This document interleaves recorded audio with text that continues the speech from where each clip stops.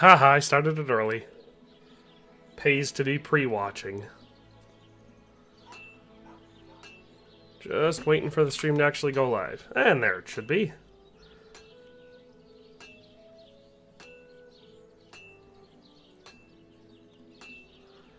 As soon as I know. I mean, I haven't changed any settings since last time, so hopefully everybody can hear me. But we'll find out.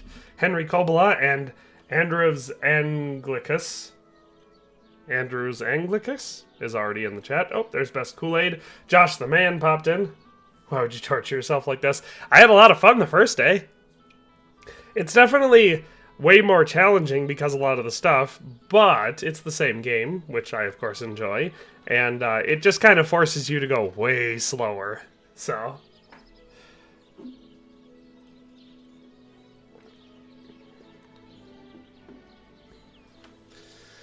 after last stream, we left with a just huge inventory full of loot that we had to get. It was over-encumbering us, so we're going to be going through. Basically, my plan for this stream is to do what I usually do in my playthroughs, and I'm going to keep all my level 3 stuff. I'll make sure I have one of each level 3 item in the chest, and then all of the other stuff, I'll just make sure I'm selling throughout.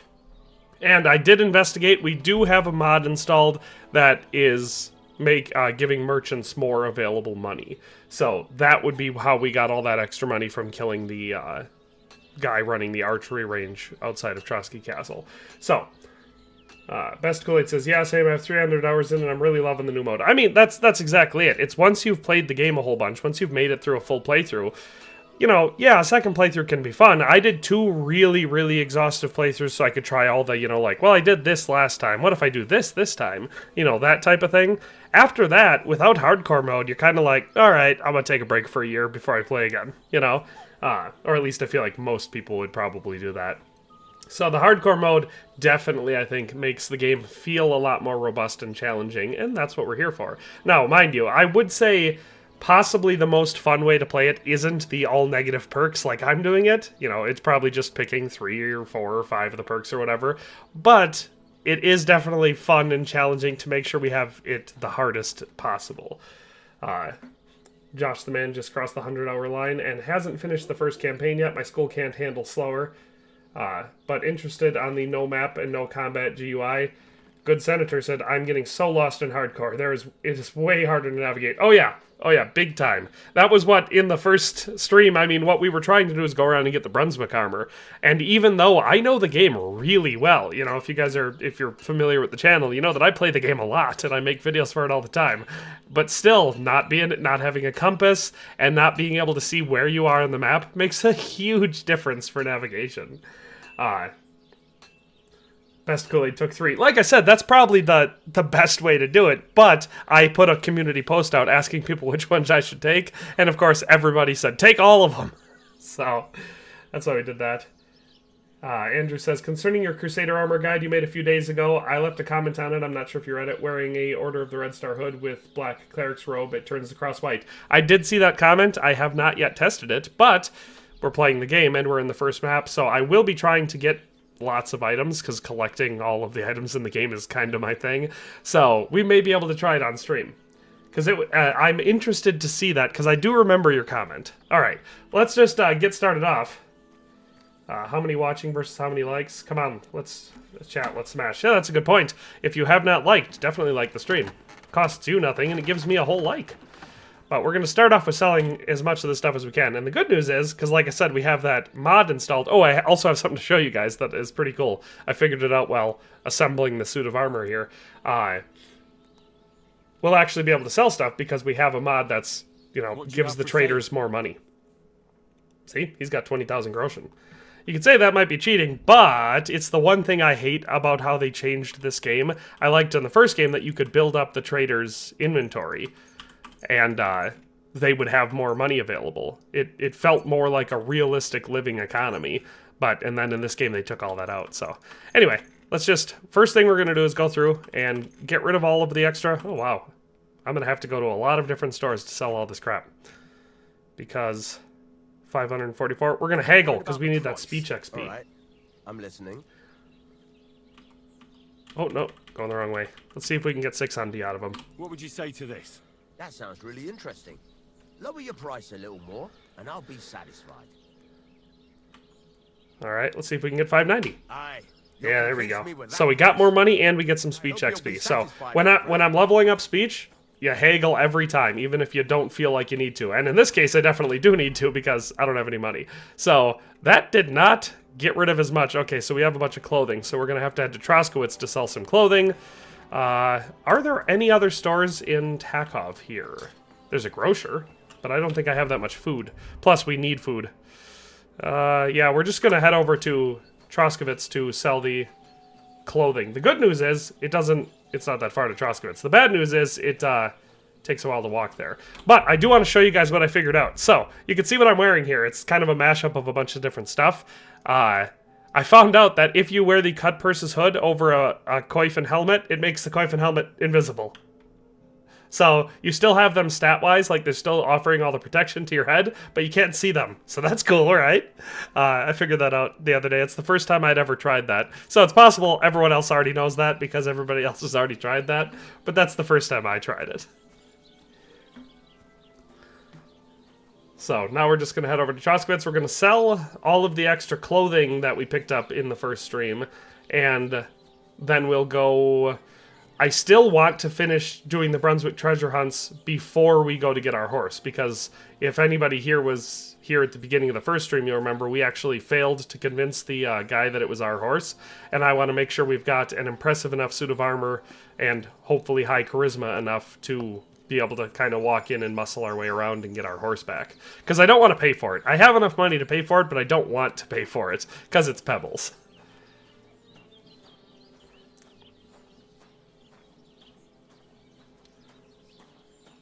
I know this is annoying, but on the bright side, we're going to get some strength XP from walking super over encumbered to Troskovitz. And the other good thing is, this is one of the easy ones that I actually have memorized, because this road heads straight through the little section of forest here from Takov, and we'll get to Troskovitz. Marco Solo says, I'm in the second half of the Kuttenberg region on my second playthrough, and I'm debating dropping it to start a hardcore run. I mean, if you're in your second playthrough and you're already there, I probably would. Just because hardcore offers so much more of a punishing and at the same time rewarding experience that it just feels so much more meaningful. So I've played several playthroughs already, you know, obviously for the channel and everything, but this playthrough on hardcore is the most exciting one so far. A, it's just harder and the stakes are higher and everything. But B, it forces me to go slower. As someone who played, you know, somewhere between 1,000 and 1,500 hours of the first game, I went into this game very, very well prepared, you know. Yes, the game had new things and the map was new and, you know, it's not like it was a one-to-one comparison. But if you played the first game enough, you were ready for the second game, especially if you got good at the first game, because the combat and everything is so much smoother in the second game that it's way easier. Andrew says, I had my Master Huntsman trousers and cutpurse hood confiscated from me not long ago. That sucks. Look, a dead horse. Oh, that's not a dead horse. That's a person writhing on the ground. I wonder if that's the unlucky guy. What happened to you? I fell out of that bloody tree. Yeah, this is the unlucky guy. I thought I saw something shiny up there, like gold or something. But instead of finding treasure, I almost lost my life. I'm no physician, but this needs bandaging. But I won't get far in this state. Do you have anything to dress it? A rag or something? Hold on, let me see. I don't have a lot of bandages, but I can give him one. Here. I don't want to run out given how quickly I get taken out in this game. Here, let me dress it for you. Yeah, I'd be bummed out if I had my Master Huntsman trousers and cutpurse hood confiscated. Those are unique items. I'd get them back. The good thing is you get anything confiscated from a guard, you can just pickpocket it off of them right afterwards. Alright, we're not going to listen to his whole cryberry. We'll talk through it, but I won't listen to it, because I want the speech XP, but I don't want to sit here for an hour, because his story is long. That's not people. I'm not. But as we took flight. It's also funny because you do run into him multiple times, or you have the opportunity to run into him multiple times. What? I have the thing since as he's but what? If that? Yeah, my leg. Glad I could. There we go. Now, I just have to remember... Yeah, we go up. I'm not going to follow the road, though. Ooh, there's stuff up in the road. Looks like a wolf.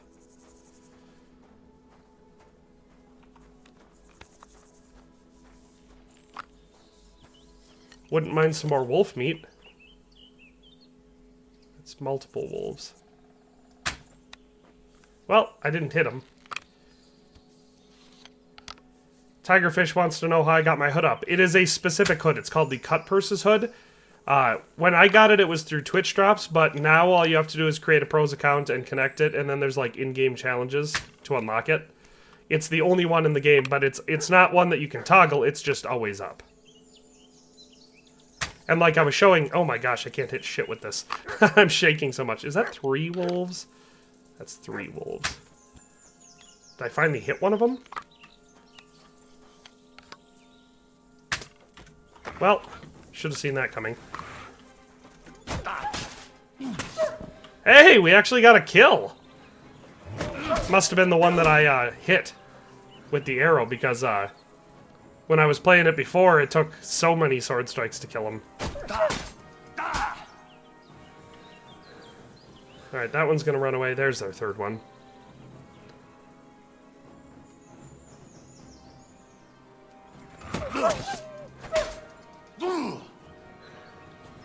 Yeah, I mean, it sucks to lose them, because like I said, they're unique, but they're not essential game items. Alright, let's butcher this bad boy.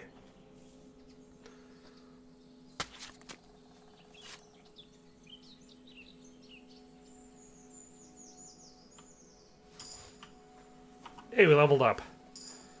Hey, we leveled up again! Nice.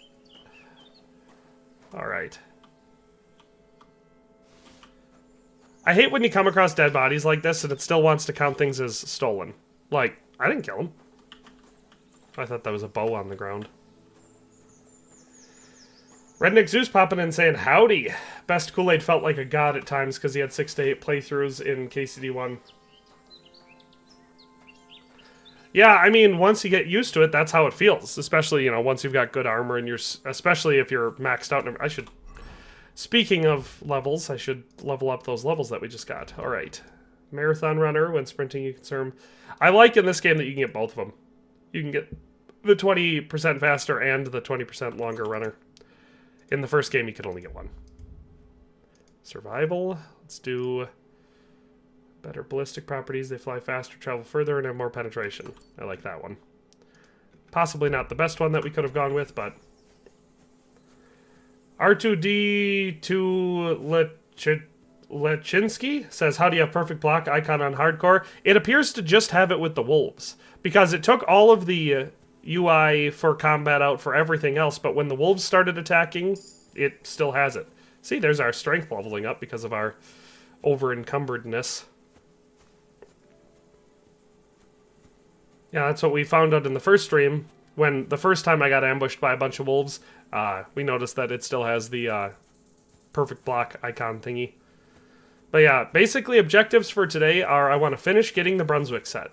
I want to get my horse, and I want to go to Tomcat and learn how to Master Strike. Alright. Troskovitz should be just through this little section of woods here.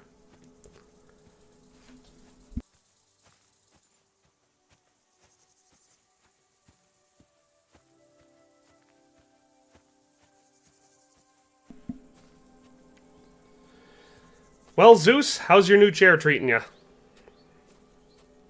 Did it turn out to be a mimic, or was it in fact just a chair on the side of the road?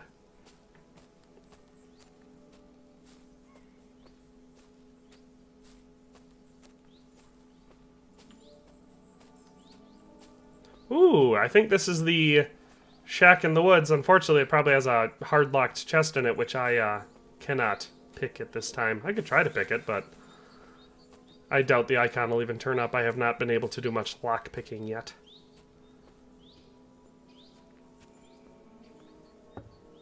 Oh, it's medium. I might be able to get into this. It says it's too difficult, though. Can I even get the... No. Yeah, so when it's too difficult, it won't even give me an icon. Bloody hell. Ah! I didn't want to waste a lockpick. We'll have to make sure we find some easy locks and try to grind out some more lockpicking, well, thievery XP. AJ says, hey Kermit. Hello, AJ! Welcome to the stream. Hey, we leveled up our main level. It's all this excellent strength XP we're getting. And I suppose vitality, because we leveled that up already.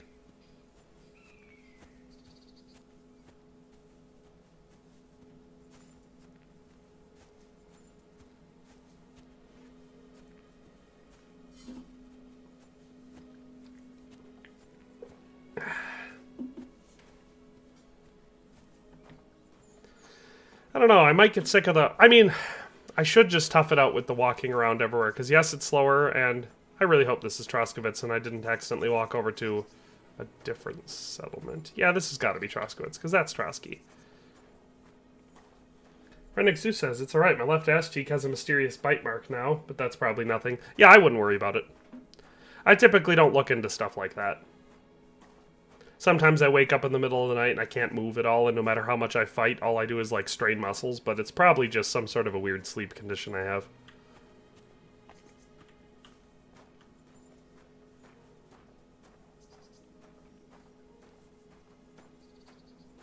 Yeah, the slow, over-encumbered walk definitely gets old fast.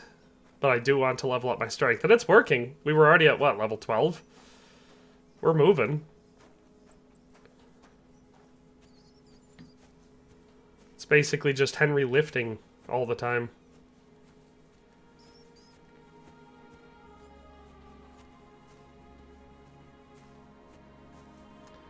Are we...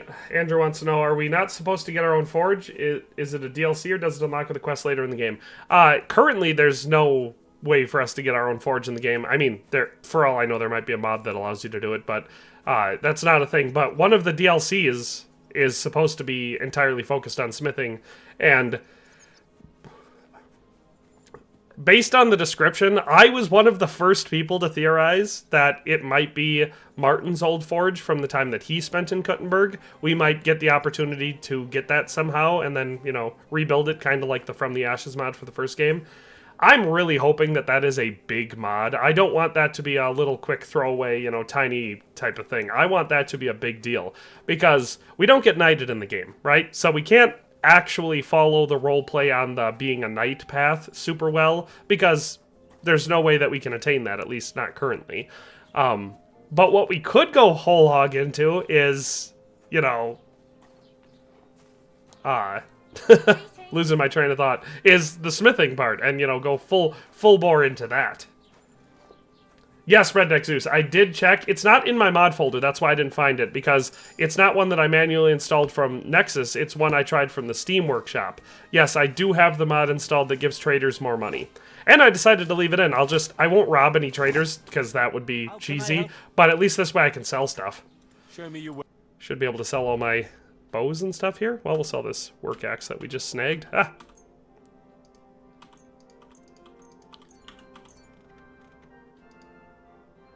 I don't know if I can sell stolen stuff, so I'm not going to try.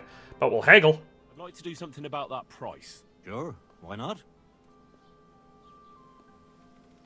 We'll try it for 110. He won't take it, but We're nearly there. we'll get 109 though. Satisfied? That's quite a sum. Oh boy. We'll try You 106. see? There we go. As you're doing business. We're doing it.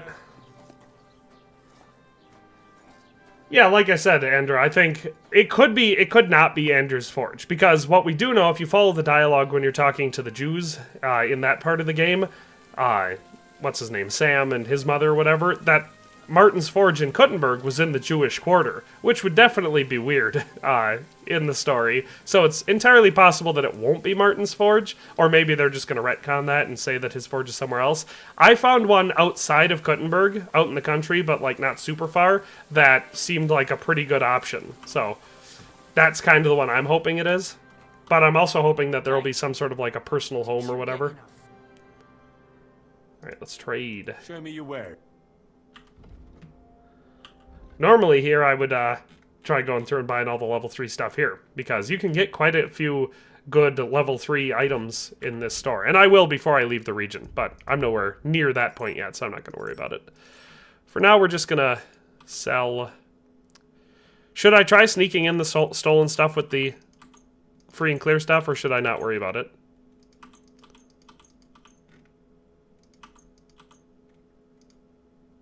What I should definitely do is repair it all. Get some more crafting XP. That's what I did with all the stuff I'm selling, because you can see it's all at 100. I got through and repaired it all for the craftsmanship XP. Ooh, that's a level 3. We'll be keeping that.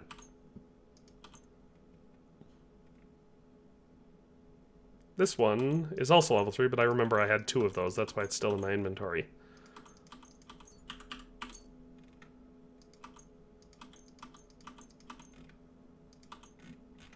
There you go, got 164 groschen worth of stuff there. We'll haggle again. I'd like to discuss the price. All right, I'm listening. Redneck Zeus got an unskippable ad right when I was answering his question. Did you find the answer? 370. Do you accept? We're getting close. Lower your price a little more and we can shake hands. Yeah, that's the thing, Andrew. I do not want to get caught because of the perks that I took. You'll convince me with that price. CMDR, Jester hope DeJugla you'll be says, hello satisfied. all. Hello, CMDR. Hey, look at that. We're much less encumbered now. Let's go wash our stuff up. Yes, Zeus, I did check the mod folder, and I was right. There's nothing in the mod folder, because that's where I keep the like manually installed ones from Nexus. But it was one of the Steam mods, is the one where it adds extra money to the trader's inventory, so. Oh, you were on it. Well, I answered it again anyway. It happens. Dang, I don't have any What soap. way you going next time? Thought I had soap. Beans. I could take a bath at least. Wash what I'm wearing. Alright, let's see what we've still got. So, we're rocking and rolling. For anyone that hasn't joined in yet, I found out a cool thing while I was putting together this suit of armor. The cut purses hood that I'm wearing here, so you know, the one that goes up, if you have a helmet and Koifan before you put it up, it covers it. You still have the protection of those helmets and everything, but visually it's like you're not wearing them. So that's pretty cool. Alright, we still have some torches to sell. And then all we have left outside of that is just the stuff that we stole off those 3 dead bodies on the road. Wish we had some soap, though. Oh, I should eat. I'm actually still full. That's okay, those will keep for a while. Well, what's our... Charisma's at 13? Dang. Still not super high. I mean, we could probably make it better without the armor and stuff. Well, let's try. Let's see what we can do with a... Set it to this, do this. Alright. Which hood do we have here that is the highest charisma?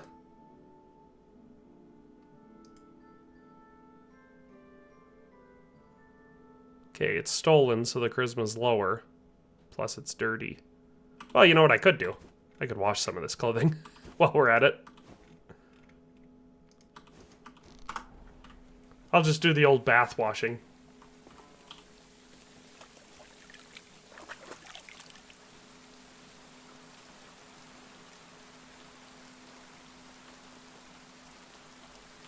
Oh yeah, Zeus, I did not know that. But to be fair, I didn't ever equip it with any armor. The only thing I'd ever used the cut burst stuff for was, like, stealth. Alright, this is still dirty. This is still dirty. This is still dirty. Coop says, how many of you are supposed to be working right now? We don't typically ask questions like that in my streams.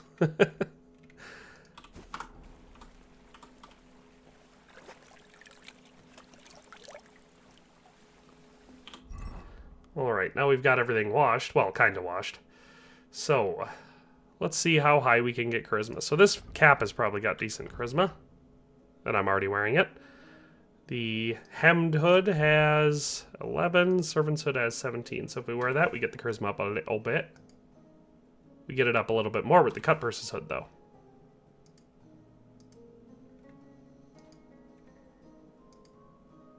Right? The Wafen Rock brings our charisma up. Tunic. Alright, embroidered coat brings it up there. Alright, so the embroidered coat's going to be our highest for that one. Gauntlets, no.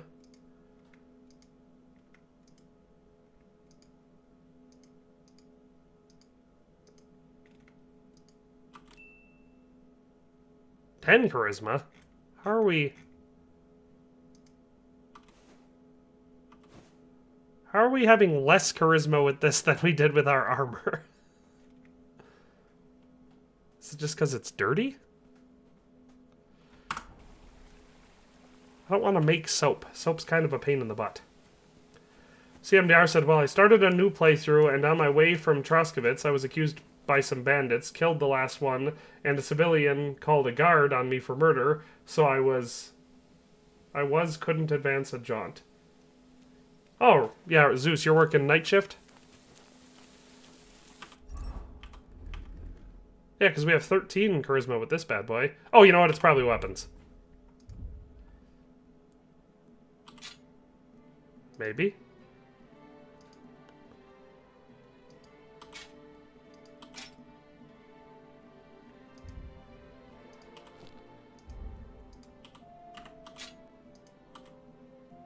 What the heck? I unequipped my crossbow there.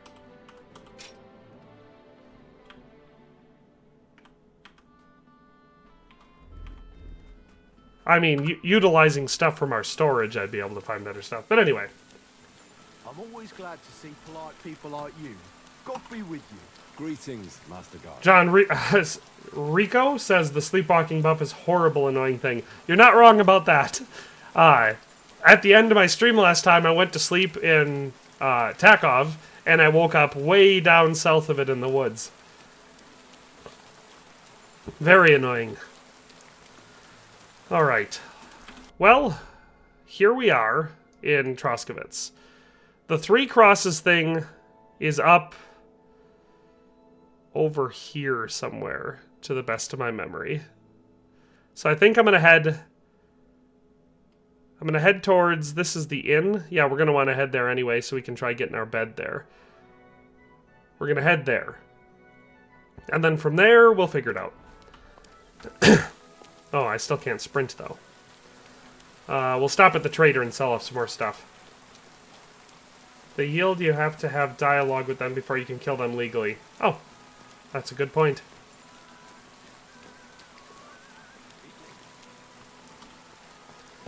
Let's sell off the remainder of our stuff to this guy. Doesn't booze give you energy? Yes. Were there any you banned for if you were on the my car? Mate. I want to. I'm not. Yeah, no, but as also. Where can I? If you want, have fun. We do not the grave. No, well. Can I find Some club. Oh, Get through all of our dialogue. Along, but off. Is there? Oh yeah. Rest. Oh yeah. Where's The close half of. Is it far? Think of it. I do not. Is there any Certain here in the iron us. That is all. So you About every time. So the Yeah. We still don't have a cuirass. We're just wearing our weapon rock over our mail. Alright, let's sell everything we can sell here. So, there's our 11 torches. Sell this hemmed hood because it's a level 1. Sell this hunting coat for the same reason. Same for these. We'll try to sneak in the stolen guarded hose. Ah, I don't want to. I don't want to get caught. Alright. Wolf fangs. Goose quills and wolf pelt. let's talk about the price. Gut. Versuchen wir es. What would you say to this? That's quite as. Yeah, that's finally. There we go. There we go. Now we can sprint. Alright. Zeus says his schedule is very flexible. After 4 is the best time to go anyway. I don't remember the last time I had a flexible schedule. I mean, nowadays, I kind of set my own schedule. So, I suppose that's flexible, but I typically just work from, like, 7 in the morning to 6 in the afternoon anyway. On average days. CMDR says, Jester de Jugga says, I can't talk to them when my last strike's falling as they give up, though. That's true. Hey, remember last time we were here? And we made some real bad decisions? I mean, I didn't make bad decisions. You guys made bad decisions. Alright, what do we got here? Greetings, good man. Could you spare a few? I'll be... Yeah. You're thank you. I will drink to your health. We gave him some groschen. Ooh, look, a fight. Ooh! Good, we found Kunesh. We're gonna save. Man? Is that you? Oh, no. God be with you, noble sir. Sir Kunesh of Belevitz, poor as a church mouse. A free man again. What happened to you, Kunesh? Ah, the greatest of misfortunes befell me. Figuring out this war is a job and a half. Aye. This feuding between the royal brothers is... Precisely. I gambled on Jobst over Sigismund a few years back. Only his Hungarian cavalry soon routed us, and I spent 2 years in captivity. You were held captive? What was it like? Hardly wondrous, I'll tell you that. But what irritated me most was being powerless to do anything. It's all those blasted Hungarians' fault. They can shove my silver up their arse and then lick it and kiss it for all I care. I totally agree. Sigismund is plundering the kingdom and torching the castles of lords loyal to King Wenceslas. What a bloody awful affair this war is. In my day, men would fight with honor and integrity, not stab each other in the back. My sentiments exactly, Sir Kunesh. Why, young man, I see you stand with Wenceslas, eh? How could he tell see you that? He's the one who dragged our land into this mess. How so? It was the Hungarians who captured you, wasn't it? Because I was a fool. But I've realized that the only competent king here is Sigismund. I disagree with you, sir.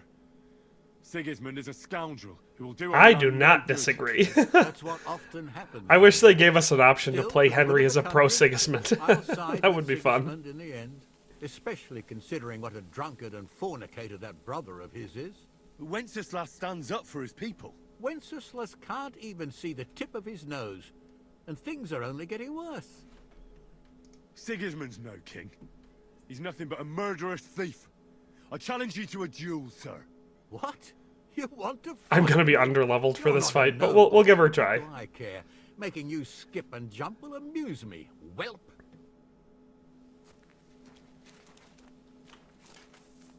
You should be able to take out one. Ah! I did that too early. That hit home.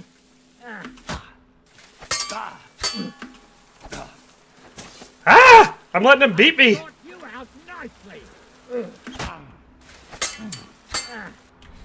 There we go. Finally timed my dodge.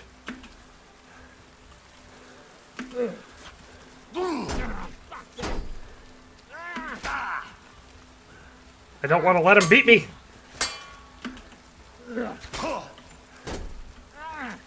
Ow! Wanker. Wanker? That's not a very Bohemian thing to say. Alright, I gotta pay attention.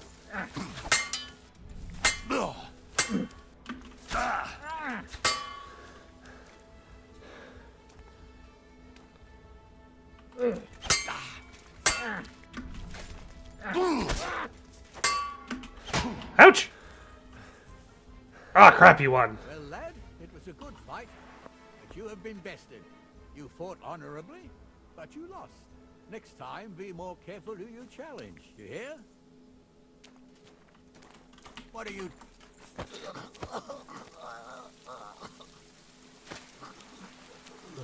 Sorry, Kunesh. Had to do it.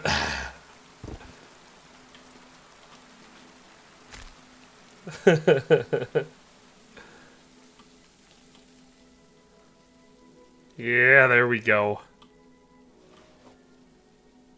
Now we're back to being over encumbered with a bunch of stolen armor, so that's fun. It's okay, we'll go toss his body over the fence, and then we'll go take out his companion too, since we're doing a little bit of murdering. And just before anyone judges me, we voted on it in the first stream. And in that first stream, we decided I was going to be playing as quite the dishonorable, cutthroat type character. So, don't judge.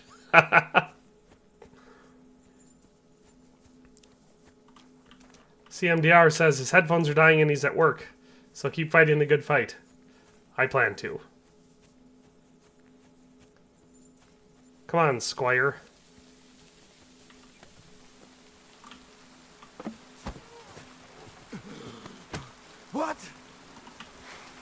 Oh, don't get away! That ain't good. That ain't good.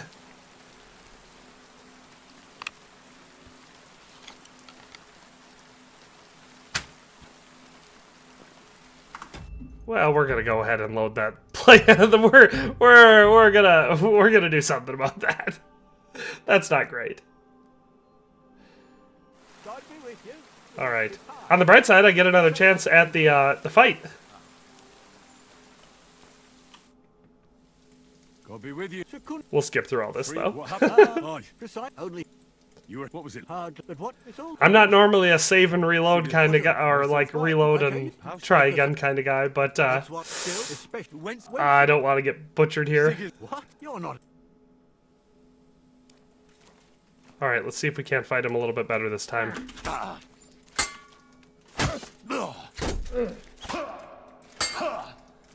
I'm gonna be more aggressive this time since conservative last time didn't work for me. And he's old, so his stamina ain't so good anyway. Hey, look, it still pops up the perfect block thing.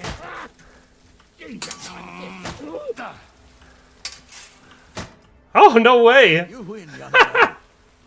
That's the spam clinch almost never works. My words. Wenceslas will do nothing but throw. Is it? Thank you.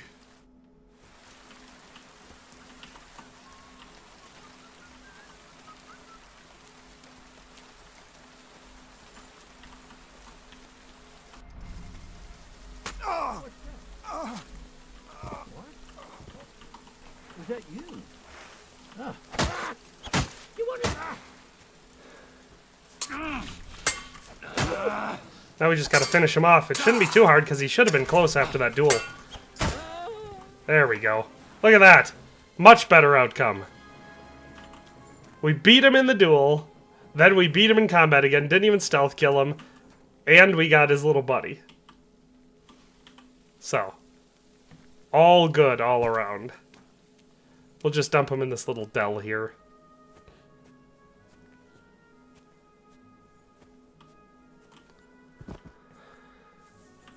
Yeah, I didn't think that was going to work, because essentially I was just spamming the clinch again, but it did seem to work on him, so that's cool.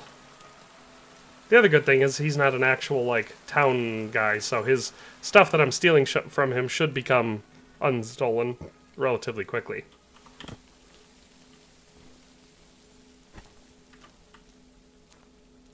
While we're at it, I'll go down and I'll rob his chest, too.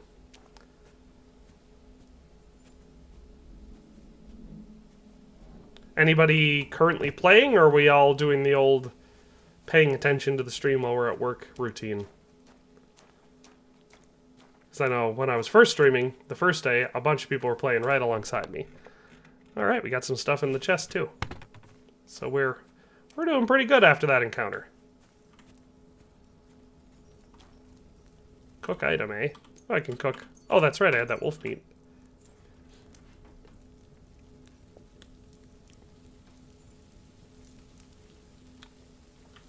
Arium says he likes how the weight works in hardcore. It's no longer, or I have to consider which armor is worth the weight. It's no longer, at least early game, the best protection is best. I mean, yeah, that's certainly true. I'm currently not afraid of running over encumbered just because we're getting that extra strength XP because of it. But, okay, we're a little bit hungry now. Let's eat, what's our lowest condition stuff? Our cooked beef kidneys. That brings us to 93.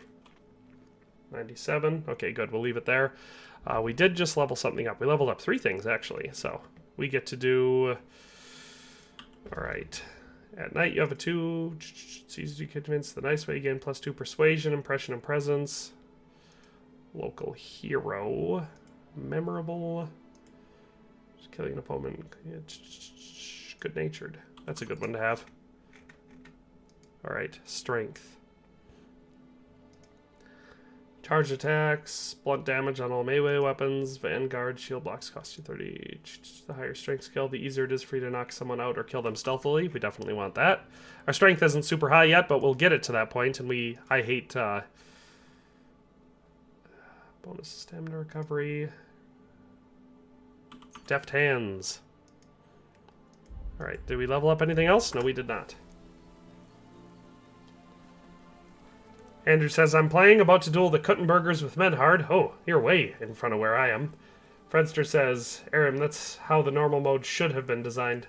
Yeah, I mean, it definitely is better if you have to make choices. Alright, we're going to save again just because we did just complete what we just completed. Right, we're on our way to the tavern thing.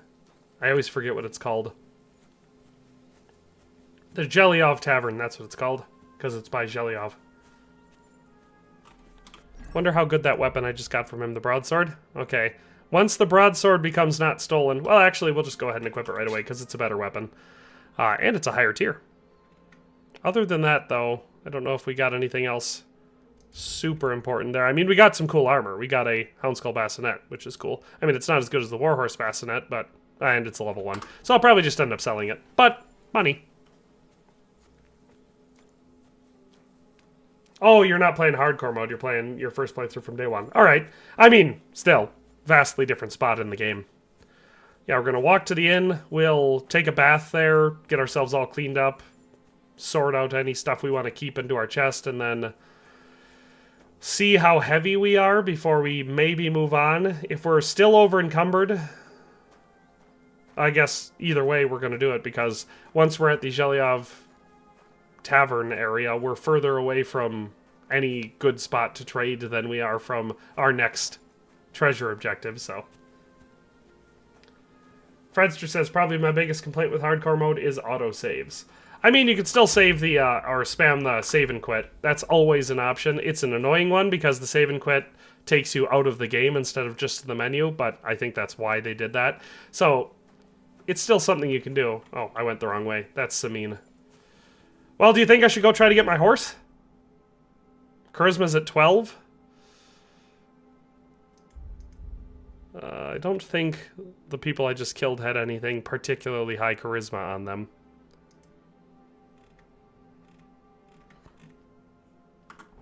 I'll try. I'll try to go get it. Either way, I have the money.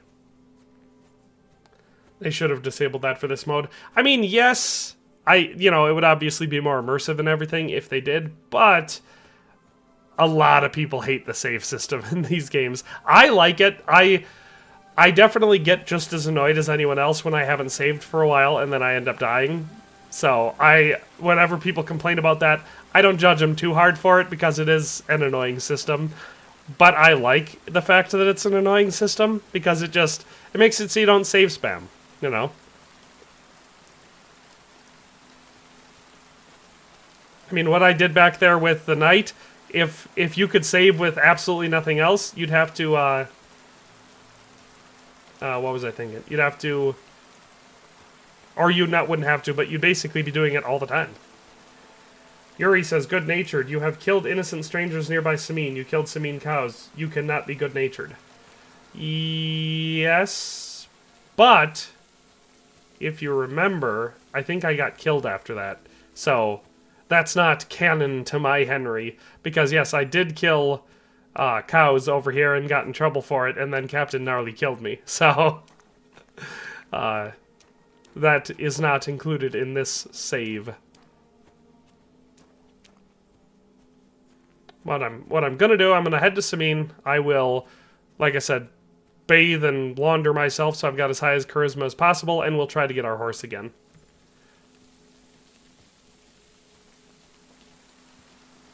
And even if we can't get it, we now have enough groschen to buy out, but buy the horse, even if we can't, so.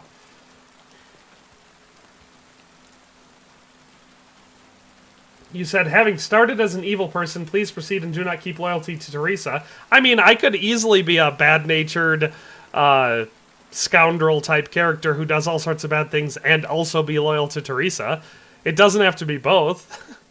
Because that one did overwhelmingly get voted for. I was supposed to stay loyal to Teresa. That was a fairly unanimous decision. Plus, just for me personally, I haven't done a playthrough yet where I stay loyal to Teresa, and so I haven't seen what that's like. Fredster says, considering you make historical videos, do you know if KCD2 has more historically authentic armor? I do remember the first game getting a bit of flack for its anachronical armor. So it improves. It's not perfect, but it's better than the first one. They made some major changes that are better. So for one thing, they took out some... Now, mind you, some of the things like Sir Radzig's armor in the first game was anachronistic. It was not period accurate at all. It was a fantasy-looking armor, so that was bad. The lamellar armor that the humans were wearing wasn't anachronistic in that it was a real type of armor that existed and was common in the area, but it was much earlier.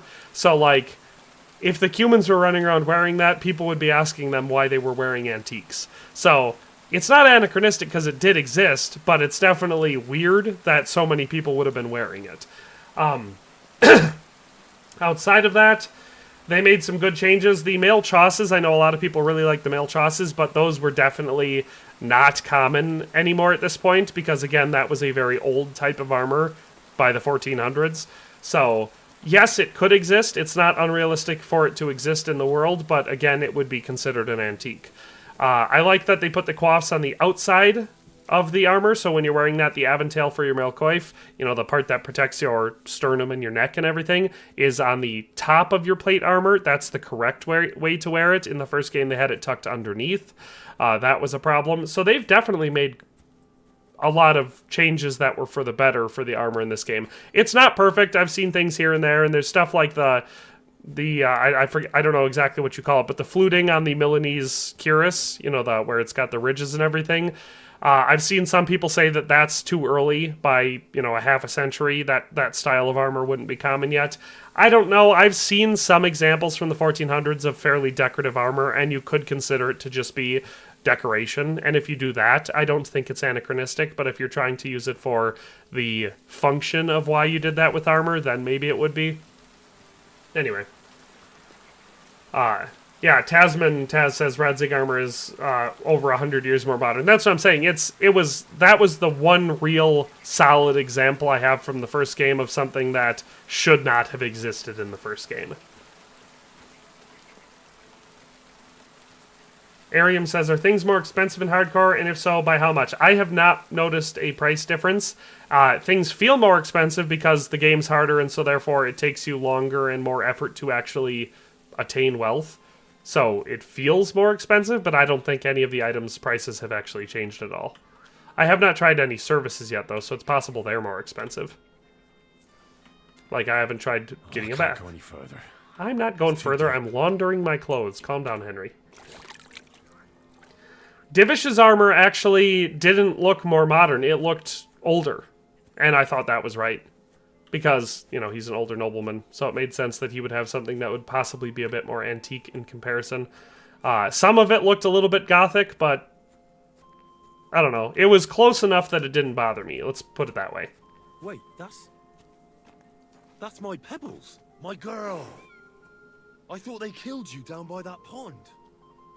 Okay, so Wild World. The definition of anachronistic, I'm actually not sure what the dictionary definition is, but the way that I've always used it is that it's something that cannot exist in the time period. So, it's not that it's not period accurate, or at least, like I said, that's at least how I've always interpreted it.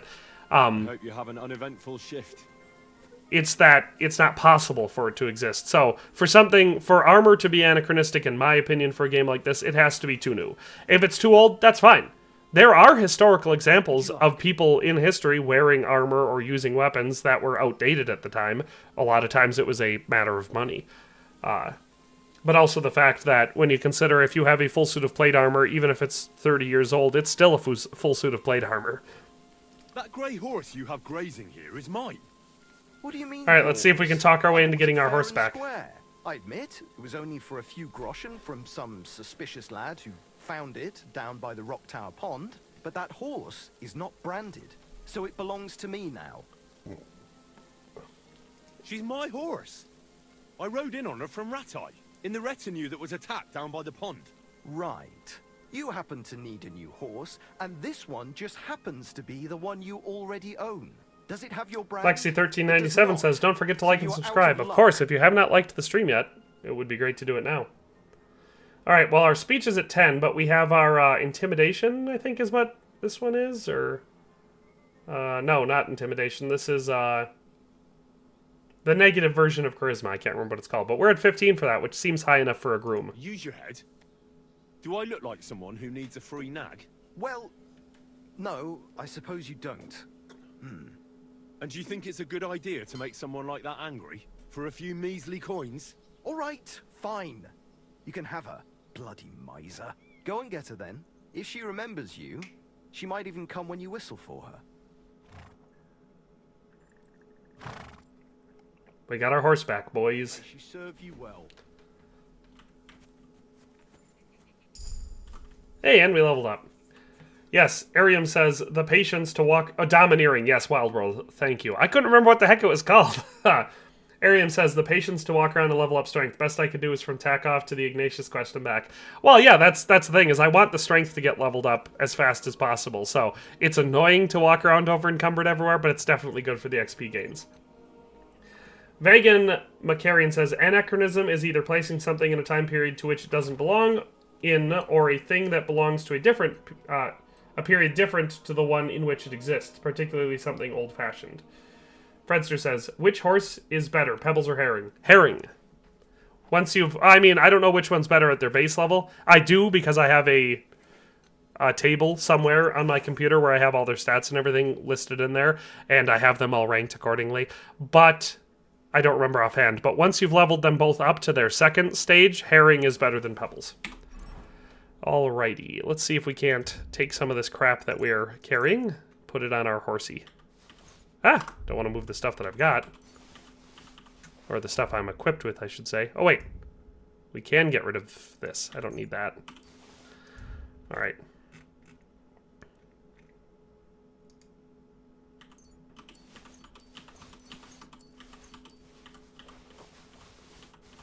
Can we get light enough? I guess that's the question. There we go. Now it won't take us nearly as long to get where we need to go. Oh, Gova! Don't ride among people if you don't know what you're doing. Pebbles is better for carrying capacity, Herring for everything else. Pebbles is better in my heart, says Wild World. And Vagan says, but carry capacity might not be that much important. I mean, in hardcore mode, I feel like the carrying capacity is going to be all the more important. But, other than that, if you want one that you can buy outright, I placed Pizek Lad right between Herring 2 and Pebbles 2. And I also have a mod installed. It doesn't change anything else on Herring, except it makes Herring black. And black is my favorite color for a horse, so, you know, that's another reason I like Herring. King Derthart of Landia. Hello, King Derthart. Haven't seen you for a while. And he says hello. Quick. Now we're going to make our way... Actually, we're not that far from the Nomad camp, so it depends. If we accidentally ride into the Nomad camp, we'll stop there first and learn how to do our Master Strikes. Well, the good thing, Fredster, about not using fast travel is it prepares you for hardcore mode, because there's none in here. Man, getting a horse really changes the way that you travel. I had forgotten how much I appreciate that, playing standard mode.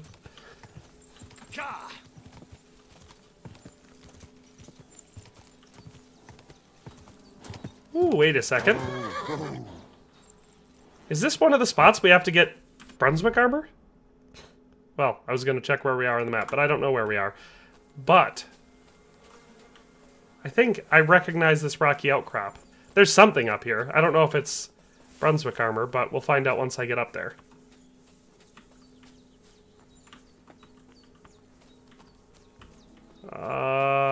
Yeah, I was thinking this was the skeleton spot, but I guess it might not be. Redneck Zeus says he has the Black Herring mod and the one that makes Pebbles a unicorn. I have the Black Herring mod. I do not have one that makes Pebbles a unicorn.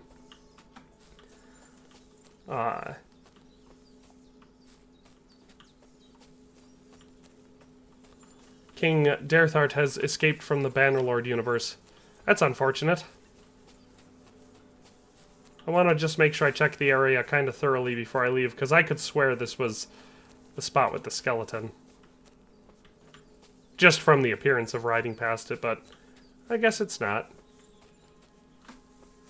That's fine.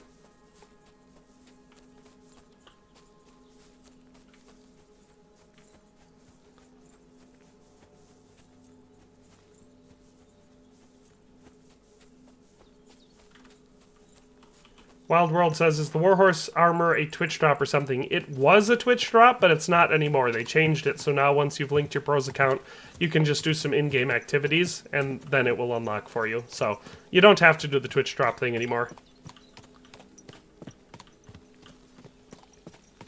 Oh, this is where you find Mutt. That's what it is.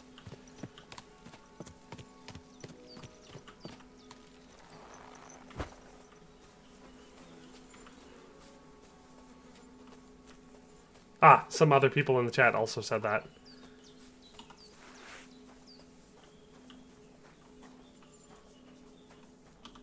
Or can I not find Mutt yet because I haven't been searching? There, we got a bassinet with Aventail, too.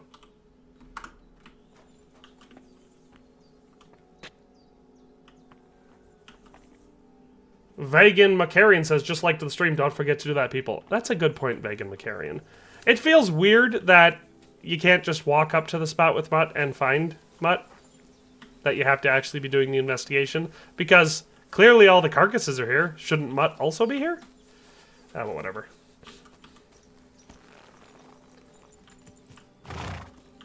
Melon says, is it cheesy to use the Twitch drops on hardcore mode, or are we all cool with it? Seems like you're looking for an excuse to be angry at me. I was up in the air about it. Come on, let me go up the hill. Let me go up the hill. Up the hill. There we go.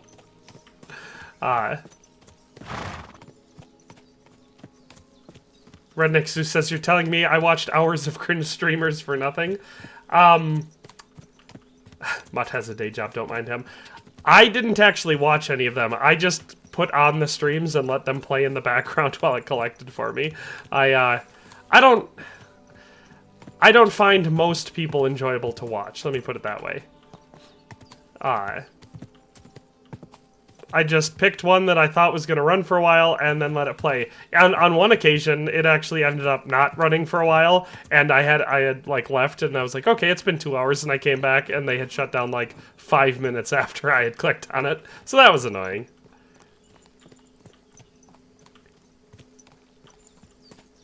No excuse, I'm looking for validation for my own run. I mean, like I said, I almost didn't use them. But, I am. I feel like you don't need to, because if you find, you know, some sort of a knight or something like that on the side of the road, you can always just get a suit of armor that way. But, I don't think it makes that big of a difference. I watched a streamer that was replaying KCD1 to avoid spoilers. I guess that works. Look who it is. My name is Henry. I'm looking for... What's it? Well, I thought of that. What would... Oh, come with me. Well, on the bright side, we're going to be doing our Tomcat stuff. Fredster says, growing up is realizing content creators suck and TV and mainstream entertainment was always superior. Probably depends on what mainstream entertainment you're watching. But, yeah, in my spare time, I don't typically watch Twitch streamers. If I have any spare time, I typically watch some sort of a movie or a TV show. I don't watch a lot of new stuff because I find most new stuff is garbage. But, you know, is what it is.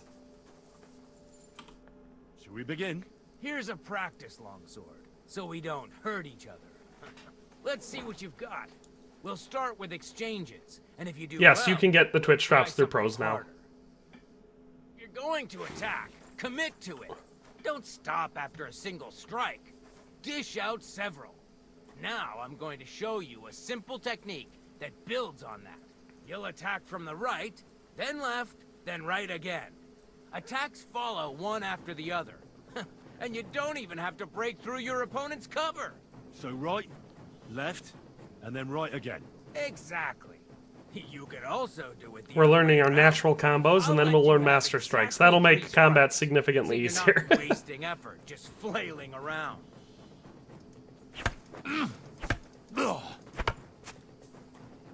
Don't pause.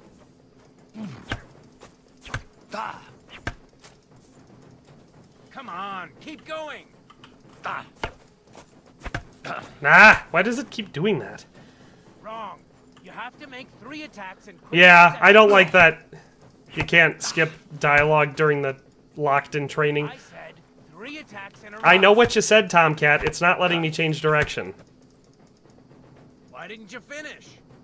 My God.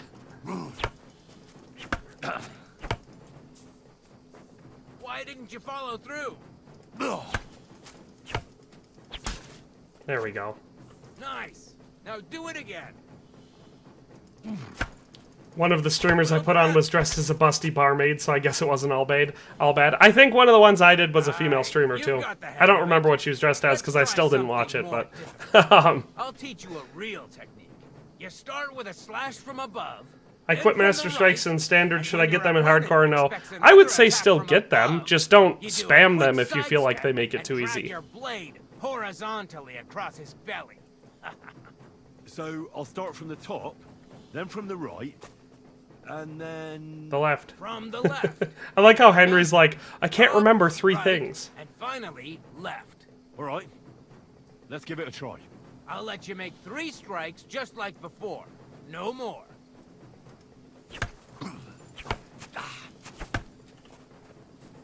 Wrong. Again. And this time from the right direction. See? Got swords up to level 9, baby. Again. Enough! You're attacking from the wrong direction. No. Focus on the direction you're supposed to attack from. Someone said female Twitch streamer and dressed in the same phrase. April 1st was 2 weeks ago. Would you let me switch directions? I hate it when it does that. You're attacking from the wrong direction. Yeah, maybe I'm trying to get XP, Tomcat. You ever considered that? Come on, keep going.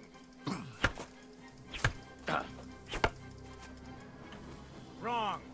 Again. And this time from the right direction. Yeah, the best Nuremberg bassinet is the one with the chainmail aventail. It looks so much better. Not that I never use the other ones. You know, it depends. If I'm trying to build for an outfit and I don't, you know, I have a color in mind, I don't mind having the leather or whatever aventail. It'll work with any other weapon. That'll come in hand. And one more piece of advice. Look, if I... What about other... I'll teach you even more. If you... How about some... I'm sure... How could I... You'll have... So we'll... That's... I'll chop... Good. Let's see if I can take him.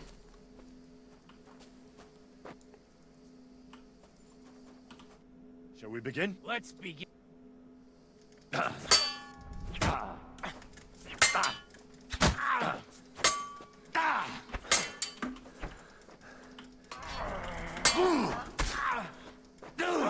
I'm hit. Yeah, you are, Tomcat.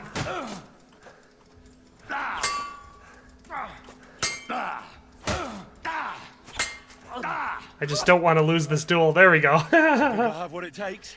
Row877 says, I hate Tomcat. To be taught. Why do you hate Tomcat? Here's a training sword so he won't get hurt. Let's get to it. The pinnacle of Top 3 worst side quests? Ooh, that I don't know. I don't like any where I have to, like, walk around real slowly with someone else. That's the type of stuff that drives me nuts. So I know doing the mission with the knacker in this region where you're going around collecting bodies and stuff, that one's pretty annoying. Technique that allows you to counter an opponent's attack. Melon says, what's your stream schedule looking like for this playthrough? He's undefeatable. Let me show you. Not sure. So far Watch and learn. So far I streamed on Tuesday and then today. So I'll probably stream Monday, Wednesday, Friday next week. I typically don't like to do 2 days in a row. But now that I've got hardcore mode, I actually want to stream the game, so. People kept asking for me to stream before when it was the vanilla, but I said, I'm waiting for hardcore. Dave Zilla dropped in and says, much love from Texas, my brother. I'm on the 1086 planting Bermuda grass. Hope Henry is surviving. Henry is surviving. We're about to learn Master Strikes. But enough talk. Come and try it yourself. You can't just defend. Oh, yeah. You have to attack directly against my strike. Excellent. All right, let's try it once more. But this time, I'll attack from the side. Now pay attention. If I hold my sword to the left... Yes, the knacker is part of the Miller Crazel questline. It's the one where you want him to show you where to get the saltpeter. On the left. Master strike works only with an opposite strike. Otherwise, it's the same. You strike. Yeah, Tomcat, I know, just do the thing. Always. Good. Again. That's the way. You're getting the hang of it. Now let's try it for real. I'll fight you normal. Oh yeah, looking for pistols with Kubienka. After the first time, I don't even wait for him to get off the road. I just run in, dig up the first grave off to the right, up above the path. That's the one where they are. Whoops, I wasn't paying attention. Snap out of it. You can't just defend. You have to attack directly against my strike. That's not it. You have to attack me too. Not like that. You were supposed to counter it. Yeah. Calm your tits. Side when I started attacking. Not like that. Don't defend and attack me instead. Getting the hang of it. Again. Beautiful. Try it again. Here's a few more tips. If your opponent knows how to perform a master strike, don't give them an opportunity to use it. Try not to attack from the opposite side. Now for the most important part. Yeah, I did. I saved the Miller Crazel quest line for my second playthrough as well. Because in the first playthrough, I definitely prefer the smithing way to get into the wedding. It feels better for Henry. Which bums me out because I did so much thieving and crime in the first game. Alright.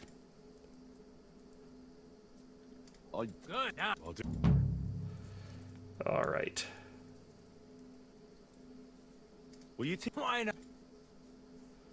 It occurred. It'll be after now. Late at night. Let's see if I can get him to do that again. Maybe I could make my way through the night. Why should Get all this speech XP before I leave. Why should if you're a what's back? There's but even when you're just That's enough. Alright, could you teach me something? I don't know. Well, you know. iron. Sorry, I'd like sir. I don't know, but I would you. But and that now. Say, I don't know how late he'll go teaching me stuff. Well, I'd like sir. If you. As I said, and now. Are enemies supposed to block your attacks 65% of the time? I don't know what the percentage is. So keep it up. I don't think you're supposed to spam Master Strikes. I find a fairly good balance in the game once I get, warmed up and comfortable. What's over here? Oh yeah, I have to go over there by Mutt. Alrighty. Yeah, there's Zhelyov. There's the inn that we were aiming for. So if I cross down through here, up over these rocks, well, I could get the treasure hunters are over here somewhere. I could get some of the... Where's the skeleton? Skeleton's over here somewhere, isn't he? I don't frickin' remember. Well, we'll do this, and we'll go to the treasure hunters.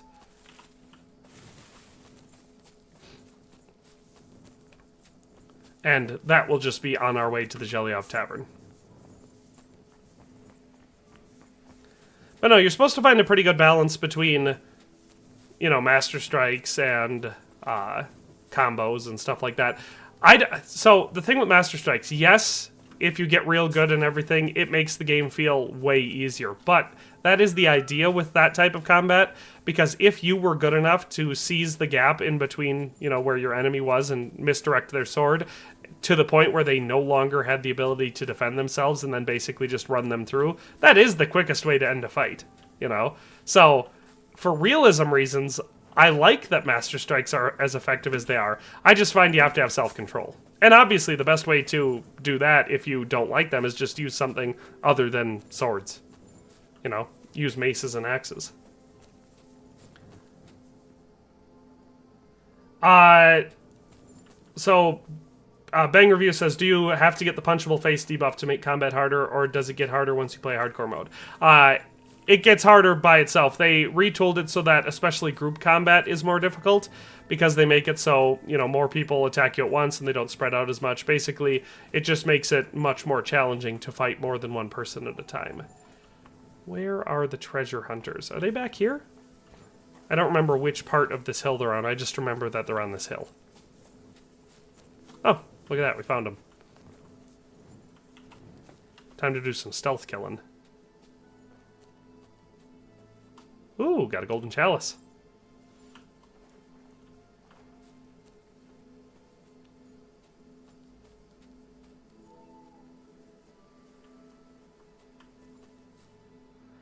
There are 3 of them. This guy back here looks like he's the best armored.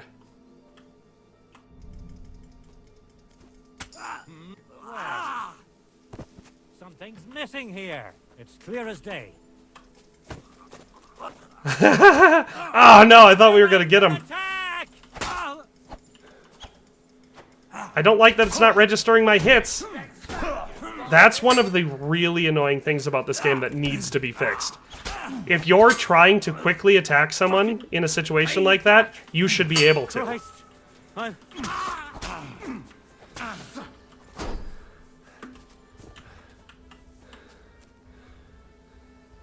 Now that we have Master Strikes, maybe we'll use them. Oh, do you yield? Good. Good thing to yield. Combat doesn't seem harder since it's hardcore, but it's harder to determine the attacks and parry times. Yeah, it's definitely more challenging, because you don't have your UI and stuff. That's the main thing that makes the combat more challenging. There's other things, like Punchable Face, where, like it said, they will attack you more aggressively, they'll do more damage to you. All that sort of stuff does change it. But the main thing that makes it harder is just the fact that you can't see what's going on nearly as well, because they take away, you know, the video game abilities, basically. Alright, let's pop a marigold decoction. Heal up.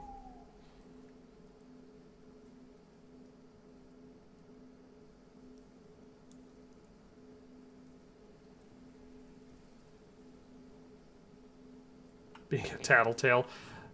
Naughty being a tattletale. Where are we for food? Alright.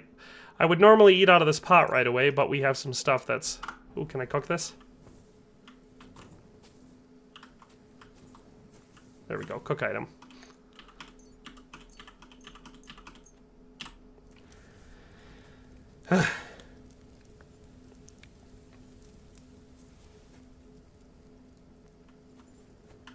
Now we'll check these things. We're getting some extra loot as well, so that's good. Oh, there's a chest over here. And another spade.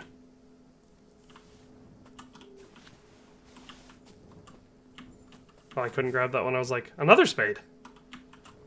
A golden cup. Ooh, a lockpick. That's good. I want to lockpick. We need the XP. Where is our... There it is. Come on. Come on. There we go. Alright, got some more armor, basically. Alright.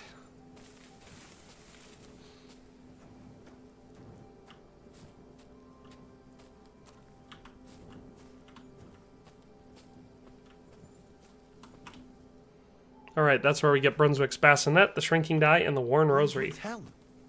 What's it doing here? My leastest favorite part of his set. The good news is we can sleep here. Ooh, look at that, we leveled up. Vitality, alright. Revenant. Your health will gradually regenerate. Red Mist. That one's definitely useful. Creative Soul. We're gonna go with Red Mist. I use that one a lot. Stealth we leveled up. Make 50% less noise while moving in bushes. If an opponent defends against your attempt to stun or stealth kill them, they will shuffle... Oh, definitely want that one. There we go. Now we'll eat and sleep. And we'll probably wake up somewhere else, which will be super inconvenient, but... is what it is. So, where are we for nourishment? That's right. So, let's eat that cooked lamb that we just cooked.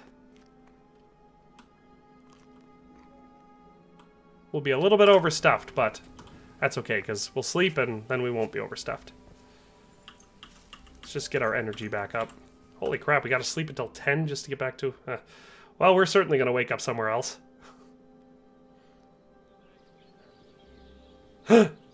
Convenient! We woke up where we wanted to go! That's like the most useful use of that skill ever.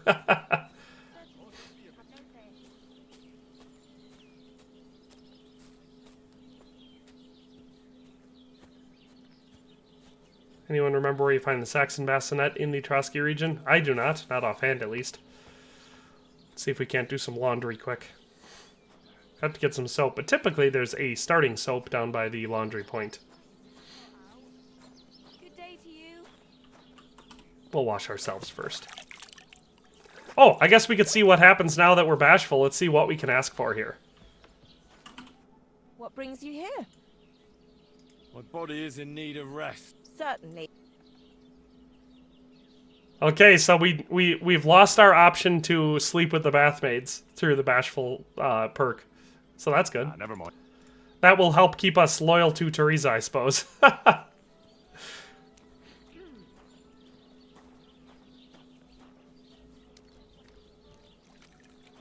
Well, we definitely want to get our hair cut since we're here. Get our... Greetings, my... I could use... Alright, let's get... Which one was the one I liked the most? English Knight. I like the Polish undercut. It's kind of similar to my haircut in real life. Dandy. Brawler. Lord Zagloba. Eastern Influence. That's the one that I used most often in the first game. Unkempt Elegance. That one makes us look very... posh. Knight Errant, the mullet. I get a kick out of that one. Luscious Locks. Minstrel. That one's quite long. Young Noble. Hate that one. Alright, Polish Undercut is the one I want to go with. Alright, let's see about our beard.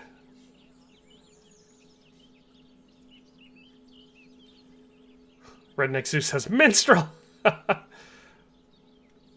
think the Noble's beard is what I went with in the last time once this, once they added it. The well-kept beard is probably the closest to my real-life one. Go bald. You guys want to make me do hairstyles I don't like? What the hell? You guys are supposed to support the things I want. Scholar, yeoman.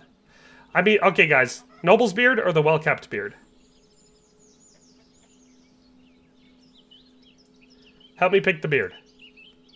So those are the two that I probably like the most.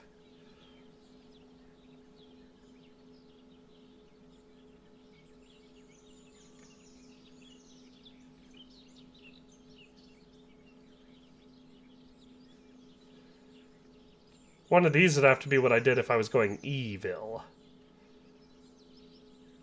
Noble? Nobles it is! KCD2 fan coming in with the win.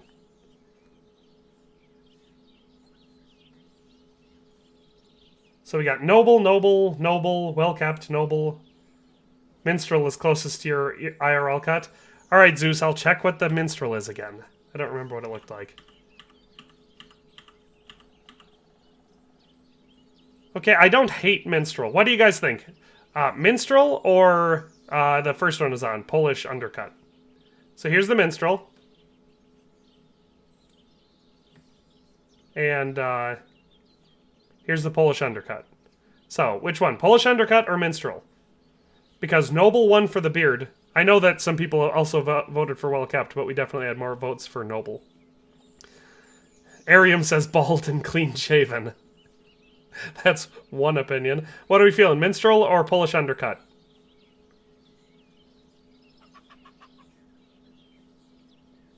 Brawler, you need the younger viewers. I don't need younger viewers.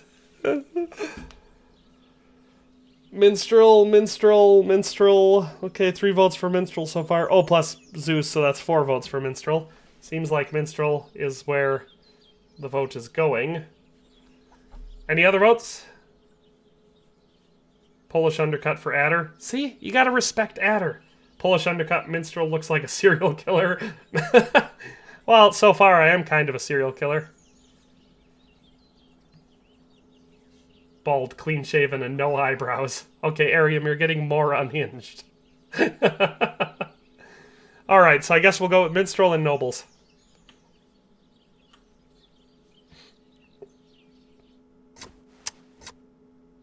Happy to be. Let's see what it looks like with our hood on. Nothing? It looks like nothing? If we wear this hood, it... Oh no, it's the helmet. It was the coif we were wearing. That's funny. Wearing the Warhorse coif or the... whichever one I'm wearing. The... Is it the Brunswick? The Brunswick's chainmail coif.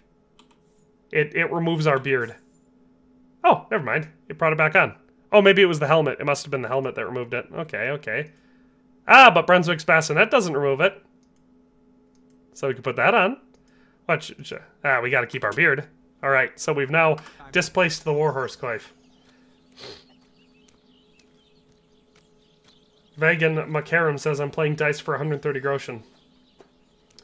Edward says, hi DTG. Hello, Edward. Long time no see. Hopefully there's some soap down here, otherwise I walked all the way over here for no reason.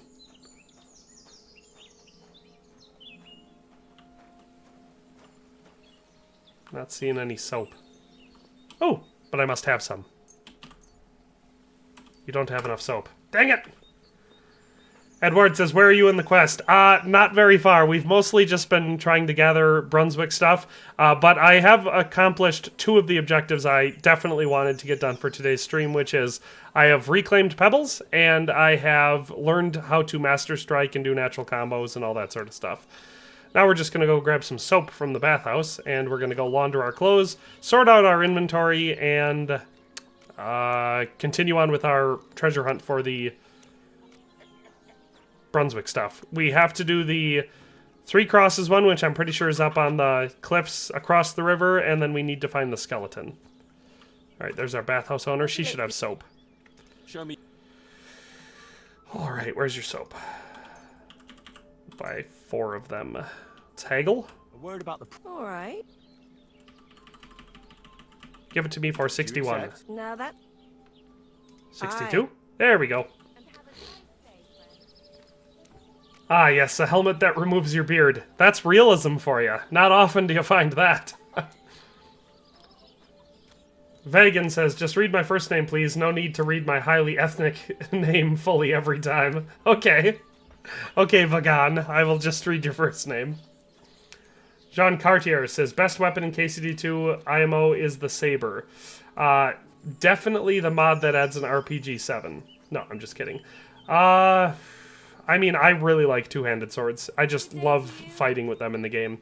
So, a good two-handed sword. Not that the saber isn't good. The adamant saber is a stupidly good weapon. As far as one-handed swords go, it is phenomenally good. Hey, look at that. Level up strength again. Fredster says, are the haircuts historically authentic? Were fancy short male hairstyles common in the 15th century?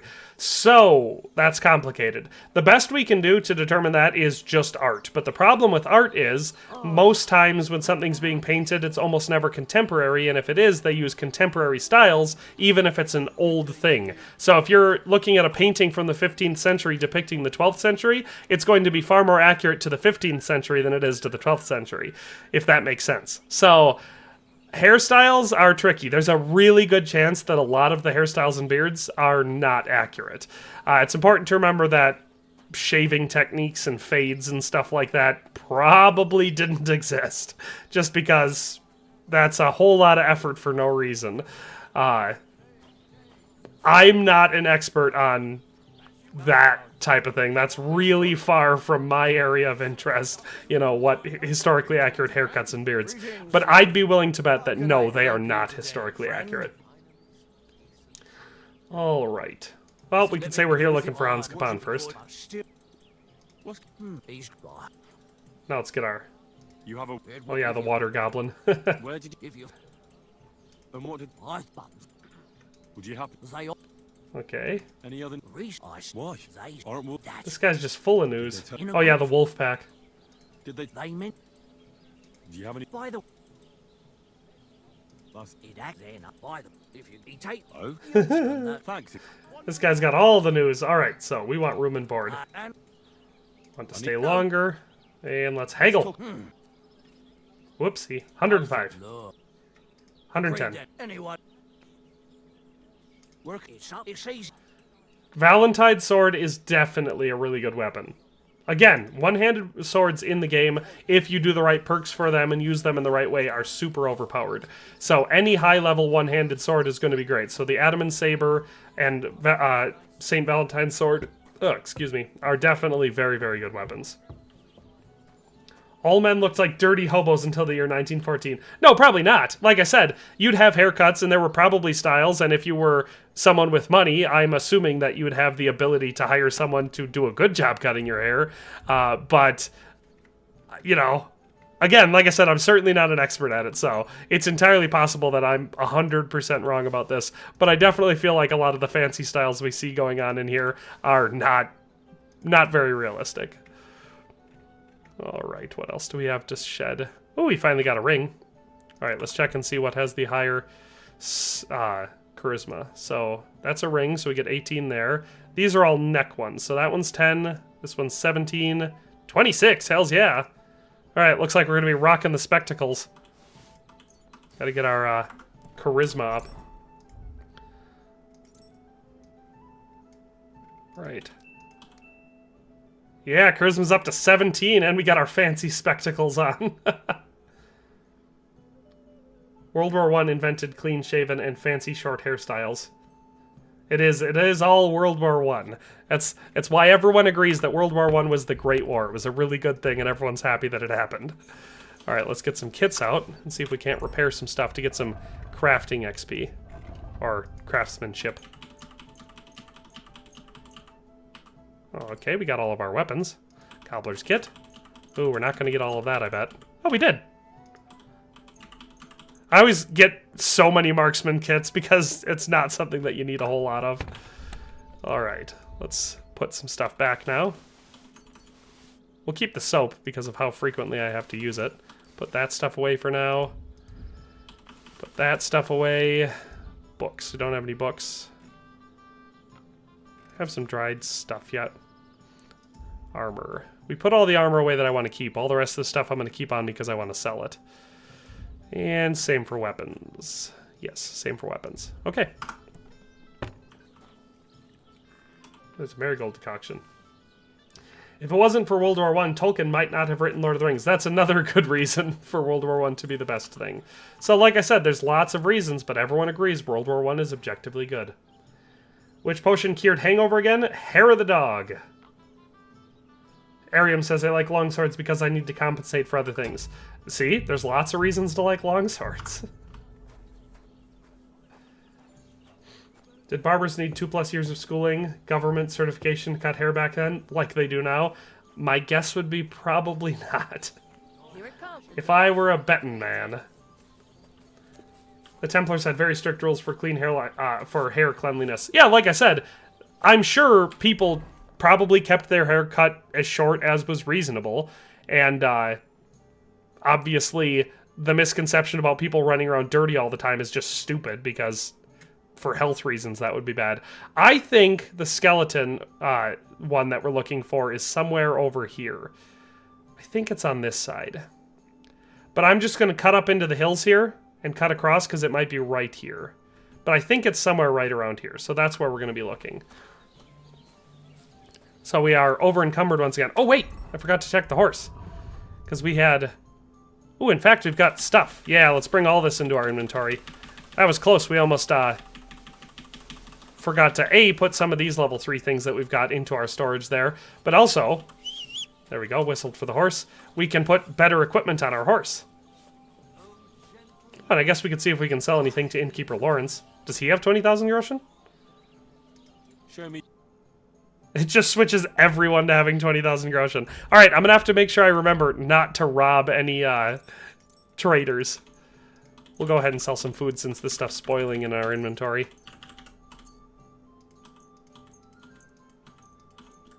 Whoopsie doopsie. Yeah, that's all we'll sell for now. Can I sell anything else? I cannot. We'll haggle. Let's talk about... Sure. Hot shots. This is not true hardcore. You're using the Warhorse gear OP start. That's one opinion. Thank you, and take care. about what I'd expect from you. God bless. Good to see you. I agree. I agree that the spears, I definitely wanted spears, because as far as polearms go, I don't like the slashing ones, especially in this game, just because of the fact that they feel very, very underpowered for what they should be, because, like, halberds and stuff should be very powerful in combat, but they just don't feel that way. I was hoping for spears. In the first game, the Bohemian Earspoon was my polearm of choice. So yes, I was definitely let down by that, and lances would have been awesome. Alright, what do we want our horse to rock? We've got Brunswick's comparison, we have the Skalitz comparison, so which one of those, or the Warhorse Tournament comparison. So out of those three, which one do you like? We have some Nobleman's horseshoes that we took off a horse that we killed on the side of the road, and a soldier's saddle, so we'll probably take both of those right away. Tournament bridle is, I assume, the best bridle we have, so which comparison? Brunswick, Skalitz, or Warhorse? You guys can vote for that one.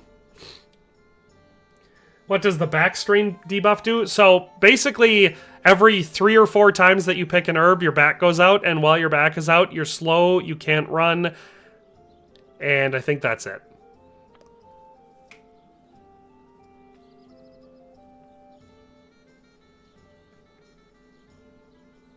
Pray we get a jousting DLC.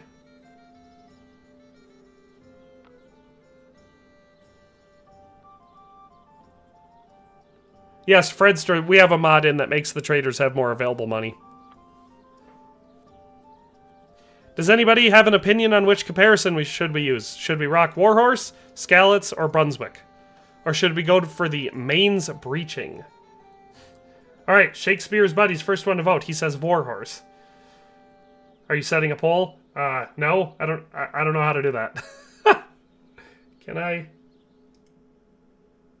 I can! Alright. I'm setting a poll. I'm learning, guys.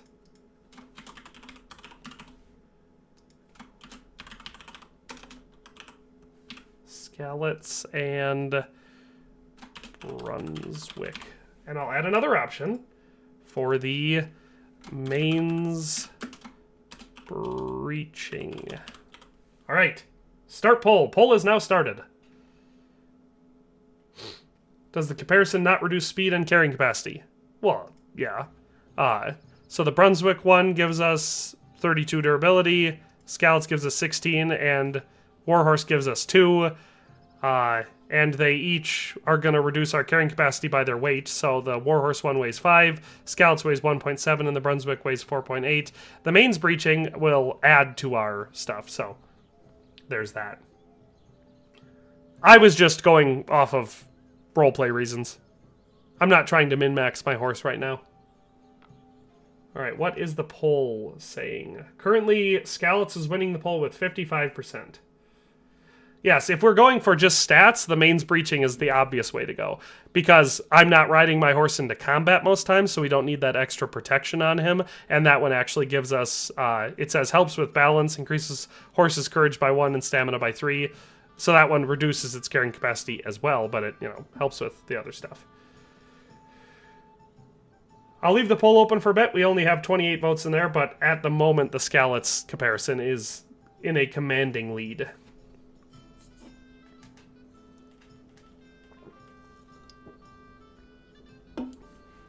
The hidden swagger stat.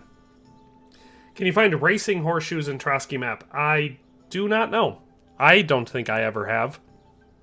Like I said, finding the Noble's horseshoes was exciting for me because I didn't know you could find the Noble's horseshoes in this map. But your best bet for getting high-level horse gear in the Trotsky map is actually just killing, like, noblemen while they ride by, taking them out, and then seeing what their horse has on them. That's how I got this good stuff.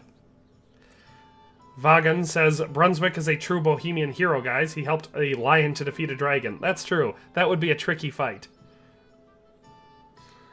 Skalitz comparison has a commanding lead, and it just keeps getting wider. So it seems like people want us to rock these Skalitz colors, which I'm fine with. Alright, let's give that... Let's set up our horse. So, Nobleman's horseshoes, Skalitz comparison, soldier saddle, and tournament bridle. So let's see what the horsey looks like. Pop that saddle on, pop them horseshoes on, our bridle, and then lastly, Skalitz comparison. Oh, look how fancy he looks. Now that's a Pebbles if I've ever seen one. Alright, so now that I know how to use poles, we might use that more frequently.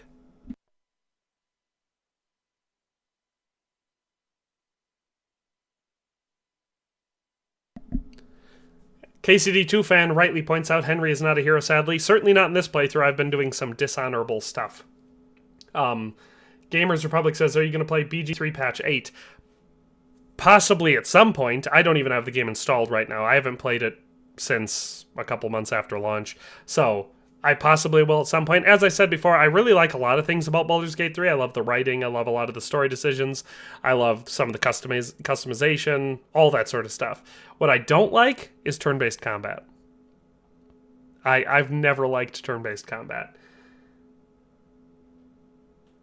Vagan says, the poll is cool because even people who don't write in the chat can still vote. That's a good point. Like I said, I'm not a streamer. I make videos. The videos are the things that I know how to do. So every time I have to learn some sort of a new thing with the stream, and that right there was that. So I figured that out. So anyway, we have our horse equipped. We put our level 3 stuff, right? We don't have any extra level 3 stuff on our inventory.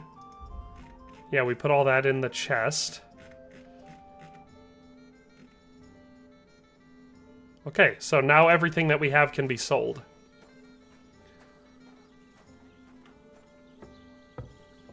Okay, QZY said why, but I'm... Oh, why don't I like turn-based combat? It's just, I like combat. Like, I like actively doing it, you know? So, it's not that I hate a game if it has turn-based combat, because I liked Baldur's Gate 3. The turn-based combat wasn't enough to turn me off. It's just not my preferred style, if that makes sense, you know? I won't not play a game just because it's turn-based, but if I'm choosing my favorite, that will count lower. Alrighty. Let's see if we can get some heavy armor off of us.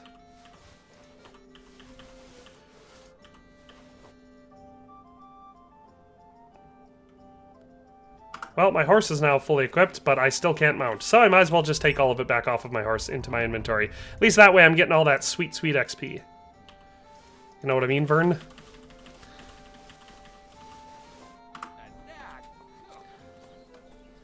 Do you like Dragon Age Inquisition's combat? It's been a while since I played Inquisition, but I think I remember it having open combat. It's been a hot moment since I played Inquisition. No, was that turn-based too? Huh, it might have been. I don't remember.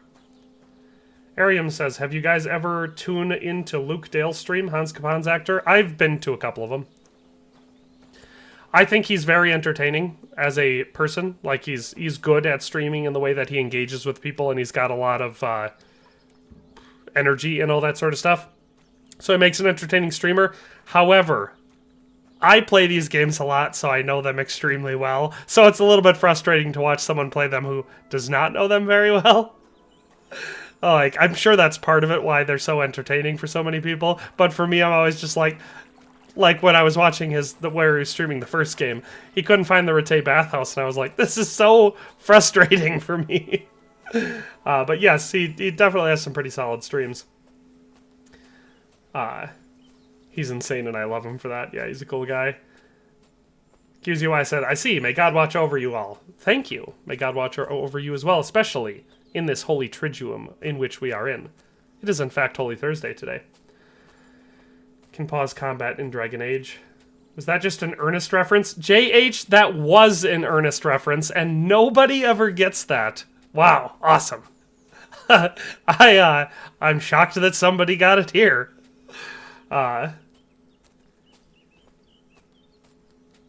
Vagan says he's a very good actor and entertainer, but he's progressing the game so slowly.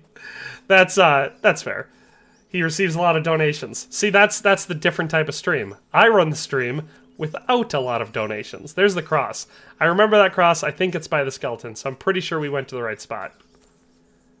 You can feel that he's not a gamer. Well, that's the thing. You know, a lot of us as gamers think that everybody is gamers, but not everybody is gamers. All right. Never repairs his gear.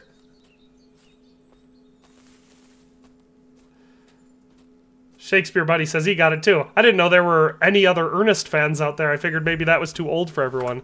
There we got our gemstone ring. That might be even better than the one that we were already wearing. All right, where are we at? Gemstone silver ring gives us 18 charisma. This one has 26. We're moving up in the world. We're up to 17 charisma with our slapped together suit of armor. Hope somebody makes a KCD game on Roblox. That would be entertaining for a Luke Dale stream. Not a big Roblox fan. My dad was Jim's stunt double in Ernest Goes to Africa. I have photos of them together. That's awesome! Ernest Goes to Africa is not my favorite Ernest one, but it's really cool that your dad was involved. I love the way that Henry pronounced Kiris. Someone said the other day, it's actually queer ass. I'm like, I will not call it that. That just seems wrong. Kiris, that's how I've always pronounced it. Shows our age. Yeah, I suppose. Right next to says, especially when they're literally in the game, even knowing he is just an actor, you still expect him to know something at least. Vagan says, I'm 20 years old. Are y'all boomers or something? I'm not a boomer. I'm Gen Z. Really it? But I've watched a lot of older stuff. And the Ernest movies are pretty funny. They're Jim Varney. He's an old comedian. What's the most modern thing? He was the voice of the Slinky Dog in the Toy Story movies. That's Jim Varney. It's Ernest. All right, so we found everything except for we need the 3 crosses. I seem to remember the 3 crosses being like up on Wolfpack, up on one of these cliffs over here. Does anybody else remember? Shakespeare Buddy says Gen X. No, I'm technically Gen Z. Well, it depends. If you like Google it, where does Gen Y, the millennial generation, and Gen Z, where do they end and start? I was born in 96. And so some of them will say that's the last year of Gen Y. Some will say it's the first year of Gen Z. I'm right there on the line. That's how old I am, just in case you're wondering. Fredster says DTG is Gen Z. Like I said, technically, but it depends who you ask. I thought you were a millennial. That's what I said. It's right on the line. I seem older than I am because I have a beard and kids and stuff. But I'm only as old as I am. Shakespeare Buddy is Gen X.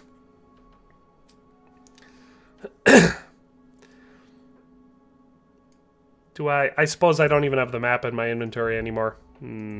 Probably should have kept the map in my inventory. Because this was the skeleton. Cross and skeleton. Yes, he did pass away from cancer. That's correct.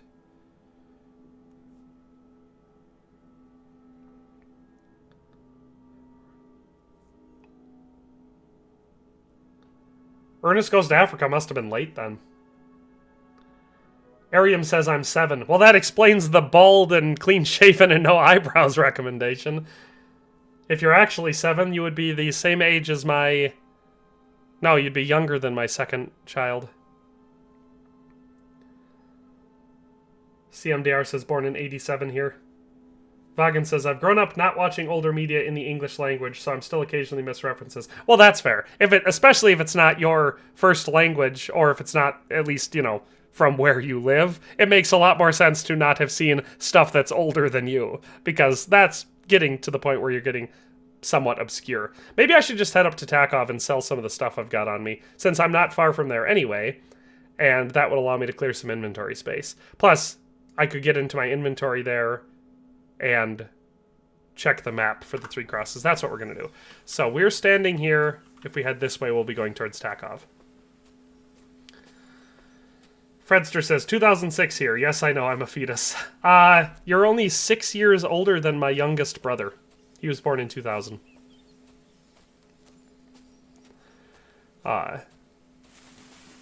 KCD2 fan is 2008. Yeah, so you guys are adults. Africa was released in 97, the same year we moved to the States. That sounds right. I feel like I only remember seeing Ernest Goes to Africa once, and I was not blown away by it. But to be fair, my favorite one is probably Ernest Goes to Jail, That one is absolutely hilarious. Ernest Scared Stiff is really funny. Or stupid. I don't remember what the actual title of it was. When you said, you know what I mean, Vern, I genuinely looked around for my ex-stepdad because he said that a lot. Well, so me and a couple like my dad and everyone, we still use that all the time. Multiple reasons. So I grew up on a farm, and the breeder that we had for like our cows and stuff, his name was Vern. So we used to use it colloquially a lot for that reason. And then outside of that, you know, we watched the Ernest movies all the time, and Jim Varney, that was one of his catchphrases. And not just in the movies, but he used to do commercials and stuff, and he said it all the time in that. If you were around in the 90s, you were probably at least somewhat familiar with Jim Varney and many of his Varneyisms, like, you know what I mean, Vern. So I use that one all the time. Darius Brewster says, do you have a favorite color you go for when going armor, like trying to do a Black Knight? Well, my favorite color is green. So if I'm doing something like that, it's usually green. If I'm trying to do some sort of an armor theme in the game, I usually am just building my headcanon out for whatever event I'm doing. So if I'm doing a playthrough in this game where I'm a Radzig loyalist or something like that, then I'm, you know, working a lot of reds and yellows into it, even though those are my two least favorite colors in real life. Basically, I just figured out that in KCD2, my favorite aesthetic for armor is the sleeveless Waffenrock with full plate armor, a mail collar, and no helmet. That being said, in hardcore, I'm probably not going to be rocking that much because it's way too easy to die. Ermine says, any tips on how to get armor in Trotsky? Well, we've been doing it so far. If you have the DLCs and stuff, going around and getting the Brunswick armor is a fairly good option.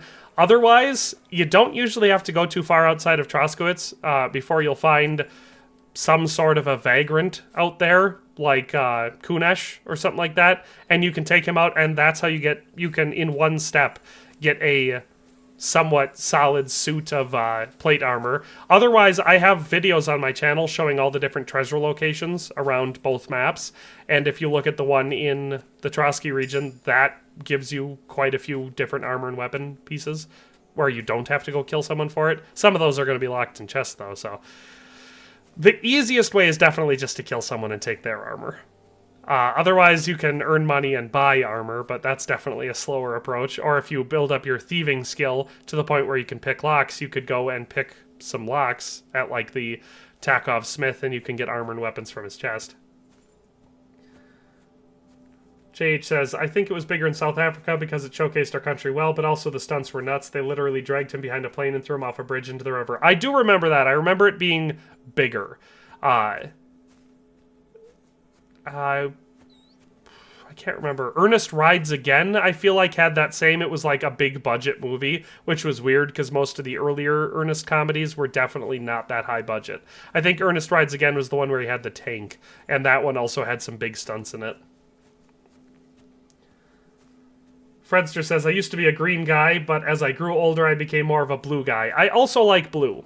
And that's funny that you say an old guy thing, because my dad's favorite color is blue, but that's because he is colorblind. He's got a red-green colorblind, so all of the things in the red-green spectrum just look brown to him. So he likes blue because he can actually see blue.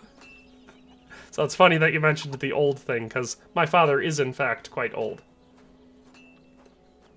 But for the wedding, I always wear Henry's traditional green clothes with a red hood. QZY says, should armor weigh half as much in hardcore? Should it weigh half as much? Probably not. That would make it less hardcore. Or are you saying, should you aim for it to weigh less so that you're not as over-encumbered? In which case, probably. I mean, at the moment, I'm running around over-encumbered intentionally, so I can level up my strength. It's been working quite well. Alright, Thrasher, charged attacks, Grand Slam, blunt damage of melee weapons. That one's not bad to have. Vanguard, shield blocks, Wrestler. Your strength will make it easier to win fights in the clinch because it will be harder for your opponent to react to your actions. We're finally going to get hard-working lad. Alright. Whoopsie. Probably going to go with Warmonger over Pacifist. After the end of a fight, you gain a +2 bonus to strength, agility, and combat. If skills effects last for 6 game hours, to renew it, you must enter combat again. Pacifist is definitely more frequently useful. because you're not actually in combat nearly as much as you're out of it. Blood of Siegfried. More resilient than a mere mortal. Your armor will be 10 points higher at all times. Okay, that one's obviously gonna be fairly useful immediately. Alright, we don't have anything else. Redneck Zeus says, colors are a weird thing to have a favorite of. Yeah, I mean, I guess, but it makes sense why so many people do, because your eyes see what they see. And everybody's vision is just a little bit different when it comes to color. So there's certain colors that are going to be more vivid, and it makes sense that you're going to perceive them in a different way. You know? For me, there's not many colors that I hate, but yellow is one of them. I really do not like the color yellow. It's fine in nature, like where it belongs, but I would never, by choice, wear yellow clothing or drive a yellow car. I hate it. Alright, we'll keep the common bolts because, you know, ammo. We're gonna sell everything else, though. Ooh, except for the Houndsicle Bassinet, because that's still showing as stolen. Did I click anything else that was stolen? No, I didn't. Alright, Saxon Hauberk. Smooth Cuirass is still stolen. Can't wait till I get to the point... Ooh, I'm gonna keep the spurs, though, because I don't have any on. Alright, let's haggle. Word about the price. Well, I suppose we can try. Is this enough? That sounds really... Aye. Thank you. And a good... We're making money hand over fist, boys. What is your preferred method of making early game money like alchemy or hunting? Definitely looting. Looting is always my favorite way to make money in Kingdom Come Deliverance games, whether it's early game or late game, because I like going around and killing bad guys. Alright, let's put the Night Shield in here. Put these common bolts in here. Put this dagger in here. I don't know if there was any clothing we wanted to keep. But we could put this gemstone ring in there. Food we're probably fine with. Alright, let's... Damn. Everything's so spread out because now I want to go sell some other stuff, but I'd have to go to Troskovitz for it. Boy.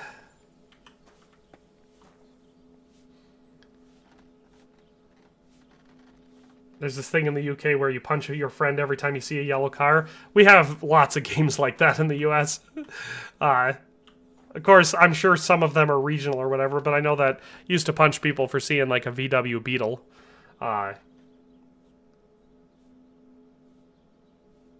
JH said, but the best part, I actually got to play with the baby rhino they used for that one scene. That's pretty cool. I've seen a rhino at a zoo, but I've never been any closer than that. Nez says, the actual best reason to not be able to sprint is actually being drunk or hungover. Few know this. That's a good point. I bet you were vomiting during the KCD2 prologue when Henry wore yellow. No, like, it doesn't like piss me off or gross me out or anything. It's just definitely not my color of choice. Don't get me wrong, when you're pairing it with armor, there are some cool ones you could do. Zeus says there are some cars look quite good in yellow. Yeah, so if you're like a classic muscle car, there are certain ones that, yeah, yellow looks good on them. But like, I don't drive a classic muscle car. I'm typically driving fairly normal cars, SUVs, trucks, sedans, and none of them look good in yellow, in my opinion at least. Wasn't blue seen as green in medieval times, or was it the other way around? I do not know.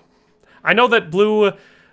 depending where you lived, blue was not as common of a color just because there were less things that could dye things blue. So the most common colors you'd see clothing in the medieval period, red was fairly common because there's a million different berries and things like that, types of wood or whatever that you can use to dye, materials a reddish color. So red was very common. Green was fairly common because lots of different plants and things like that could be used to make a green dye. Yellow was common because it was one of the first dyes to be used a lot because different types of urine and everything could be used to dye things yellow, along with, again, a bunch of different herbs and woods that could be used to make it. Brown, again, fairly common. Blue, like I said, there are certain things, there's types of berries that can be used to make a blue dye. Woad leaves produce a very rich blue color, but, they only grow in certain areas, so having that was not a certainty. Yeah, there's definitely lots of things like that. Gamers Republic says, in Australia, it's punch buggy for beetles. Yeah, punch buggy. That's what Stitch says in Lilo and Stitch. What's the performance like on your PC? Pretty good. I don't have a top-of-the-line PC. It was top-of-the-line when I built it, but that was a while ago. My CPU is an i9-9900K, and my graphics card is a GeForce 3070? 3080? Might be a 3080. I don't remember. Yeah, I think it's a 3070. I think that's what it is. And then all of my storage is SSD, so all of it. I have 4 terabytes total of SSD storage, and then I've got 32 gigabytes of 4000 megahertz RAM. So it's not a low-end PC, but it's not brand new high-end, if that makes sense. I've been using it for a while. You're telling me you would drive a Tonka truck yellow F-350? That would make me feel very silly. But I'm also not the pickiest guy in the world when it comes to like vehicles. I used to be when I was, a kid. I used to care more about that sort of stuff. But as an adult, I typically only care that it starts and drives and gets me places. So that's typically my thing. Was pink and purple more for royalty? I don't know about pink. Pink, I imagine, is probably easy to get to just for the same reason that red is, because all you have to do is dilute it to get a pink dye from a red dye. I imagine it was probably less common for reasons of femininity, but I also don't know if that's a more modern creation. But you don't see a lot of medieval art with people wearing pink clothing, and that's all I'm basing that assumption off of. Purple was an imperial color, but again, that's cultural. There are certain countries that would not care at all. But again, because it's a combined dye of red, which is very common, and blue, which is less common, getting that rich imperial purple was definitely more rare. And there were certain countries, like I know France for a long time, it was 100% illegal for anyone other than the king to wear purple. So that definitely comes up. Weddy says, if you find the black and gold noble's hood, let me know where. Well, I will try to remember if I do. Yeah, like I said, as far as CMDR just referenced what I said, purple is for royalty and therefore peasants would be executed for wearing it. Like I said, that's regional. That's not ever. Basically, that would be a carryover from Roman law, where purple was reserved for the emperor and the Praetorian Guard, but not everybody followed that as a rule.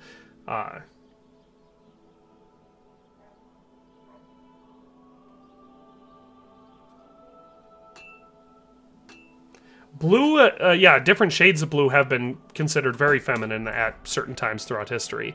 I mean, it became very, very popular starting, I think, somewhere in the 1600s for Mary to be depicted wearing blue, whereas previously, before that, oftentimes she would be depicted wearing pink, oftentimes. So,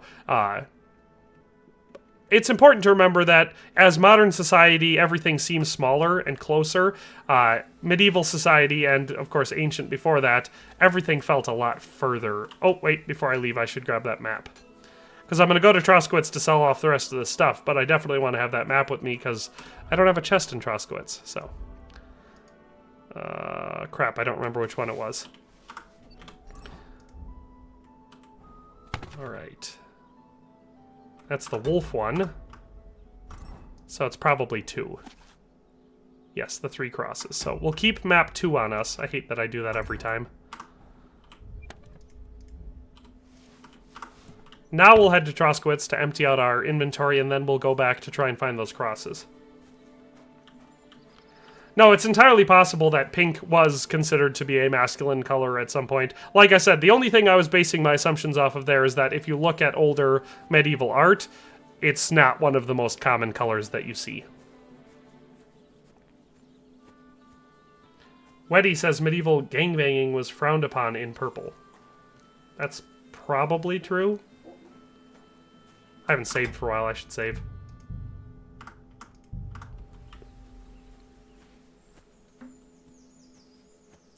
QZY says, are you pulling my pizzle? I'm not.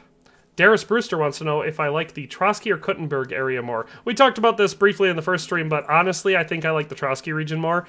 There's obviously a lot of really cool stuff in the Kuttenberg area and a lot of cool quests and all that sort of stuff. But the Trotsky map feels a lot more like the first game, and I love the first game. It's also, you can tell, very, very, very painstakingly handcrafted. So I think the Kuttenberg area does not feel generic or anything. I'm not trying to insult it, but it feels like they spent a lot of time working on Bohemian Paradise. Plus, Trotsky's a really cool castle.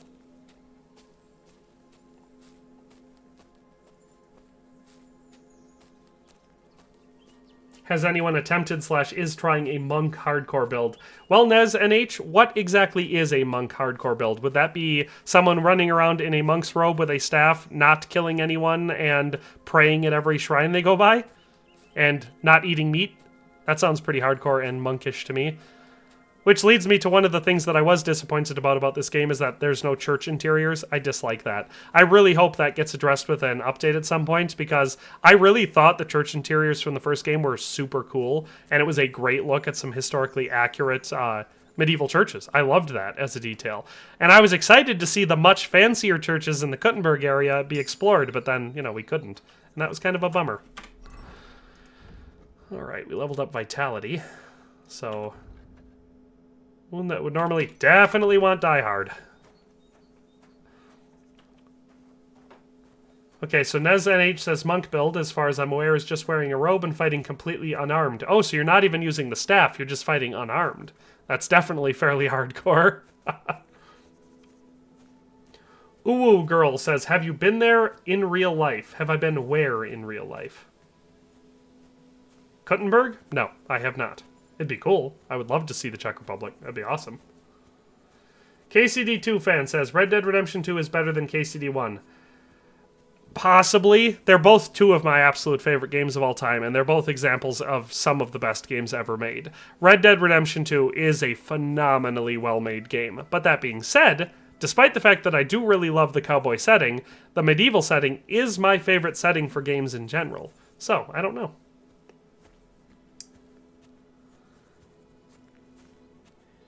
I just want them to let us sit in the latrines again. Why can't I poop and read? That's true. It'd be cool if you could sit in the latrines. Jade says there's supposed to be a church interior in one of the DLCs.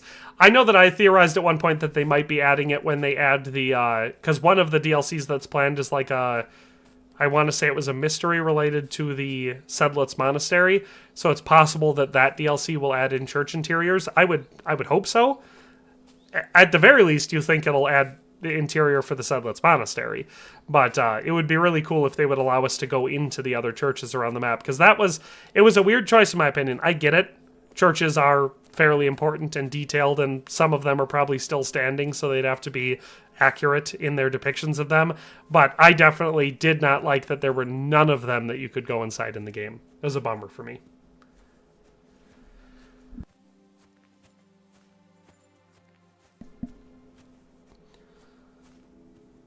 Nez said he saw some madman do the Zhishka fight like that. Really? That's fair. I mean, if you're a high enough level and you're good at dodging, makes sense. JH says, you're going to have to say Ooh Girl's name again and do it properly this time, please. Did I not say it right? Ooh? Ooh? U-W-U? Darius Brewster says, when using the staff causes them to go unconscious, I thought kills them, isn't it a polearm? I don't know. I have not tried. In the first game, I did a pacifist playthrough once, and that definitely took a long time and was very frustrating, but I have not tried that in this game. Weddy says, Red Dead 2 is amazing, Red Dead Online is trash, they could have done more. I definitely played Red Dead Online for a long time, and I definitely enjoyed it well enough, especially when I was playing with my friends, but I agree. Compared to the single-player game, it's shocking how bad the online mode is, because it could have been great. You know, if they would have put effort into it, it would have been phenomenal, but they wanted it to make the money that Grand Theft Auto Online makes right away. You know, but they never wanted to add any content. They just wanted people to buy gold bars, and it didn't work out, and they cut the cord on it quick. You can tell they did not make it long into the development cycle for Red Dead Online before they totally distanced themselves from it and decided they were not going to put resources into it. Arium says, gonna clip you saying ooh, and I'm gonna make it my alarm. Thank you.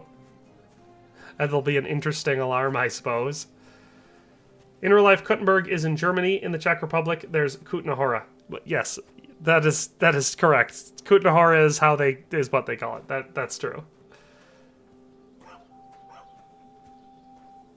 Red Dead Redemption 2 is better than KCD1, but only because performance and bugs. Well, Red Dead 2 is an incredible game, just technically speaking, because there's lots of things to love about it. I love the story, some of the acting is phenomenal, the music is really good, the world is beautiful, but the mechanics blow pretty much all games out of the water. Red Dead 2 it's so well made from a technical point of view that it's really hard to honestly compare it to anything else. Which is why so many other games like KCD2 have clearly drawn inspiration from it.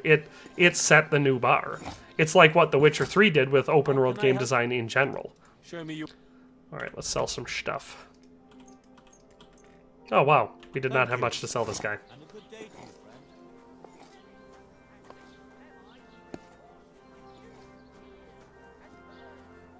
Darius Brewster says, sorry about the terrible English, lol. I'm out doing chores but trying to catch the stream. No worries. I didn't notice it being that terrible, so it can't have been too bad. Lights and green stars shine in the sky. There, I saw some strange water monks who have fins instead of legs and fleshy cows on their heads. If you want to hear I like how so far in hardcore mode, mostly what we've done, or like most of the time we've spent has been walking between villages. greetings to you. Excuse me, you have... So Trade. Show me your... Alright, let's sell some more clothing. Hey, look at that. We can finally sell some of the stuff that we had stolen before the last time we came in here.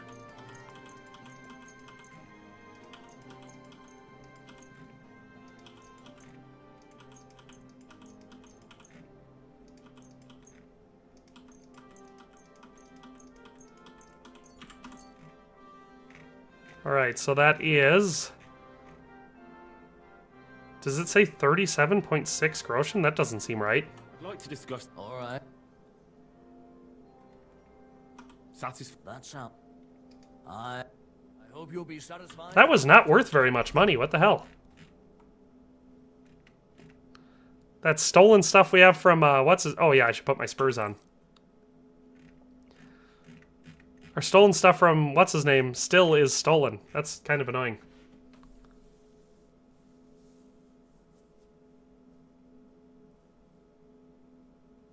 Does jumping while walking boost your stats like it did in the first game? I think so. Shakespeare's buddy says walking between villages is real life during that period. Yeah, that's true. It's not unimmersive that we are spending all of our time walking. That's for sure. Wish they'd add more human armor like laminar from the first game, made it feel unique.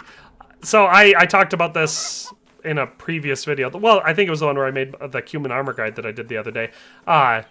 The laminar armor, definitely, I agree, it feels way more unique and made the humans look a lot more distinctive, but it is definitely a very old armor style for the period that we're playing the game in. How am I doing on potions, by the way? Alright, we still have quite a few strong marigold decoctions, and we're still doing pretty good on savior schnapps, so I'm not going to stop and make any more potions. I could do some jumping. I think it does increase, I don't remember if it's vitality or agility, but I think jumping does give you some XP. I mean, we could try mounting fences. That was, in the first game, that was like the best way to power level agility, I think it was. Was möchtest du? What do you have for... Alright, what can we sell here? We can sell torches, which is good. We can sell those things, finally. We can, let's go ahead and... Oh, I have 30 apples on me? That seems excessive.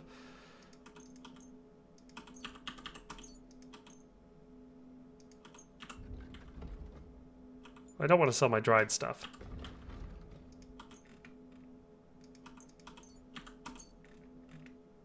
Alright. So that's all we're going to sell here. Let's talk about the price. Gut, versuchen. The mounting fences thing is really slow now. Like I said, I know it was very effective in the first game. Sehr erkenne. Du wirst sicher zufrieden sein. Bis bald. Spearing livestock while riding pebbles. Oh, that's fair. Vitality. Oh, that makes sense. Alright, now that we've gotten our stuff down to the point where I could probably just put that extra suit of armor that I'm carrying while I'm waiting for its stolen status to leave. Yeah, there's pebbles. Alright, so let's take a look at that map.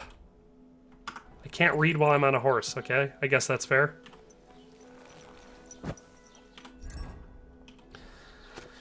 Alright, so let's look at our surroundings.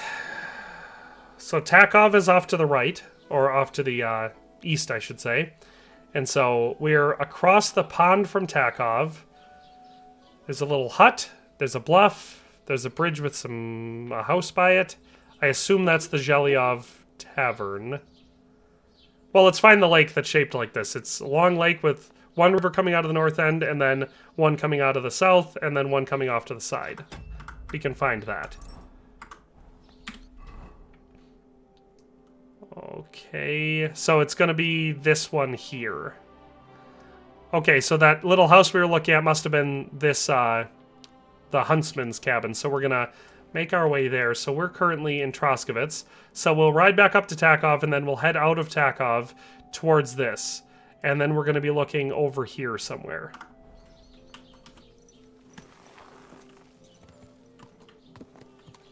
Is it almost night? Quick! Anyway, let's just ride towards Takov. That's our game plan, because we're almost done with the Brunswick armor, and then we can move on to something else. I haven't even planned what I do after that, because my plan was to get the Brunswick stuff before I got the, I guess we could go loot this little location. Go! Whoa, whoa. The old idols, as it were. Gods. Get some fine wine. What their names were. What their names were? That one's Bob. That one's Walter. Steve. Kuklinski.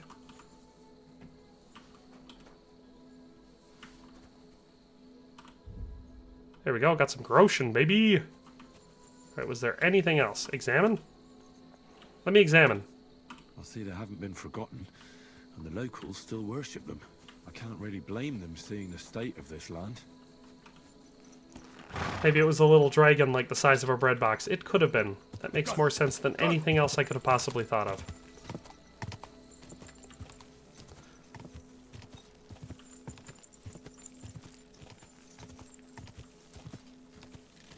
Ooh, what do we got here? Is that a cumin? Whoever he is, he's stopping to get off his horse.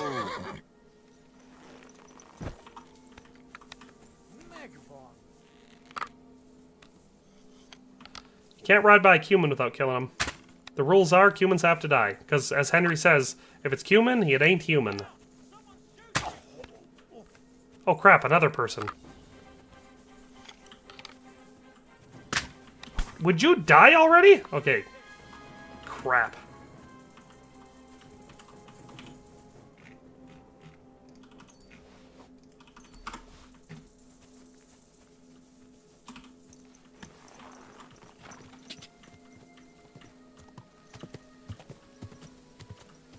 Oh, princess! Princess, where are you?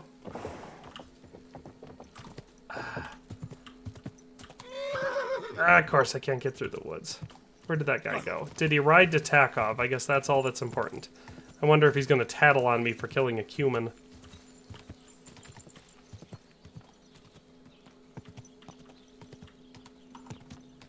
Alright, I'm not seeing anything. We're going to pretend nothing happened.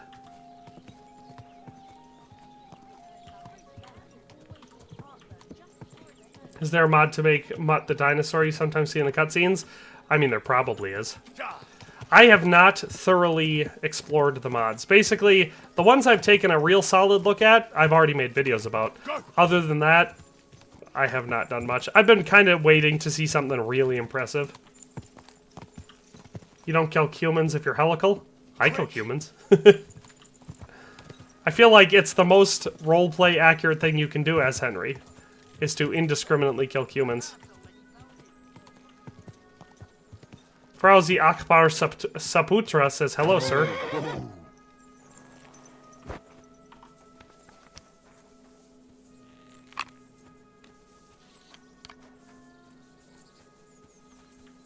Alright, where'd you go, murderers? Bastard! I'm gonna run away, and maybe I'll be able to reload my crossbow. Nope, doesn't sound like it. Easy, turtle. I'm all yours! Are you all mine? I'll beat you to a bloody pulp! Fucker!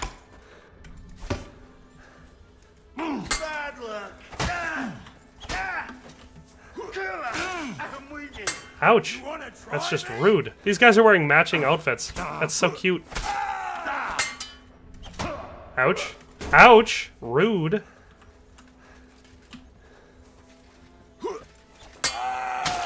Yeah, suck on that, buddy. I'm all yours. Master Strike's already figuring it out. Alright. So now we got these two guys' cute matching outfits. So that's fun. We should go check and see what they were robbing.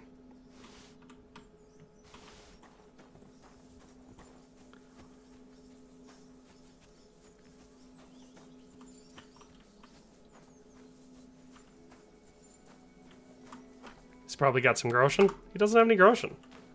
Were they down at this camp down here?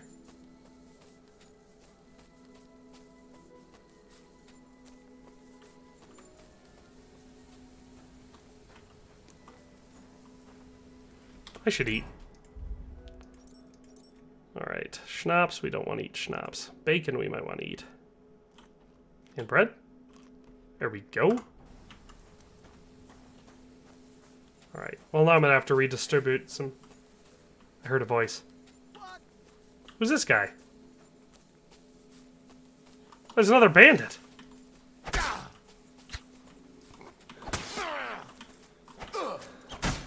I feel like I shouldn't be exhausted from swinging my sword 3 times. Doesn't make Henry appear to be all that, in all that good of shape. First rule about scallots, there was never scallots. I guess that's one of the rules about scallots. I'm not sure about the order, though. I should, pop a marigold decoction. I should also find myself a pouch at some point so I don't have to go into my, inventory every time to do that. Alright, let's see if we can't get rid of some of this stuff.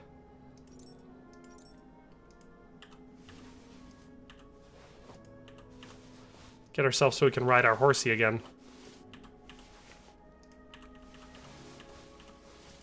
There we go, look at that. See, we killed 3 bandits and we didn't even die. We're moving up in the world. Oh, I feel like I need to sneeze.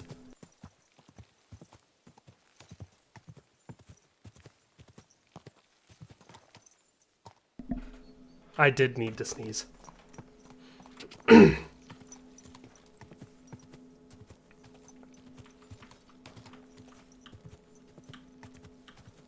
The angry Danimal said, I was suggested KCD1 by the son of a friend years ago, and I really hated the learning curve, but fell in love once that was overcome. KCD2 is everything I'd hoped it would be and more. I know exactly what you mean. I, of course, had followed KCD1 for a while before it launched, because the promise was simple. Dungeons and no dragons. It was perfect. I absolutely love medieval games. Like I said, it's my all-time favorite setting. I'm not that big into fantasy. Like, it's okay in the right setting. There's quite a few fantasy games that I do really enjoy, but the medieval setting is what I really like. So when they said, here, we're gonna give you a game about knights and armor and swords and bows and horses and all that sort of stuff, but no dragons and no magic, I was like, that is perfect. That is exactly what I want.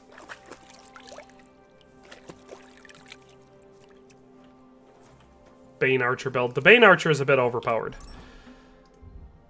You see that honey we scooped up? Honey is such a good survival because it doesn't go down. It gives you 31 nourishment and 1 energy. It's perfect. It's the perfect survival food in Kingdom Come Deliverance. So, if anyone's wondering what that is, I've just told you.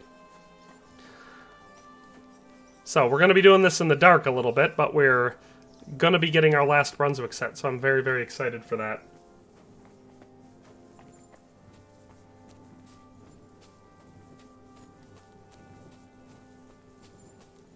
People make fun of his made-up name. Sir Hans Capon of Perkstein. I think that's how the guy says it in the tavern. Capon be capping. So I think we've clearly established that the average viewer in my chat is possibly quite a bit younger than I am.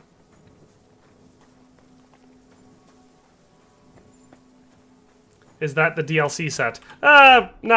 Not entirely. We're kind of mashed up. We got a bunch of stuff going on. we've been going after the Brunswick set, so we've been getting a lot of that. We have some more horse stuff. We've got some stuff that we took off other people that we've killed. The Outsider Jess says KCD is a dark horse for me. Not really a fan of medieval setting. I love the medieval setting.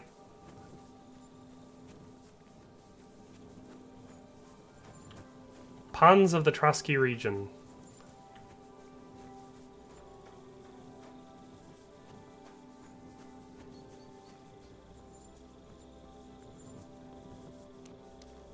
Lexi1397 says, I'm 28. Hello, Lexi1397, who is 28.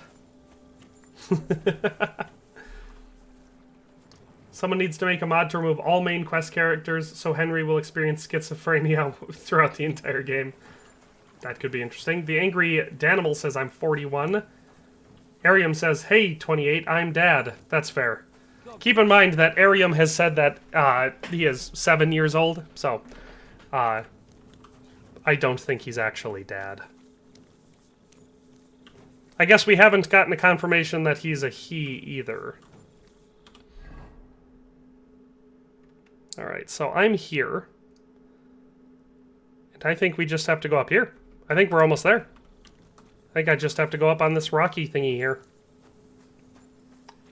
Gumby Scout is 33.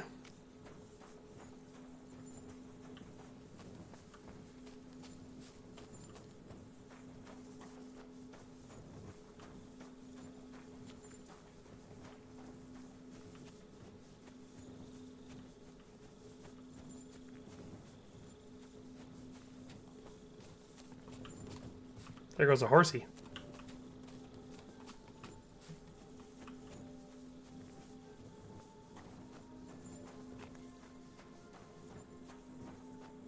Arium says, I'm whatever the wind blows. The wind blows mostly dirt and leaves. And chaff.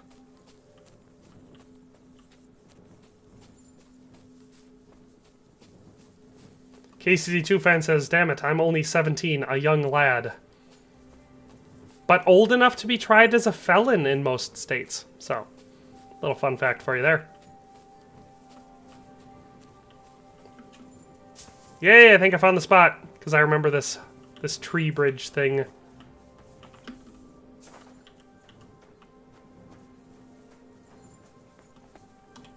Yeah, baby! Here it is.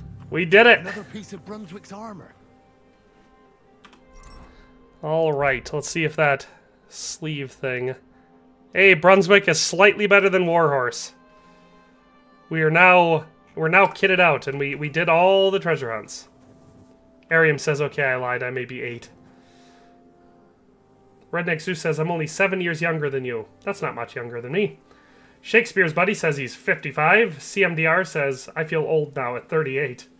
Brendan Kerr says, if you post I'm 13 BTW on Twitch, it's an auto ban. Really? I'm not.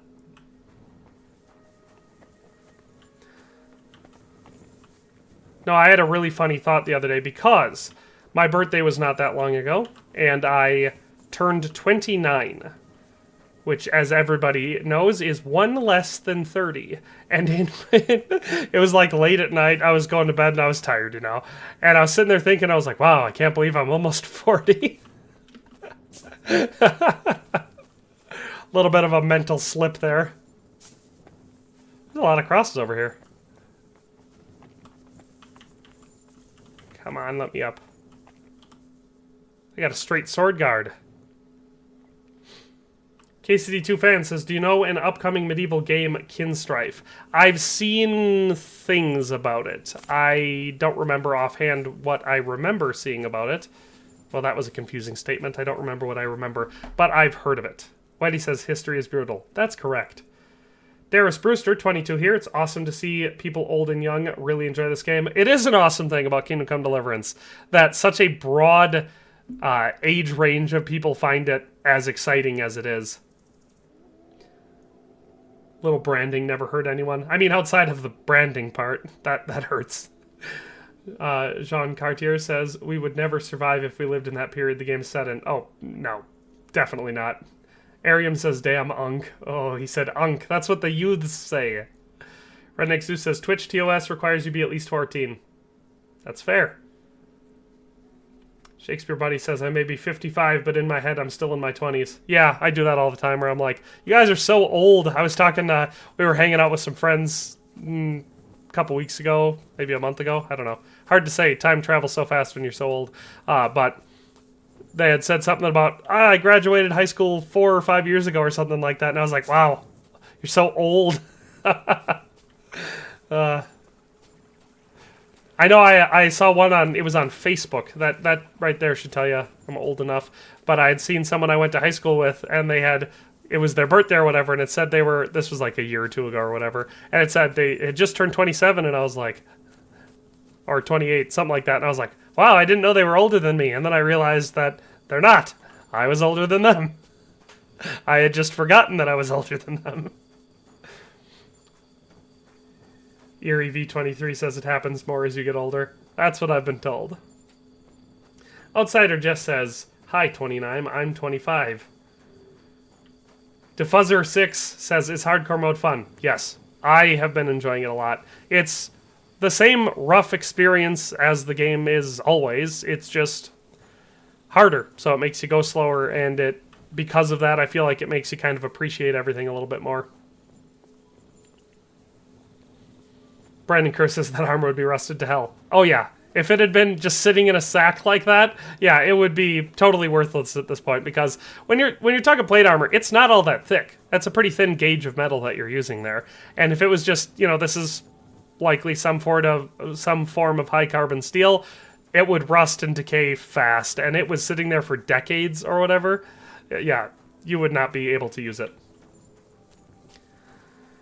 KCD2 has a great community. Shakespeare's buddy, you're correct. KCD2 does have a pretty solid community. KCD2 fan says, I can't wait when Blight Survival will release. Okay, me too. I've had that on my wish list on Steam for a long time. It looks like so much fun. It's the perfect way to do it. It's a zombie game, but you're in the medieval period. I love it. Absolutely love it. It looks like a lot of fun, and the gameplay that they have so far looks visceral. The combat looks like it would be so much fun to do. Gamers Republic says, for me, 30 was when I noticed my health sucks. I feel like that's normal. I feel like a lot of people at around that point in their life realize that they're going to need to be more serious about taking care of themselves. Because when you're young, you know, you don't have to do nearly as much to keep yourself in a fairly well-maintained state of health, if that makes sense. But, as you get older, you definitely start to notice, oh, that hurts a lot more than I thought it would. Or, wow, I can't get hammered drunk 2 nights in a row, because if I do, boy, is it hard to recover. QZY is 107. That might be the record for this stream.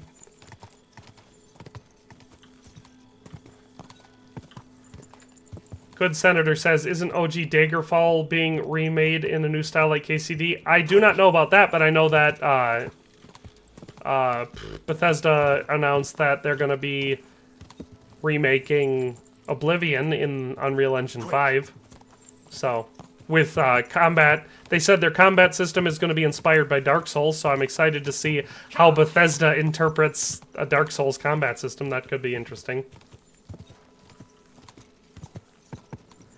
Arium asks, does the strength level up the same no matter how overweight you are? No, there's you want to be at least halfway, I believe.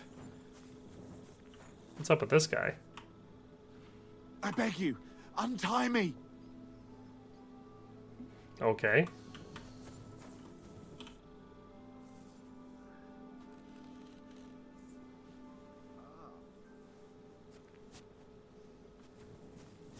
Brandon Kerr says, streamer is 40 years old and bald. I'm not 40 or bald. I've been robbed. They took everything. How about I take a look at your wounds? You're a Sawbones? No, but I've patched up a few people. Darius Brewster says, you think the Oblivion remake will be good? I hope it is, because I really liked Oblivion, but I haven't been able to play it for so long because it's so old and outdated. Didn't even hurt, did it? Well, it almost didn't hurt. Tell me more about this robbery. I was ambushed by a band of thugs. 4 men. They beat the shit out of me, took what they could carry, and left me in nothing but my undergarments. I'm glad this game is not too or this stream isn't too spoilery for you. I'm taking my time because that was my plan. I'd been waiting for hardcore mode. I'll help you, as a good Christian should. What can I do for you? I've been waiting for hardcore mode because I desperately wanted it. Spare clothing, or perhaps a few groschen. I'll take what you can give me. I'm not picky. Boots and hose would come in useful, though. I'll find you some. I could give him some hose. Thanks a lot. At least then. All the stuff I have is on the horse. I'll just give him some groschen. I'll give you some money. Buy what you need. I guess this was not a trap. And guard it well. Thank you. That's all I can spare. Thank you so much. Well, I was able to give him some pants. God be with you. And some groschen. I have other stuff. That's, you know, my horse has all the other stuff. I could have given him everything he needed, but I wasn't prepared. All right. We are almost to Takov. Well, now that we finished that, what do we want to do? What should be our next move? I just found a dog grave and Henry said, woof woof, my friend. Woof woof.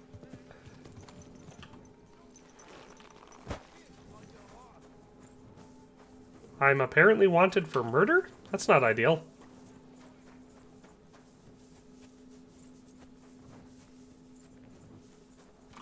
Come on, buddy. I'm gonna lead him out of town just in case I have to kill him.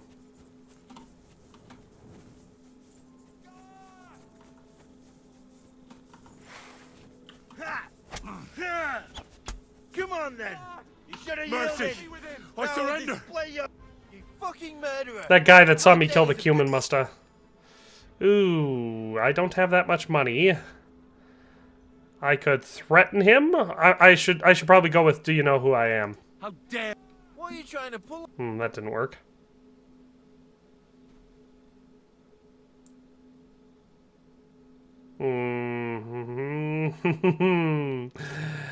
I do not want to get branded. You know.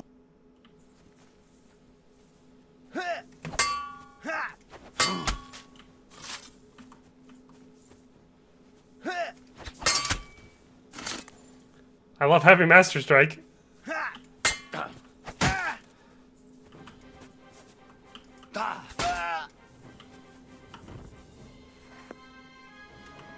We may have to get creative with getting outside of this because, when was your last save? Let me see where I'm all wanted. Will it tell me? It doesn't even say I'm wanted!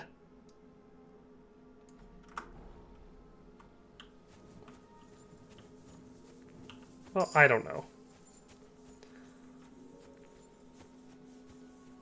I stumbled upon Hans Kapan's camp relatively early in the stream, and he was not there. But I'm willing to bet he would be there now. Oh, the Voivode's race? I found out a way to cheese that early because I kept losing it because I did not have a fast horse. You can just shoot the horse that you have to race against, and then he won't even start. Like, he'll start the race, and you can complete the race, but he won't, he'll just kind of walk.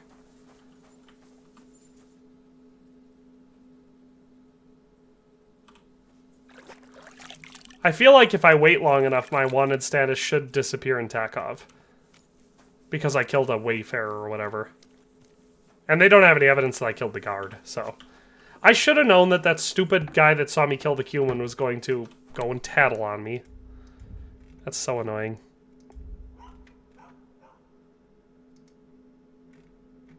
Oh, we put that felt hat in there.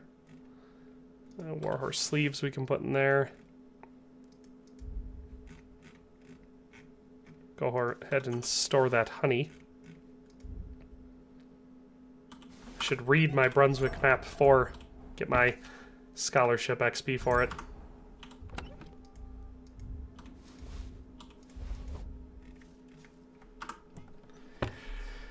Alrighty. Shoot the horse with Dahlmark or poison, and the horse cannot run. Well, yeah, usually what I do is I just damage, because you can't kill his horse, but you can damage it to the point where basically when you start the race, you take off and he just stays there at the starting line, or maybe like slowly walks forward. Does anybody think a DLC about Smell Flashka would be cool? Probably. The fortune teller will help you cheat. Fortune teller will help you cheat? What should I do? I'm gonna wait until morning. See what I can do.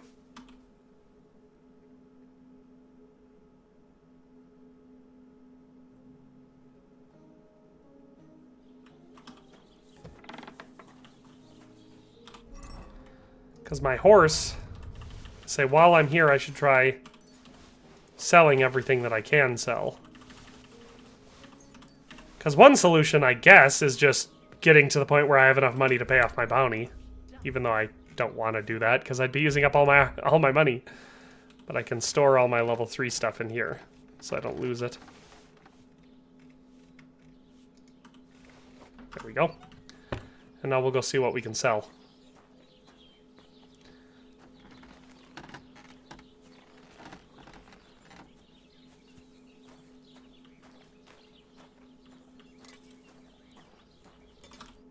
How can I guess I could do his job. Like the thing that he's got for me. Now that I... Oh, that's stolen. This is finally not stolen.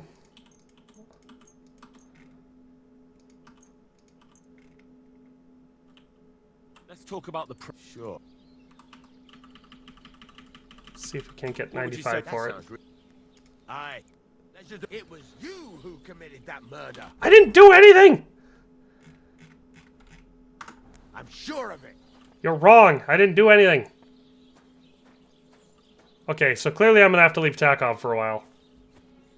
Music for Life says, hey DTG, first time to catch you on the stream. Well, welcome aboard then. I've definitely streamed quite a few times, but it's not my regular mode of communication, so makes sense that you haven't seen it before. Hopefully I'm not also wanted in Troskovitz, because that would be really annoying.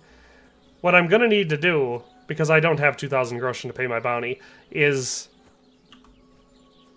I'm gonna have to, like, leave and wait long enough so that my wanted status just goes away. I don't know how to tell.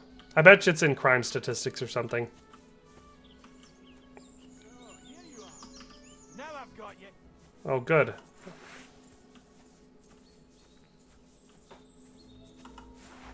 Radovan, stop following.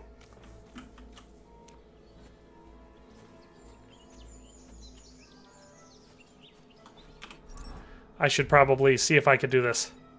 Okay, good, I'm not in combat yet. I was like, I should make myself not over-encumbered so I can actually move.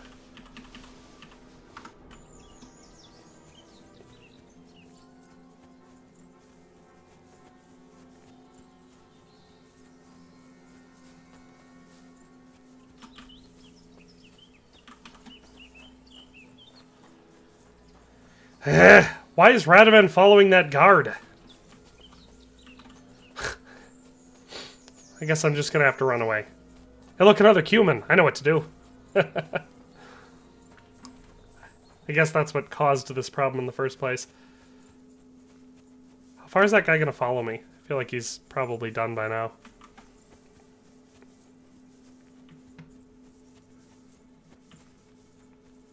I know one thing I could do. I could hop on my horse and ride around 35 kilometers.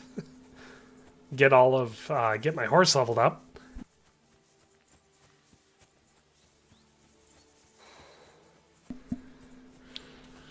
CMDR says, only way I found that I was wanted was by checking the names of towns on the map to find the red symbol. Yeah, like I said, mine doesn't do that. Oh, now it does. Well, that's good, because that way, at least if I do the waiting method, I'll be able to go somewhere and wait, and I'll know when it gets done. That's annoying. Fredster says, how important is strength in the game? It's definitely quite important.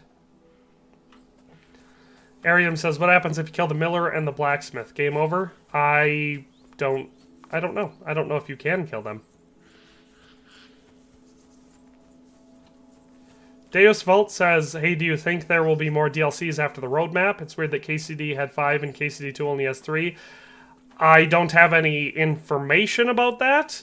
I think that depending on the success of them, there's always a chance they might do more than planned because it's, you know, easier to add more content to an existing game or add an expansion to an existing game than it is to release a new game. So it's always possible that, you know, they have the intention of doing a larger expansion or like a 1.5 type sequel. I know most companies don't do that anymore because there's not as much money in it as there is in a new release, but it used to be somewhat common where a large game would get a giant expansion a year or two after release that was basically a whole nother game, because it was cheaper to do that than it was to actually fast track and release a whole nother game. So it's definitely possible that they would release more than they have on the roadmap, but I don't have any information about that. It's also possible that the 3 that they do have planned, they are going to be much bigger. That would be my hope, is that we're just going to get a lot more substantial DLCs out of it, even if it's not as many. Taco in a Tahoe says Blood and Wine, for example. Yeah, Blood and Wine is a huge DLC. It is larger than a lot of full-blown games. Ethan Kirby said, found your channel through your Jedi Survivor videos. Always appreciate your insight. Been loving the game. When I haven't saved in a long time, and I glitched into a rock and fell 300 feet. That's definitely a rough experience. Alright, let's see if we can sell some more stuff.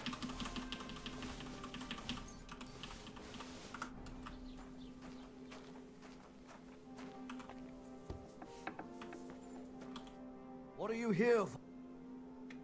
What do you have? To sell stuff, buddy. Alright, we just gotta make sure we don't do any stolen stuff. Which should be easy enough because we don't have that much stolen stuff, apparently.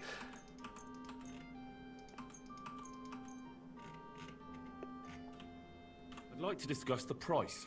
Sure. Do you accept? We're getting...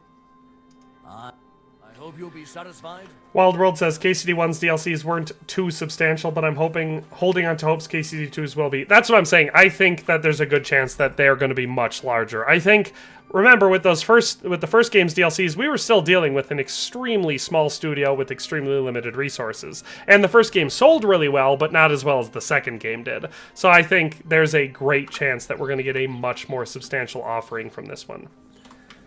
I'm going to take a brief break, but I will be back. I have to take a bathroom break. So, we'll see you guys in a couple minutes.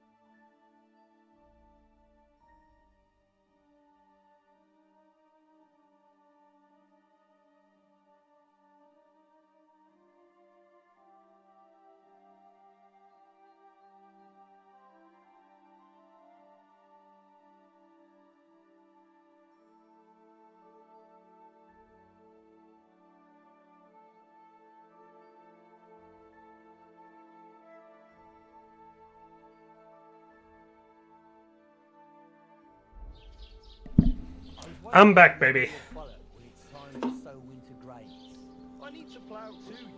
Alrighty. Well, we need sleep. We still have stuff to sell, so we should do that while we're at it. I don't remember what we have to sell. Still mostly just that suit of armor, huh?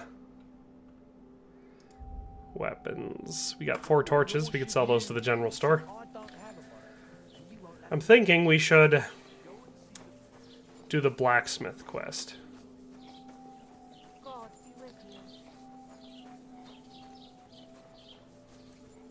Yes, thank you, Lexi, for the reminder. Everybody who has not already should definitely like the stream. Because I say so.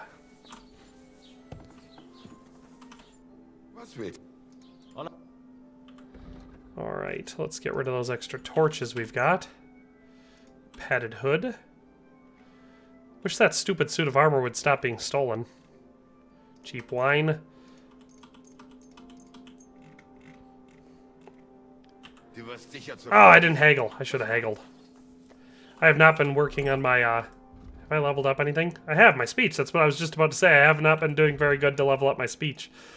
Selling weapons, armor, or clothing that are near perfect or adept in the mystic arts. You can buy and sell potions, herbs, and recipes. Artisan. You can sell and buy weapons and armor at a 10% better price. Okay, that one will help us out a lot. I need more speech. Look at all those. I love all of the negative perks that we're fighting our way through. Alright. Music for Life said, hey DTG, I had to watch the replay of your first KCD2 stream. I was like screaming at you to go get the free honey. Yeah, the honey is obviously the best survival food in the game. Alright, what should we do though? There's side content. We could do the fist fighting side content. Where is... we start that at Krazel's Mill, which is all the way over here. It's probably not a bad idea to go do that anyway, because we should spend some time away from Takov. So, Glad to see polite people. What are you doing, Whistler? what are you doing, yo whistler? Alright. Nourishment, there we go. Let's eat some food.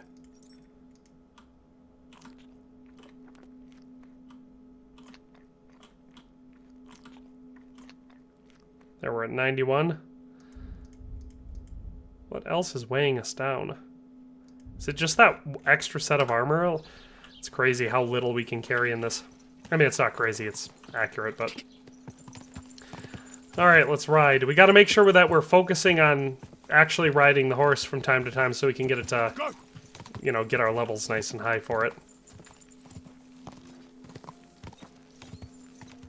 Oh, Janosch's sausages, too. You gotta get your hands on Janosch's sausage as quick as possible.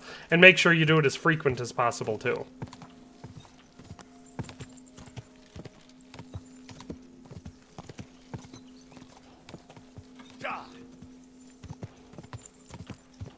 Fredster wants to know if he's the only person that prefers the art in KCD1, like how the map looks. No, I also really like it. So I did, not that long ago, I did a video comparing a bunch of different gameplay aspects and UI stuff from the first game to the second game, and I really liked like the sliding stone sound of opening up the menu. Ooh, calm down, horsey, I won't push you. But, like, I really liked a lot of the sound design and art design and all that sort of stuff from the first game, so... Not just you. I definitely love it.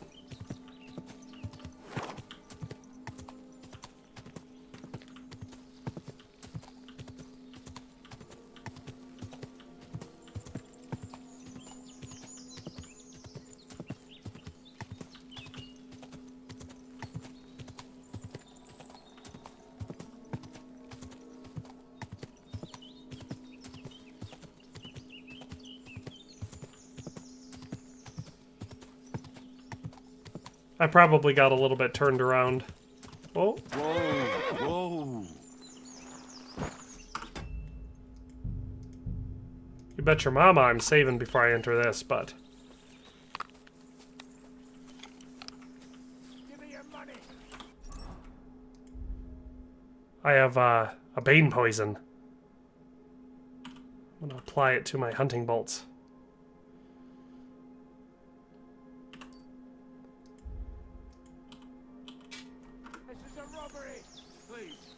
Now I just gotta make sure I actually hit him with it. Everyone has something. Please, I beg you.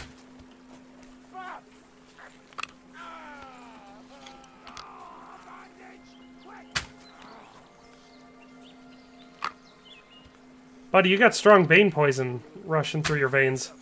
You got other things to worry about. Hey, you hear what this guy just said? He said, oh, that food must have been spoiled. Hey, we got some belladonna. You can grab that while we're here. Oh, sacre! Of course, I threw my back out right away. Back. Oh, Christ. I've already done my back in.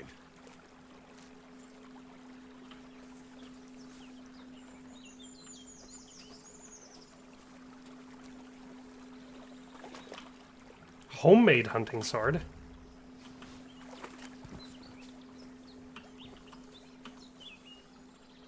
Hey, he's got a longsword. I just finally got a longsword. Ooh, and a collar. Got ourselves a male collar while we're at it. And whatever this villager's got. Alright, let's...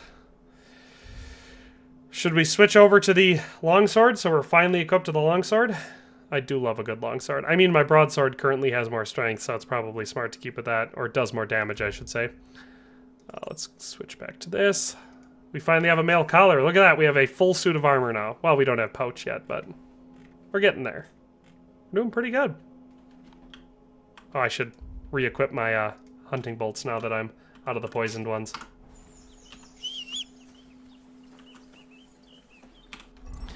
Alright, let's go ahead and disperse our stuff back into the horse's inventory. And onward!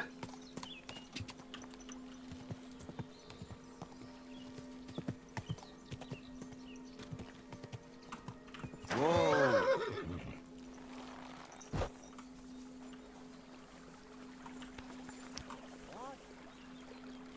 Hey, that weapon won't help you, bastard.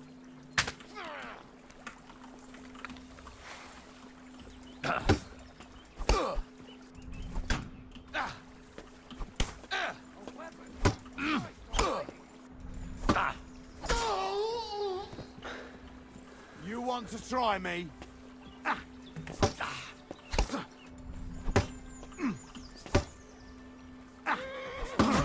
Ha-ha! Show what you're made of. Come on, buddy. I like how sometimes when I'm waiting for a master strike, they stand so long that I'm like, I'm just gonna stab you.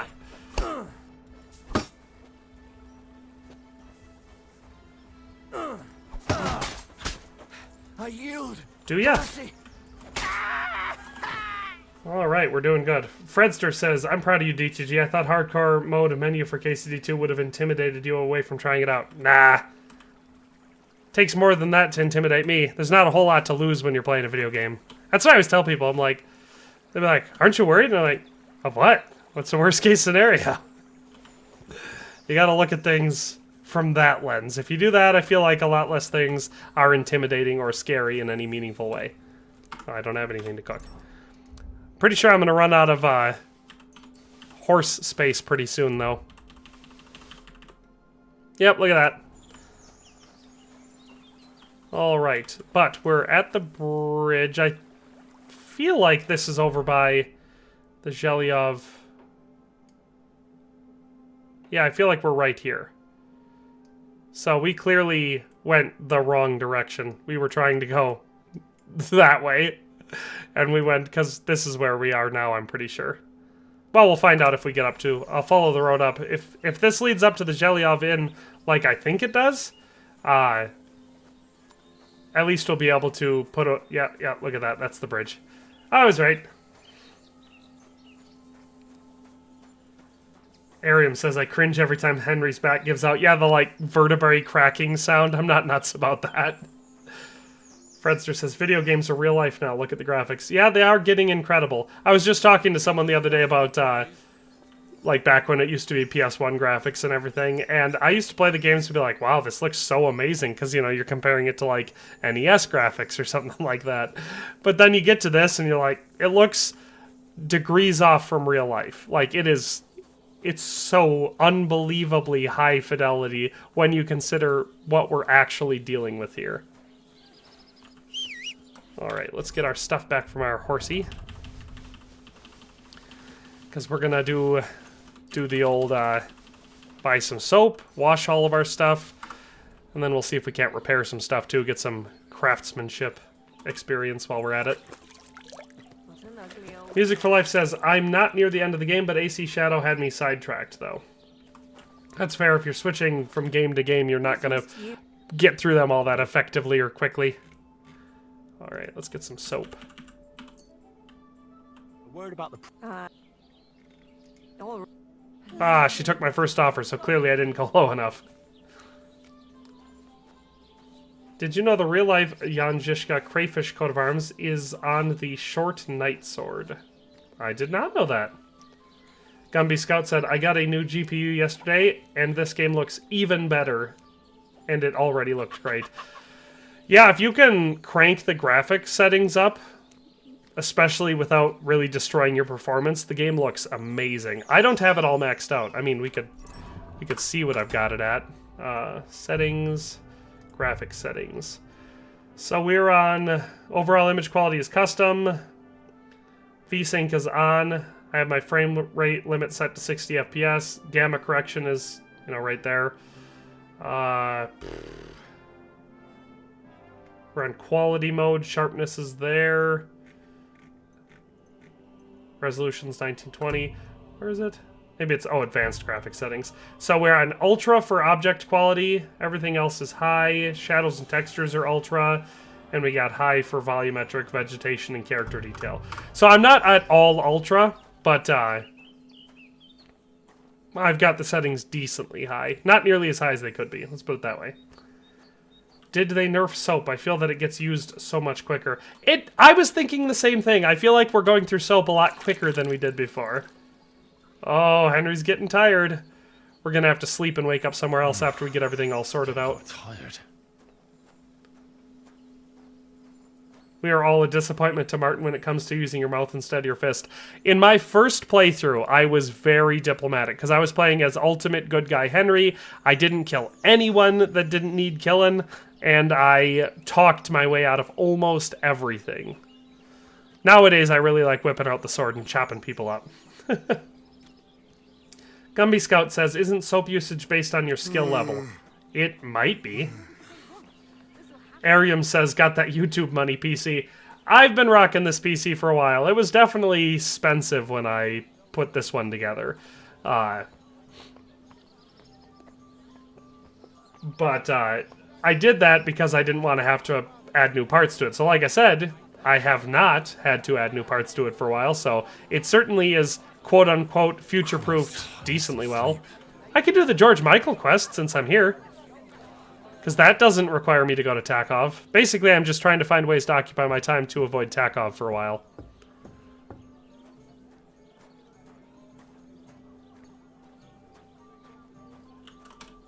Alright, let's grab our kits so we can do some repairing. Hopefully get our craftsmanship leveled up a little bit. Blacksmith first. Cobbler's kit next. Marksman's kit? Hey, we do have some marksman stuff to level up. I could probably use some armorer's kits, though. Hey, we got our craftsmanship up again. Alright, so now let's sort everything back out, because we're about to go to sleep, and so we will surely wake up somewhere else, which we don't want, but it is what it is. Oh, we'll keep the Belladonna on us. Alright, we'll put our alcohol in here, as I like to do. Then for armor, let's find any level 3 stuff that we've got. Alright, hemmed hood. Ordinary coat. Silesian cap. Simple hose. Simple shoes. And a tunic. Then what do we have for weapons? Ordinary arrows. Everything else we'll keep on us for now. And we will... Do we have to eat? Now we're good for nourishment. Sleep and save. Time to find out where we're gonna wake up. Ooh, and it'll be nighttime. Maybe I should... I'll just wait. Oh, I should be working on scholarship, too. Oh, we're gonna pass out. Because our energy is gonna be down to 0.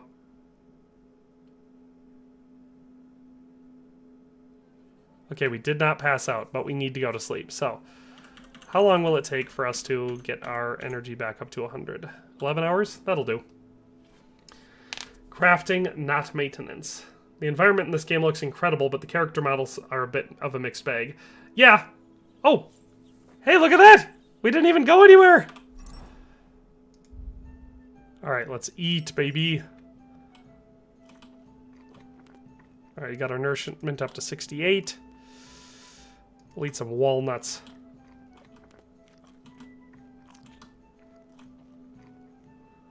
There we go. What if you sleepwalked attack off? Yeah, that would be unfortunate. Alright, swords we can level up. So what do we got? Swordsman's Wisdom. Craftsmanship level will count as 3 levels higher during blacksmithing. And all sword-like weapons will get a 25% less damage. Well, yeah, that'll be good to go. We're doing pretty good so far.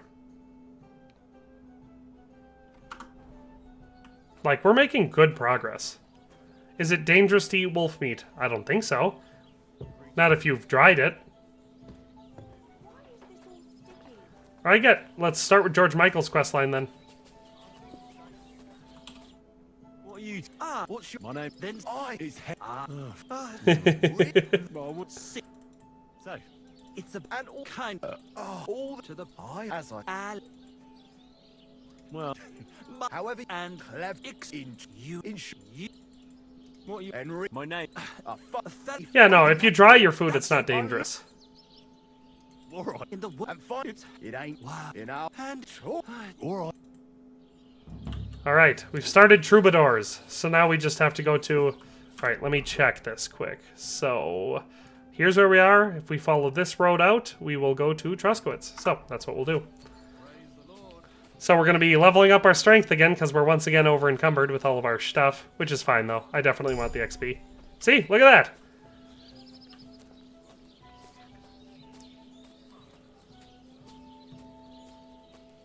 that! Gumby Scout says, I learned from these bards that if you free someone from the stocks in daytime, the guards will just kill them. I'm not going to steal the loot this time, because apparently if you do that, they get all mad at you, so I'm going to buy it. Henry looks like Trotsky with that beard. I like the glasses. I think they look so silly. I wish that one thing about this game that I don't love the way that it's implemented is that you wear necklaces and they're totally invisible. Like, they're supposed to be on top. Oh, yay, we leveled up strength. They're supposed to be the top layer, and they're supposed to show. That's why you get stamina from them. Heracles. For every 5 levels of strength, your charisma increases by 1. Definitely want that bad boy. We need our charisma up. All right. Well built. As your strength increases, your carrying capacity increases. Hells yeah! See, that's why we want strength so bad. So now our carrying capacity for us is up to 193, and our charisma is up to 22. See? Taz says, I'm really angry when I finish their quests and realize they're just lazy pieces of... Yeah, exactly. They're bums. And the brooches. Yeah, no, I wish you could see them on your clothing. Like, the brooch, it should just be pinned to, like, if you've got a Waffenrock or a hood, it should be just pinned on. And the necklaces, I was super bummed out because you get that cool one for winning the tournament at the Samine wedding. I wanted to be able to see Henry wearing that because it's the type of necklace that I wanted. And then you can't, and I was so bummed out. Yes, the way to see the ring is the ring gloves. You can... I was going to kill those cows, but it's probably not the smartest thing in the world to do. I should just focus. Want to be able to talk to people with the helmet visor down. I guess that's fair. Arium says, I should power level, huh? But it's so tedious. Yes, but the strength is so important. If you just deal with being over encumbered until you've maxed out your strength, it helps with all your combat skills, and then you can get other skills like that where it helps you have a higher charisma, and it helps you have more carrying capacity. So it's real tedious to do in the interim, but then when you've got it done, Oh, was it so worth it? Plus, you know, I'm making money by selling all this stuff, so there's that. Yes, if I remember correctly, we go get the loot, then the loot gets broken. Then we need sheep intestines, so we can take them to the huntsman guy over down the road from Takov. He'll make us new strings, we give him those. Then we have to do, like, shovel out a latrine and, I should turn this way. Shovel out a latrine and move some sacks, and then they write a song about us, and then we don't see them again until Kuttenberg. No, they might be at the wedding. Yeah, that's right. I'm power walking. It's like powerlifting. We're doing it for the gains, as they say.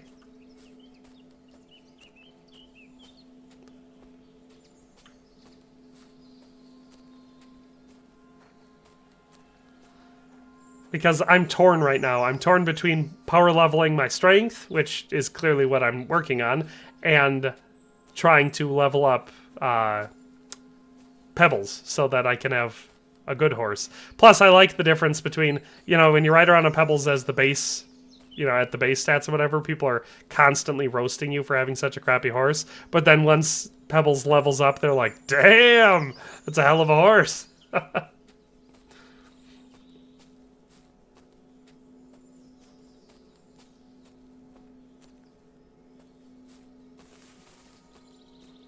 On the bright side, I think I'm naturally getting around...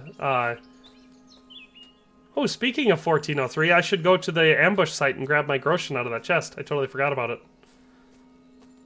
Sasha Heller says, oh, it's a new stream. Thanks. I'm going to watch it now. Love your streams. Please continue. I am. Thank you. I'm glad you like the stream. We're probably going to be going for a bit yet. We've only been going for about 3 hours. Look, I found a hole. It won't let me in the hole. Nickel for every time I had that problem. That was probably not appropriate. Anyway, I'm moving on.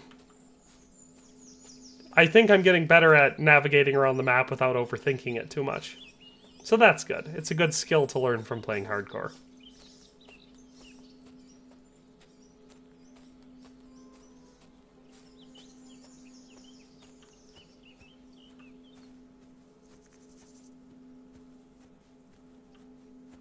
The only problem is once I change and do like a navigation change partway through what my planned route was, sometimes it gets me a little bit lost now that we don't have the map marker. CMDR says, how long should we wait for the money to show in the chest? The money to show in the chest? You mean like for the ambush one? I mean, for all I know, I might have waited too long and maybe it despawned. This is actually the first playthrough where I actually hid any assets in that chest before the whole ambush thing. So it's entirely possible that you're supposed to go right away, and I didn't. And I've probably been too many in-game days already. It might have despawned. Jean Cartier says, I hope you stream more in the foreseeable future. Like I said, I'm thinking I'm probably going to stream Monday, Wednesday, and Friday next week. So, I will be.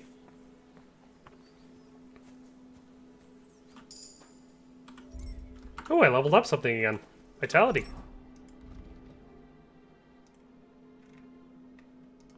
Never surrender if your health drops below 25 points during combat. Hells yeah! Oh, Revenant probably was the one I should have gone with. Oh, no, wait, that's the one that slowly regenerates. See, all of these attribute power leveling things we're doing just by walking around everywhere over encumbered. It's real tedious, but it's worth it. I'm getting to the point where Henry is no longer a weakling, a little ducky. What are you going to do with your 3 nickels? My 3 nickels? Hey, Griff Gaming popped in. He said, what's up, bud? How you liking hardcore? I'm loving it. I'm enjoying it extremely thoroughly.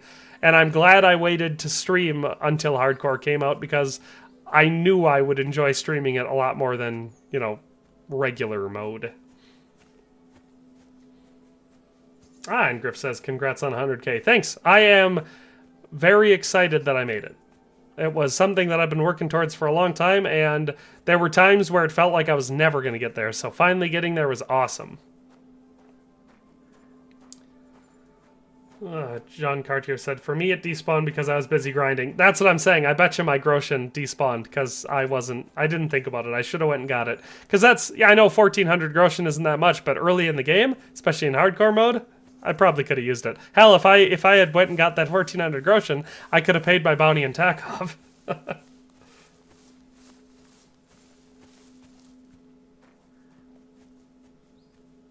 CMDR says his keeps adding only 700 and some Groshen and the dye at once for some reason and never the full amount of gold. Bro's playing Death Stranding 3 right now. Do you get your play button now? Yes, I should get my play button soon. I filled out I had to wait for a while before YouTube will, they send you a notification that you met their requirements or whatever. And then they give you a special code, and you redeem that code, and they then send you the thing. So I should be getting it sometime soon, within a week. So I'm super excited for that. Griff Gaming says, well deserved. I'm working today, so I'll just be lurking. That's the thing. That's what a lot of people in the stream so far, they've been like, I'm at work, so I'm listening, but I can't really interact much or I'll get in trouble. And I'm like, fair enough. I'm glad I'm able to help some people do something other than have to focus on work. I feel like every time I come into this town, it's through this road. Must just be the way that I aim. Fredster says, is it immersive just walking like this? No, like I said, I'm only doing it to power level. That's it. It's definitely not the most enjoyable way to do things. But since I walked all the way here, I might as well go to the tailor and sell all this clothing I'm carrying.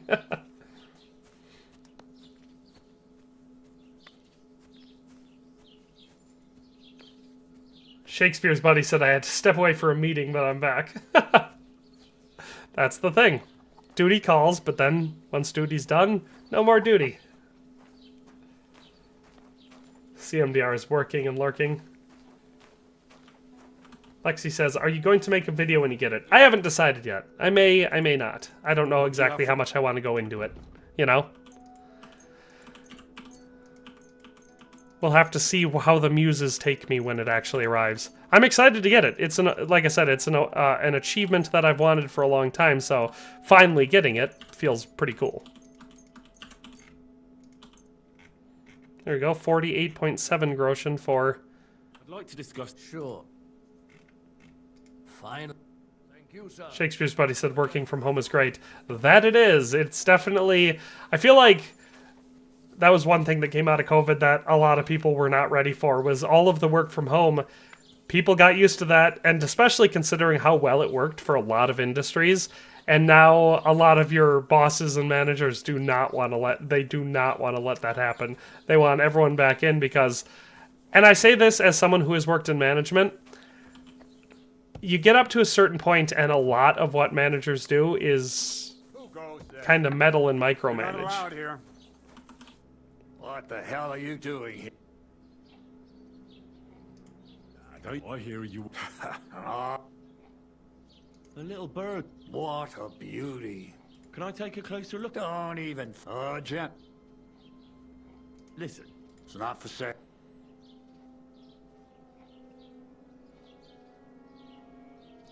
Look. Here got. Holy crap, 200? I guess. All right. Here's the money. And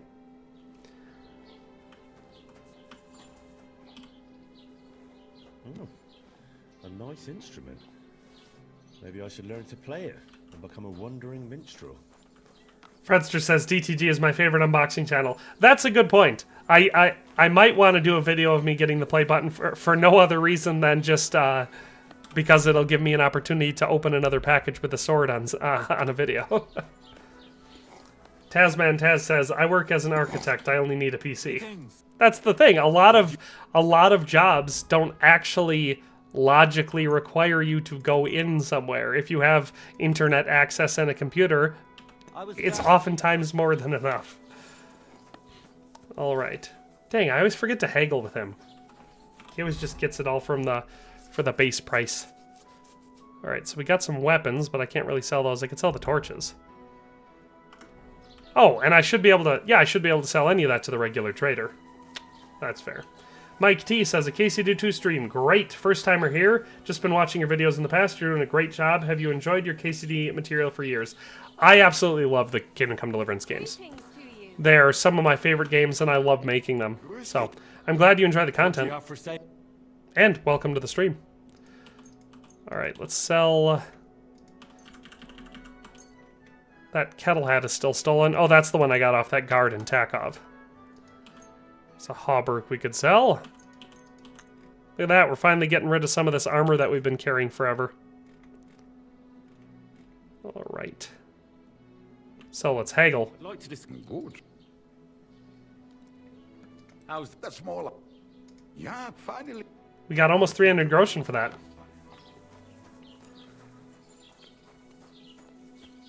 Taz says, little problem is how to motivate himself. I've never had a problem with it. I've always found working for myself to be fairly easy. Now, that being said, I work myself harder than I've ever worked any employees. Because, like I said, I've worked in management. And I never liked to be a demanding manager. You know, like, I always tried to be fair, make sure people got what they needed to get done. But I didn't always find ways to try and make sure they were doing more work, if that makes sense.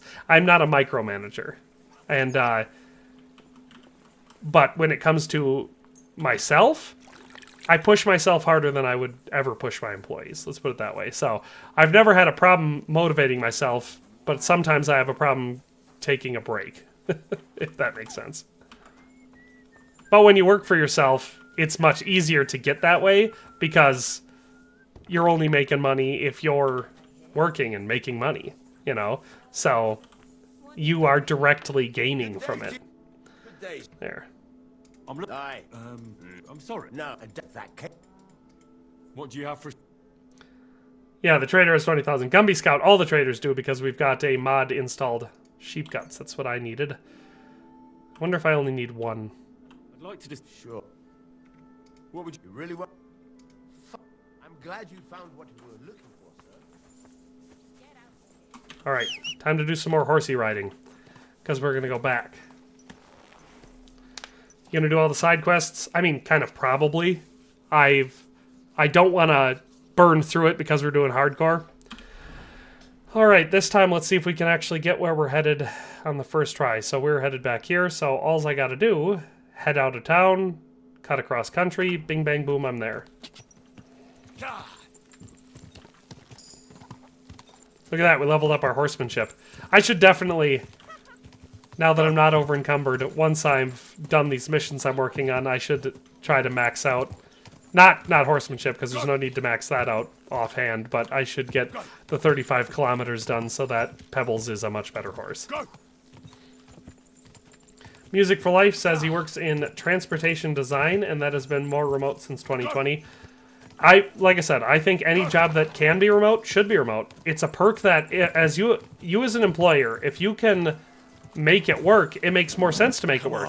You don't have to invest nearly as much energy or money or anything like that into the buildings itself. You don't have to put nearly as much into any expenses associated with that. And it's a perk that you can offer employees. I know a lot of people that if they could work for home, they'd work for a lot less money than they would otherwise. Alright, I think I should turn this way and cut through the woods. CMDR says I take extinguishers apart, test them, and repair them, so I can't work from home. Yeah, exactly. If you've got a job where you actually physically have to have hands on the material that you're working on, that's where you cannot work from home. Mike T says I have absolutely no problem taking a break from work. When I'm working for someone else, yeah, me neither. If I'm working on the company's dime, I will take my break to the moment, you know, like... If it's a 15-minute break, I am taking a break for 15 minutes. And that's something when I was working in management, I could leave campus for like my lunch break. I had an hour-long lunch break. And I could leave for that. And I found out pretty quick that I had to leave. Because if you don't leave, people just bother you your whole break. And if you're one of those people that take short breaks or whatever, eventually they'll start expecting you to always take short breaks. And so suddenly, instead of having an hour-long break, if you're gone for the full hour, they'll be like, where were you? Normally you're back in 45 minutes. And they'll start treating you like you're stealing from the company. You cannot give your employer any leeway. Hold them to the letter of the agreement. Otherwise, they will abuse you. Saying, hey, how can you abuse? Come on. What? What are you? What?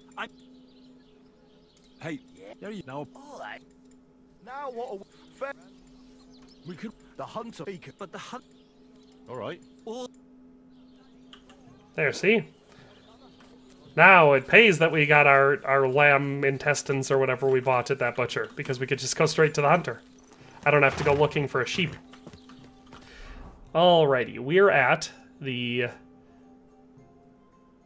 We're right here, so if we follow this road down and out and around, we'll come right up to him. So that is what I'm going to do. Well, before I go, might as well snag a little bit of honey. Apparently I already took honey out of these. Oh, that one has 10 in it. Maybe that first one just didn't have any.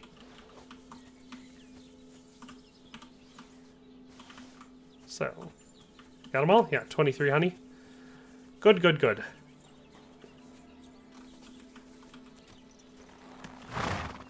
Oh, Kurwa! Don't write among people if you don't know. Sean Cartier says, they're also saying don't be good at your job if you want to get promoted. I don't know if it's that so much as it is like, if you are willing to take on responsibilities without getting a new title or paid for it, they will take advantage of that every single time. It's what I tell people all the time. I told my wife it recently with a job opportunity, because she came home excited, which I get being excited for it, because if you're being recognized for being a good employee and given a chance to do something else, that's an exciting thing, because you're doing good enough at your job. The problem is, companies will take advantage of that. Oh, here's that tipped over cart. I should stop and do this while we're here. I always tell people, it's two things. If your boss comes to you and says, here, I want you to, you know, I feel like you could start doing this or such, or how would you like to expand your responsibilities or something like that, be receptive to it, unless it's actually not possible because you have no way to possibly accommodate that, but be receptive to it, but make it very clear. I cannot and will not take on any other job responsibilities unless they come with an associating pay raise. So they'll say, are you interested in being a backup for this? And I'll be like, oh, sure, what's the pay increase? And if they say there's no pay increase, then you say no.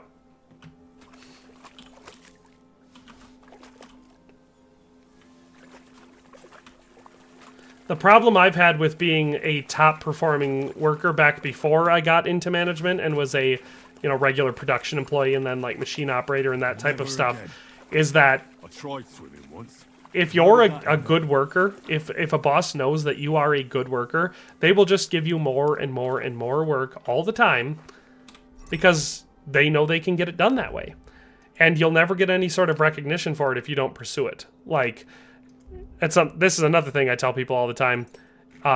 If you want a raise, you got to ask for a raise. A boss will never look at what you've been doing and be like, you know what, this person deserves more money. If you're not asking for a raise, they will thank their lucky stars and they will move on because they make money off the fact that they are not paying you any more money. But yeah, my biggest problem is that if you're a top performing employee, there was a person there. You will just constantly have more and more work. The indulgences of which I... Who the hell are you? My name is of no importance. What are you... Why? I'm wasting... And you show...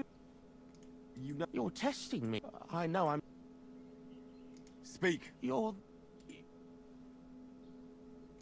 What do you... Me? I can only... Out with it. For a... What favour? I'd like the dice to roll and win. Why? Don't... Luke Platt. This guy was trying to summon the devil so he could be better at dice. I'm not going to be granting you any wishes. But... Blah, blah, blah, blah, blah, blah. I should have told him he belonged in hell. John Carter says, well, if you're good at your job, Well, if you are too good at your job, it is way harder to replace you. Yeah, I'm not saying it doesn't make it so you're less likely to get fired. I'm just saying working hard and putting in extra hours and everything is not the path to a promotion. Or, like, more money.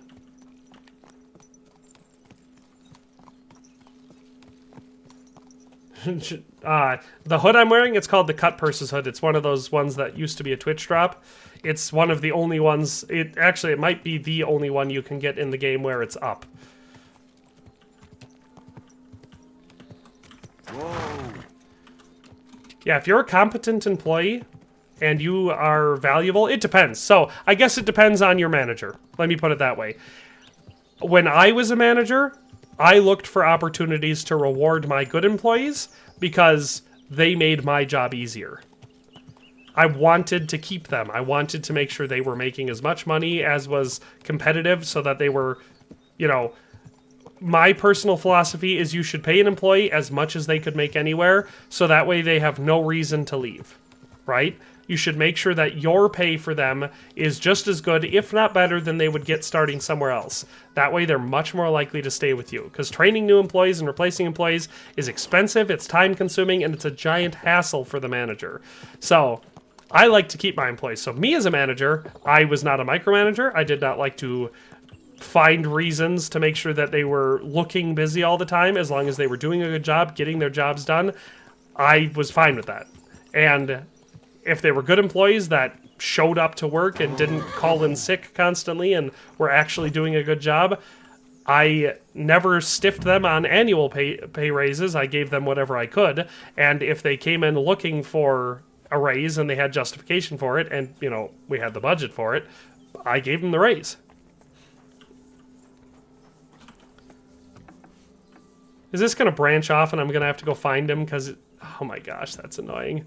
I did not expect I was going to have to do his drunken quest to be able to do this one. Oh, that's aggravating.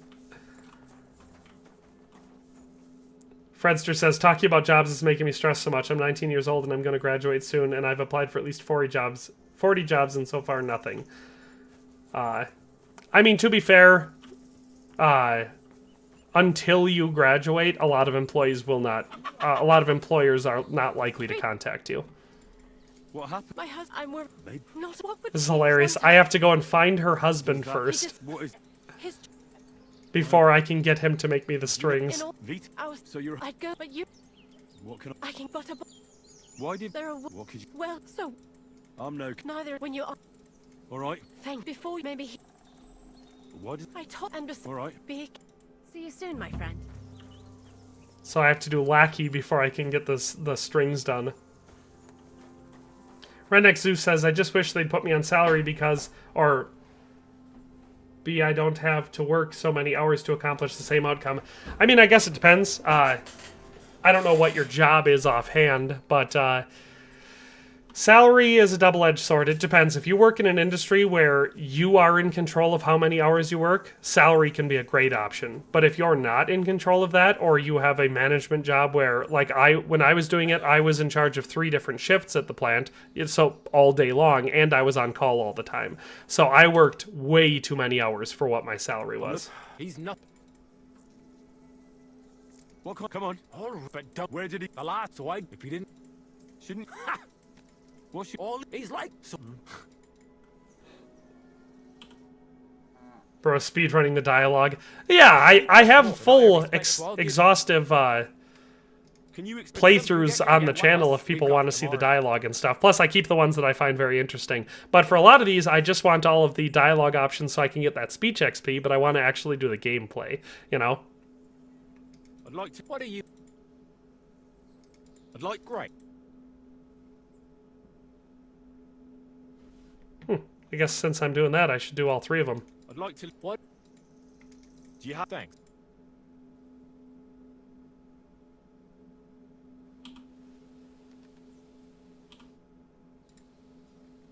I'd like what is I'd like great. There we got the basics. Redneck Zeus says, I'm a janitor. Yeah, I guess that would make sense because your hours are pretty much set by the operational hours of the business, so. Johan says, in Denmark, where I live, the only way to get a significant pay raise is to jump from job to job. That is the most reliable way to get pay raises in the United States as well. Because it's much easier to get an employer who is looking for a new employee to pay you more than to get your employer to pay you more. It's stupid. And like I said, as someone who has been a manager, I would much rather keep my already fully trained and competent employee than have to try hiring and training a new one. But it's so hard to get upper management to spring for the raise. I've done it multiple times where I've had an employee that I wanted to keep and they were looking at other jobs because they wanted more money. And all I had to do was give them $1 or $2 an hour extra. And yeah, that's a big raise for a lot of people. But what I'm saying is, especially when you're working with like non-direct labor employees, it's worth it. Because to fill that position might take me 6 to 8 months. And if they just quit, then what? Now I don't have anyone working in that role. I need to have my other employees pick up that slack. Now they might quit, or they might want a raise. So we're going to spend it anyway. Why not just give the employee the raise?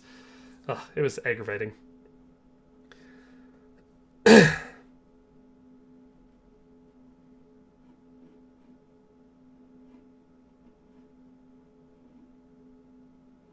No, like I said, the most reliable way to get a raise is to just jump to another company. It's easier to get it that way. All right, let's see how much they gave us for find strings. Well, that's what we were doing, but we have to go over here to find Gamekeeper Vostatek. So we'll go back down the hill. We will cross the river and follow these paths up, because I feel like I remember him being in a tree somewhere over here.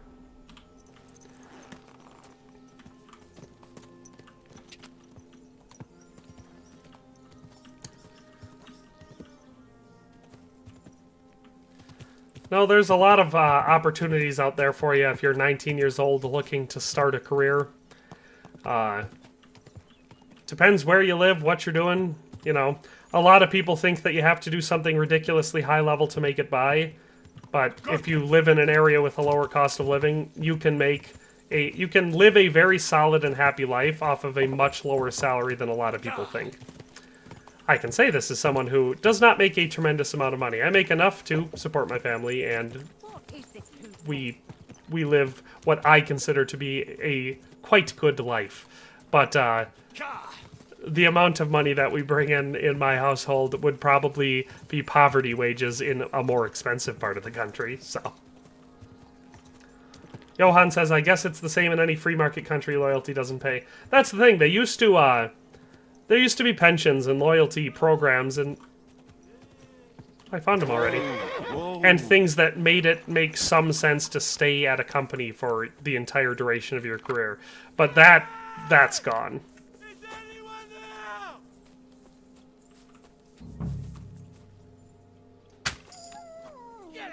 Sweet, I killed that wolf.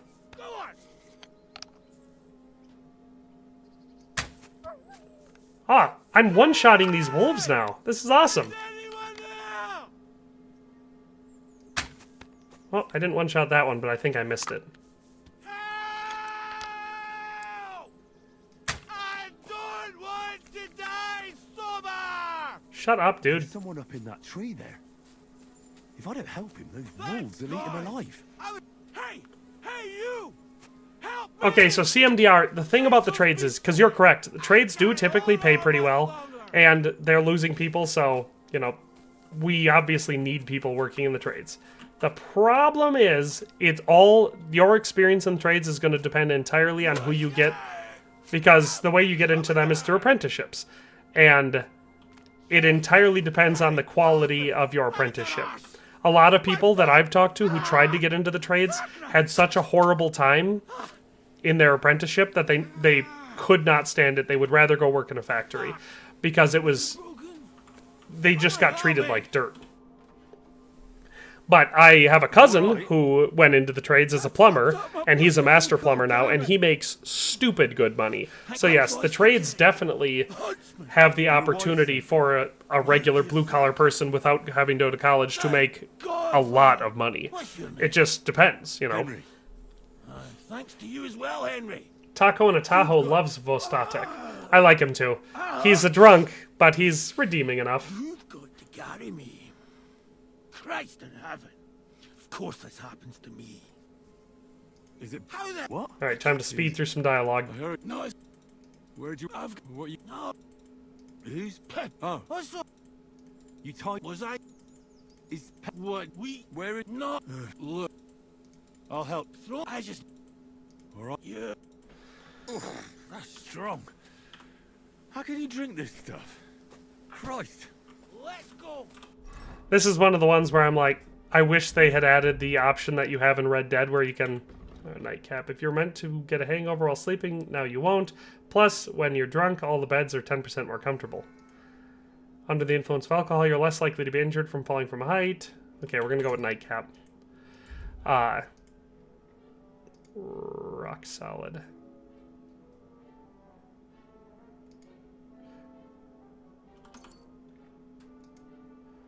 Marksmanship.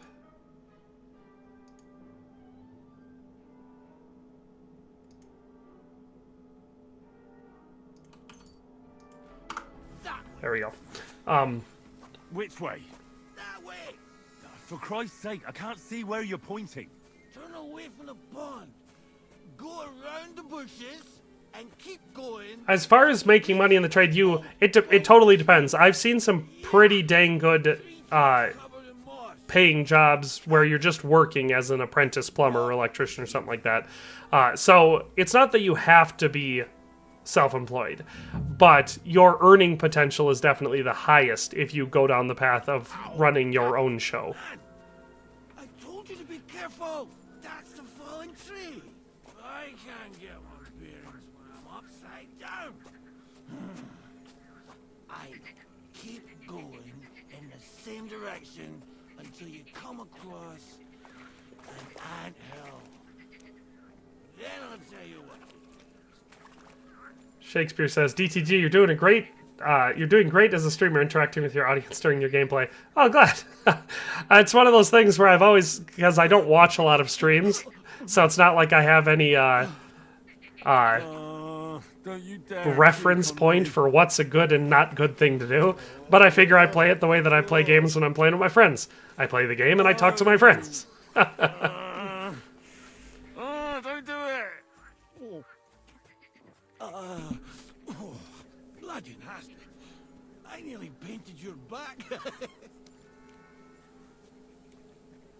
There's our anthill. I love the first time I did this mission, I was like, an anthill? What a horrible mark.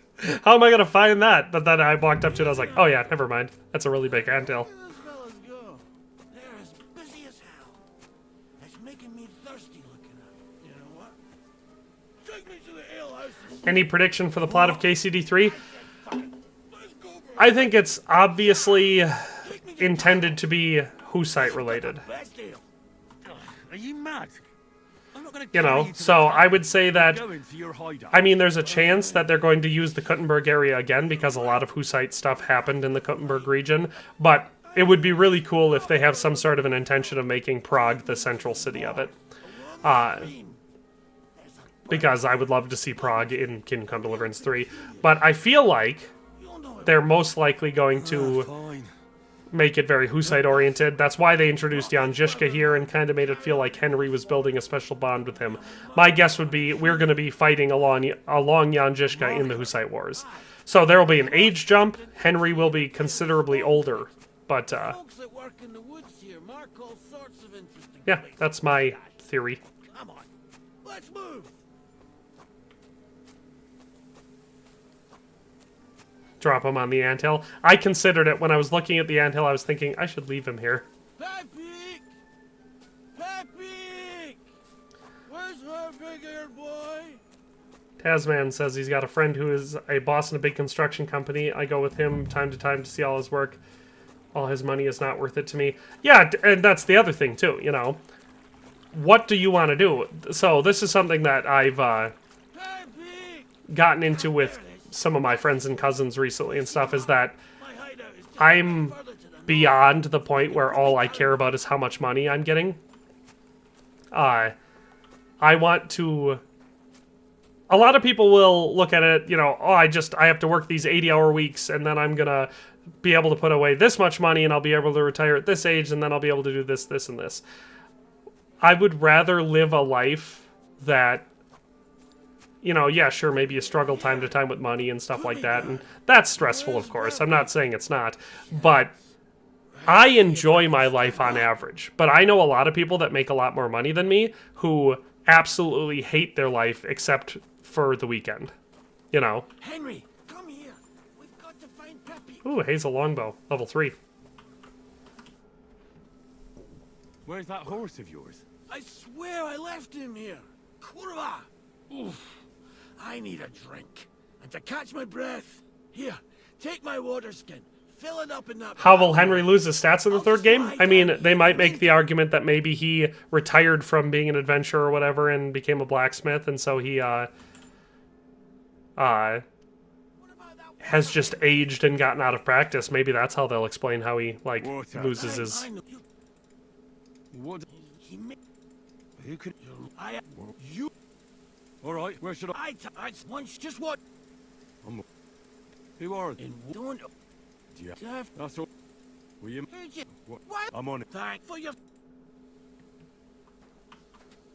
I was hoping I'd be able to talk to him and get him to make me the strings right here. Alrighty. I have to remember how to do this. Investigation. I feel like we just follow this road.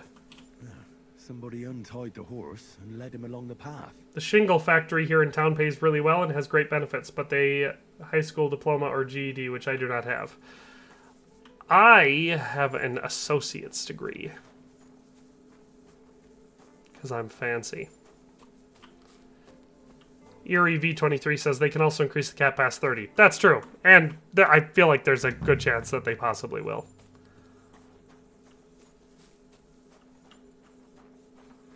Because they did with the first game. A hunting horn. I reckon the huntsman had it hanging on his saddle, and it fell off here. Oh, I'm on the right track. Henry does not ambiently get as dirty in KCD2 as he does in the first game. In the first game, you just got dirty really quickly. In the second game, oh, that's my interactive map. I forgot I had that. I definitely have to avoid using that. That'll be too cheaty for hardcore mode. I should probably disable that.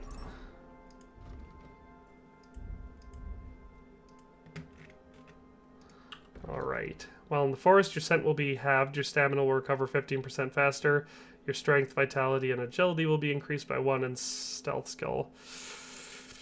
Lucky find while collecting herbs. If you cook, dry, smoke, or unspoiled ingredient or food after processing it, will have 100% condition. It does not apply with herbs, as they always have 100%. I mean, that one's definitely useful. Leshy's pretty useful, too. I'm going to go with Leshy. Cheater. It's not a cheater. I used it for making my videos. The only other thing about that one is, that was useful for videos, is using that one, I could, if I had the dev mode enabled, I could teleport, which was super useful for, like, the video I did where I explored all the castles. People ask, how did you get inside Nabokov? That's how I did it. But to do that, you have to be able to place down a map marker, and so you wouldn't even be able to use that in hardcore. Because, you know, no map markers. JH says, I have a bachelor's degree that the military paid for. Waste of time. If I could do it all over again, I would be in a trade school and apprentice as fast as humanly possible. If I was... I don't know, it's hard to say because I've changed my career path so many times throughout, you know, my life.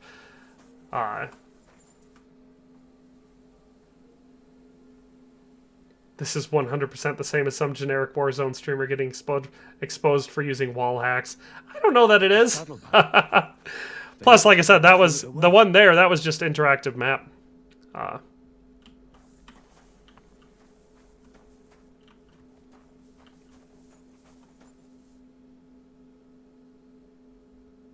Father Godwin is a prequel. They could do that, or of course Martin. A lot of people have wanted to play a game as Martin to find out what his adventure was. No, I don't know. I've thought about it too. I would never want to be a plumber just because I absolutely hate plumbing. But if I was starting over again as an 18-year-old or whatever, there's a real good chance that I would consider becoming an electrician or a general contractor or home inspector, something like that. And those are all trades. I wonder if this camp will... No, I was going to say, I wonder if this camp will be all taken out like it was earlier. Remember how much effort it... I should save. I was just about to go in guns a-blazing, but that's probably not the best move.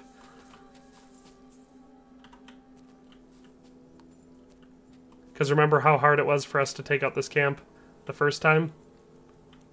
That guy with the armor is the main threat. Are you yanking my pizzle? Everyone get up! You swine!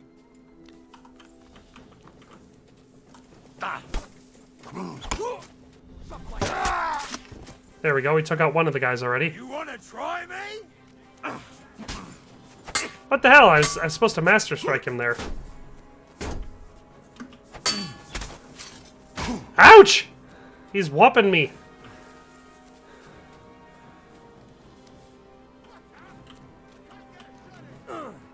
I'll beat you to a bloody pulp, fucker!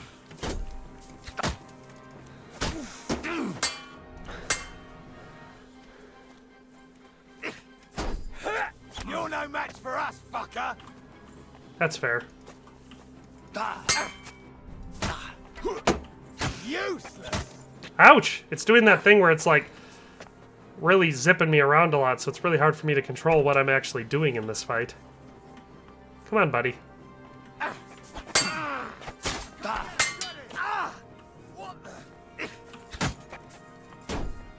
I'll sort Ouch! you out nicely. Alright. We fell off that rock there.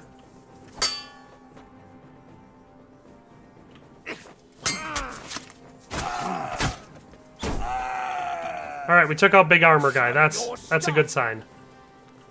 Watch out! I can't aim!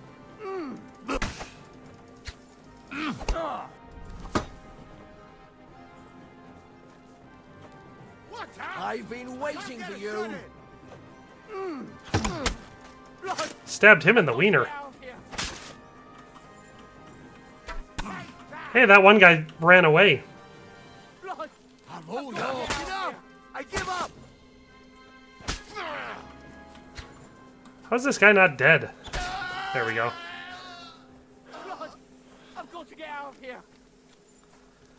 Eerie V23 says he died 6 or 7 times, was finally able to stealth kill the camp. Well, I accidentally stumbled on this one early in my first day's stream, and I was lucky I saved shortly before stumbling into it, because it took me a long time to do it. That time was not nearly as bad. Music for Life says AI is going to take over so many of the jobs that we should become more of a manual labor like farmers. Well, that's what I'm currently working towards, is I want to be farming. I tell people that and they're like, are you insane? Because I've been working like management and computer jobs for years and years now, but I've always loved agriculture, and so that's what I'm working towards right now, is getting into farming.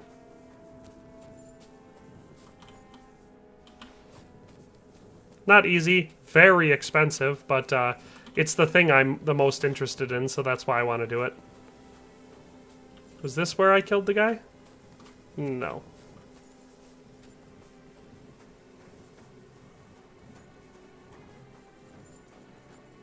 Mike T says, I started working as a butcher when I was almost 18 years old. Did that for about 10 years and got myself a law degree at the University of Lund. Butchers make really good money where I'm from. That's a great way to get a lot of money.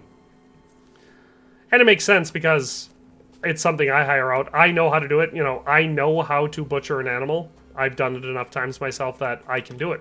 I can butcher deers, cows. I've never butchered a pig, but I'm sure I could figure it out. It's mostly just been deer, cows, and then small game. But I don't like doing it. It's something I almost always hire someone else to do. So it makes sense why it's a good paying career path. Right, do I need to eat? No, I do not need to eat. We're gonna have all this loot. We're gonna be super over encumbered again.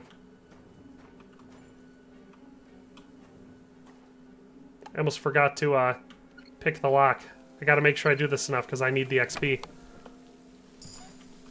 Hey, there we go. We leveled up our thievery.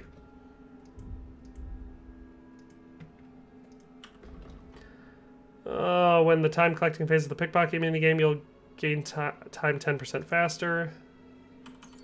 That one. I don't like getting caught when I'm trying to lockpick.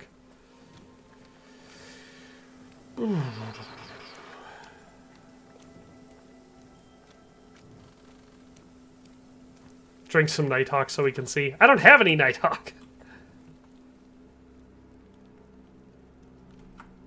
Oh wait.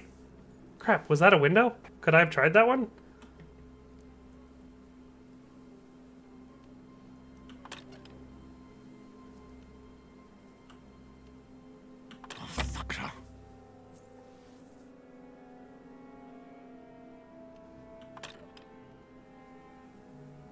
That window is too narrow, it's not letting me get it.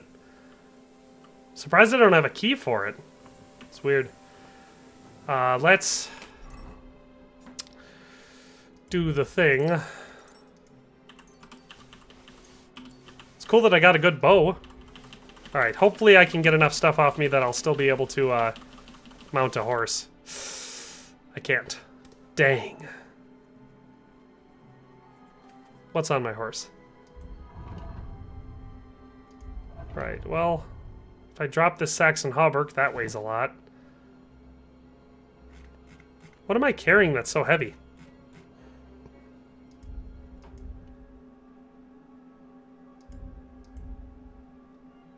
I have 2 spades on me, I don't need both of them. Drop one of those. Here, let's go into here. What am I carrying?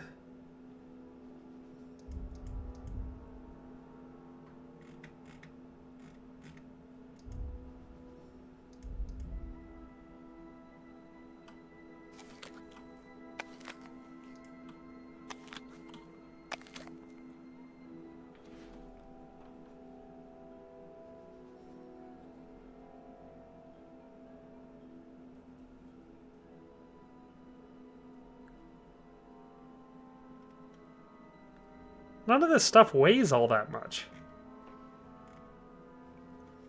Dried beef. I have 21 of those. That's 0.4. A lot of it's probably coming from that. I guess I do have quite a few potions on me.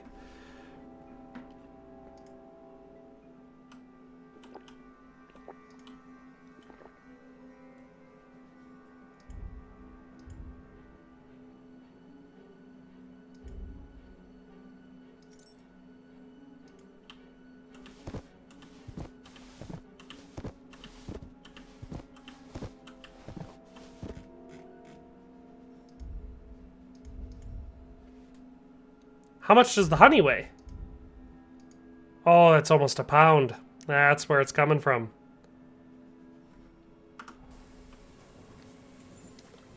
Because I have to mount the horse. I can't just lead the horse. I don't want to drop the honey, though.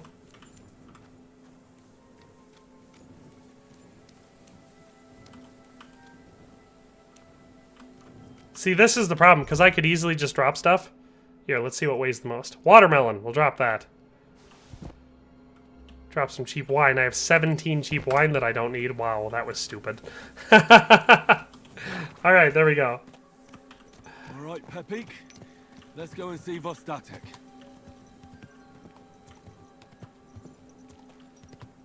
I think I'm going the right way.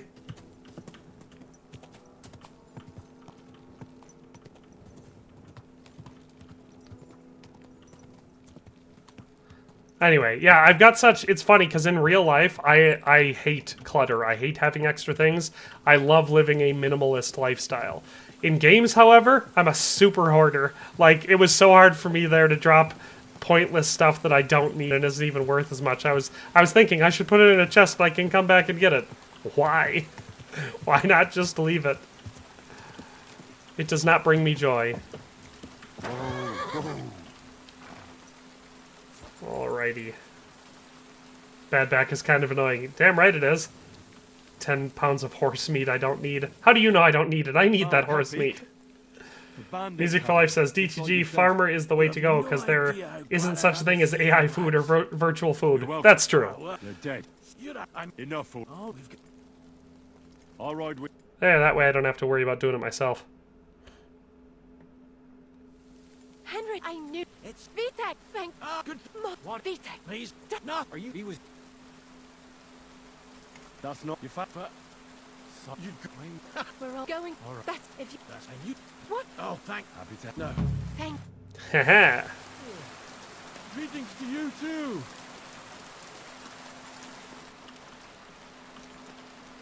Alright, let's sleep and save. Do you think we'll be here when we wake up in the morning? I don't think so.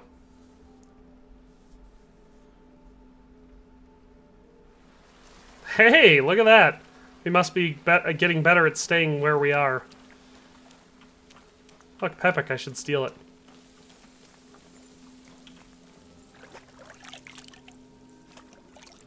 Is there a drying rack here? There should be a drying rack here.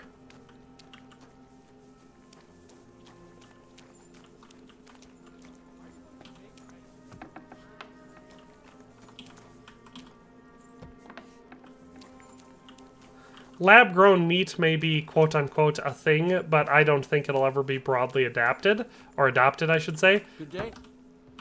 And it's also super expensive. And not healthy. By, you know, most accounts. There's a drying rack here, right? When are you doing the toothpick giveaway? The audience is begging for it.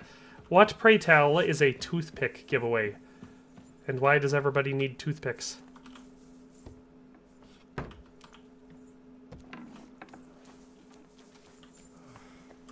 Alright, let's get him to make our strings. I'm trying to. I do. You mean an? Nah, no. How's it happen? Christ on us. Well. Haha! He was surprised that I had guts on me.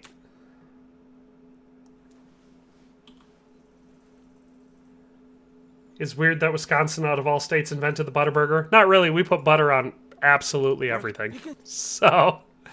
What is? And we are the dairy state. Will you Hey, we can learn some more stuff.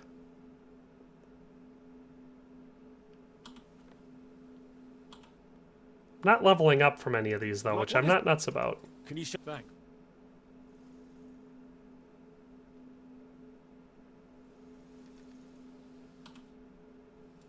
I know what a toothpick is. Why would anyone want toothpicks? I'd like. What are you?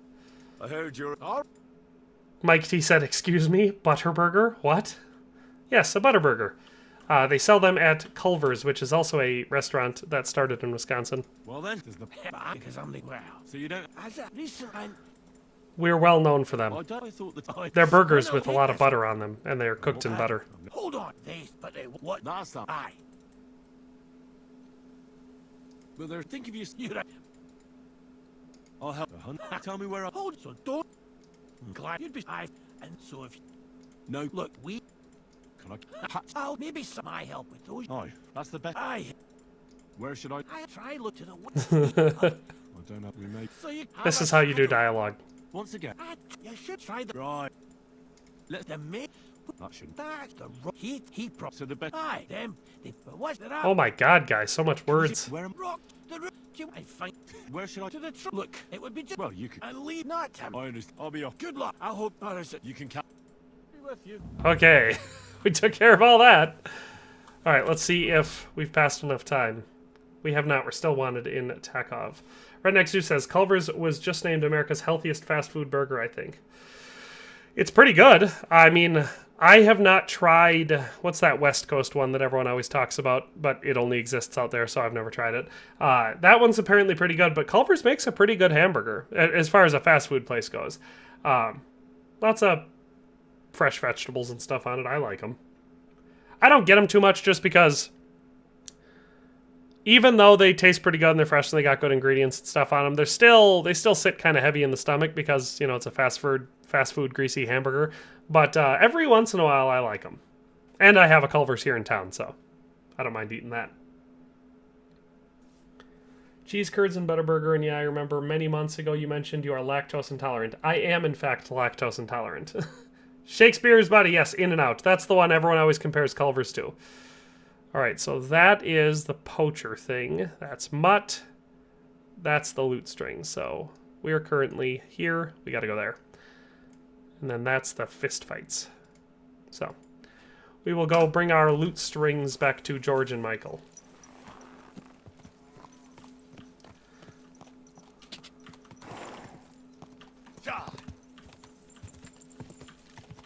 And while we're there, we'll clean up our inventory, take some of this honey and other needlessly weighty things out of our inventory.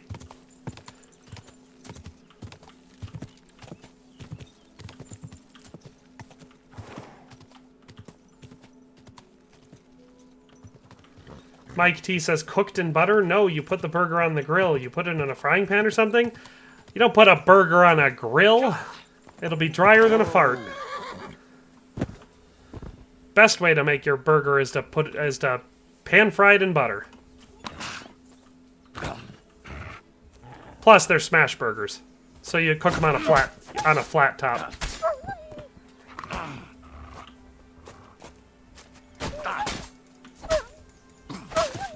So 3 strikes is what it takes me to kill a wolf with this sword. All right, buddy, come on, bring it on.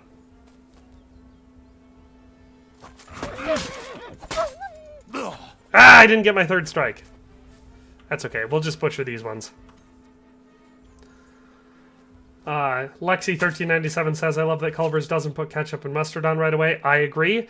Any restaurant that automatically serves you a burger with ketchup and mustard on it, you know that they're trying to hide the fact that they have a very low quality and bad tasting burger. So if you have to order a burger and you have to say no ketchup or no mustard or something like that, you know it's a problem. I'm not saying that nobody likes their burgers with those things on them. I'm saying if it comes by default, you know you're dealing with particularly bad food. Music for Life says In-N-Out is overrated. I've never tried it. I've heard a lot of people say that as far as fast food burgers go, it's their favorite one. And I've also heard people compare it to Culver's. You know, people that have had both, they'll say it's a lot like Culver's. And so, if it is, then not bad, because Culver's makes pretty good butter burgers. Redneck Zoo says, we have Freddy's down here, which is a lot like Culver's, but better. I have trouble believing it's better than Culver's. Don't get me wrong, I'm not saying Culver's makes the best burgers in the world. I'll take most small restaurant burgers over any fast food chain. But the only thing I compare too much to, from my experience, to Culver's would be A&W. And I'd say Culver's has slightly better burgers than A&W, I think. It's hard to say because I've never once eaten them side by side, and they're very similar. But in my mind, that makes sense. That other guy says, I do garlic butter mix into the burger for grilling or smoking. I've never had a smoked burger. Wonder if that'd be any good. I mean, I'm sure it'd be some good, but...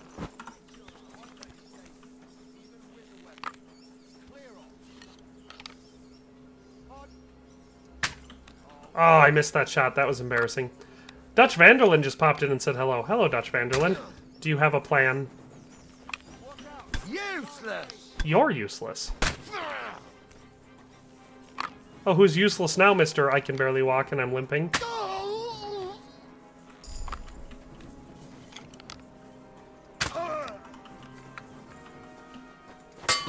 Show your stuff!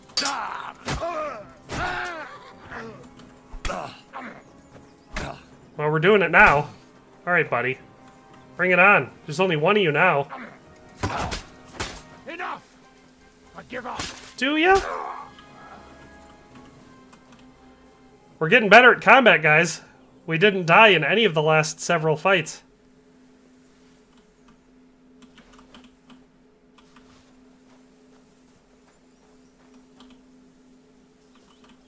I should definitely go back to their little camp and make sure I check their chest there. Taco in a Tahoe says, you can always steal the noble sword from Samin. That's true. Arium says, but my farts are the furthest from dry. That would be wet.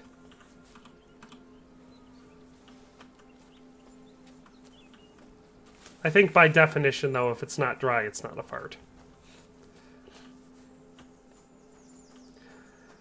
A&W is trash. You think A&W is trash? A&W is a Midwest classic. That camp wasted me when Pebbles threw me off her back. I've never died at that camp. In fact, in my very first playthrough, I stumbled across that camp relatively early. It was right after, earlier up in the woods, I had stealth killed someone with like a halfway decent suit of plate armor and put it on, and then I charged into that camp, guns a-blazing, and fought 4 people there and managed to defeat them all. Tasman says he doesn't like burger at all. Kebab, I like it more. Don't get me wrong. I like lots of things. Some of the best food I've ever had has been savory Middle Eastern / Mediterranean meat served off of a truck. So good. Dutch Vandeland always has a plan. I just need one more big score and some whiskey. Dan, the D-Law84 Law, says, my favorite KCD content creator. How's it going? It's going pretty good. Not too bad. We're having a pretty effective stream. We're getting everything done. I should probably take a bath before I talk to them. Freddy's is older than Culver's. The burgers are pretty much identical, but the rest of their menu is far superior. I mean, have you had Culver's Lent menu? They have, like, really good walleye. And it's actual walleye. It's good. I love it. Like, walleye's my favorite type of fish to eat, as far as, you know, fillets go. And theirs is actually pretty good. To their glorious sound. We'll fix the loot and head off for Kuttenberg, fame and fortune. All praise to you, friend. Right. I hope that's all you need. Tahiti. If only, Henry, old pal. It's just there's still one little fuck up. Of course there is. We have a problem. The innkeeper doesn't want us to leave. Says Kuttenberg isn't the place for us. Can you imagine? He who never set foot outside his village wants to block 2 free souls in their path to fame. And fortune. And recognition. And under the skirts of town maidens. Beast. In short, dear friend, you must have a word with him. You're worldly wise. He's sure to listen more to you than to us. Hang on. How can the innkeeper keep you from going anywhere? Well, you know, he's incapable of grasping that the artistic soul needs to fly as free as a bird. Aye, he's an ignoramus. It's so funny when someone is trying to pronounce the word ignoramus, but they cannot because it's as if they're demonstrating what exactly an ignoramus is. We'd love to. It's funny. We could always scrape together a few groschen. But it's not coin he's after. He wants us to work off our debt. These two no-good layabouts. He lets you two drink on credit? How so? Because he's a damn crook. He knows we can't pay back our debt outright. But he counts every wretched sip we take and adds it to the burden we have to shoulder. Well, why don't you just up and run for it? And sully our honor? Never. Dutch Vanderlyn says, I loved that Buster Scruggs outfit you made, but it also got me killed a few times. Yeah, that's the problem with using some of those flashy ones I did in Red Dead Online. A lot of people pick you out of the crowd if you're wearing one of them. Why do I have to be the one to solve it? But yeah, I agree, it was a pretty good outfit. Later, after I made that video, in one of the Halloween passes, they actually added his actual shirt. So if you were lucky enough to play Red Dead Online for that short little window there, you could get the exact shirt that he wears. And I did, so I actually have that on my Red Dead Online account. Tell you what. Brandon Kerr says Mexican burritos from a low-key, all stainless steel Mexican-owned spot. I'll have a word. I've also had some legitimate Mexican food. Like you said, low-key stuff. Super good. Can't stand how the glasses make Henry look like such a dork. I agree that they make him look like a real dork. Problem is, though, they give you a huge charisma boost. Alright, where's the innkeeper?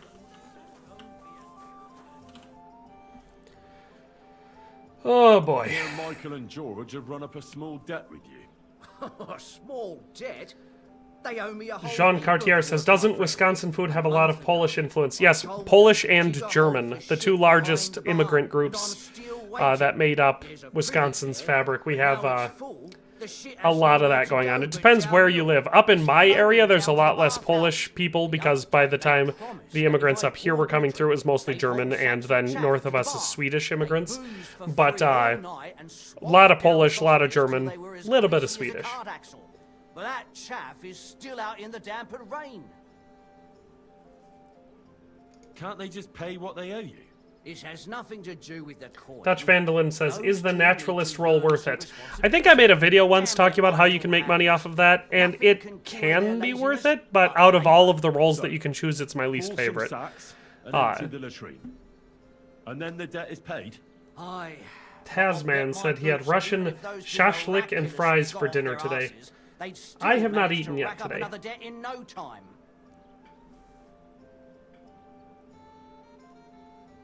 What is it? Paul?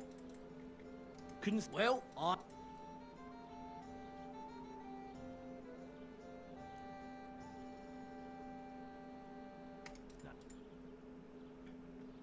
What's... we... That sounds... It's enough. Oh, I already talked to him about the fights, yeah. Alright, let's go do it. We have to move sacks. I could have paid it off, but I don't really feel the need to do that. Dan wants to know if I've been transported all the way across the map yet while sleeping. I was cheesing the strength skill by being overloaded, fell asleep in Takov, and woke up in the mountains. Hardcore is hard. I have been several times, just not for a little bit here. I believe I'm supposed to dump these right here. I don't think I've done it yet in this stream. Or maybe it happened once, but holy crap, there are 8 of them? Oh my gosh, that's annoying. Jean Cartier is pointing out how with the beard and the glasses we look like Lenin. That's true. Redneck Zeus, all I've eaten today was bacon. How very American of you. I haven't had anything yet today. Normally I take a break from whatever I'm doing somewhere around noon to 12:30 to eat lunch, but I've been streaming all day so far today. So, have not yet done that, but I'll probably just have a late lunch. I think my kids get off of school early today for early release, so I'll probably just...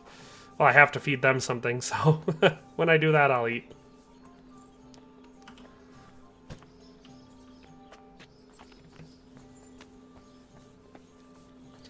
I like how they're just sitting at the table over there, and all they had to do was carry some sacks, but that's too much work for them. Oh, I definitely agree. You gotta keep bacon. Quite a few meals that I eat on a regular basis have bacon, at least as a central ingredient, if not a primary piece. It's a delicious cut of meat.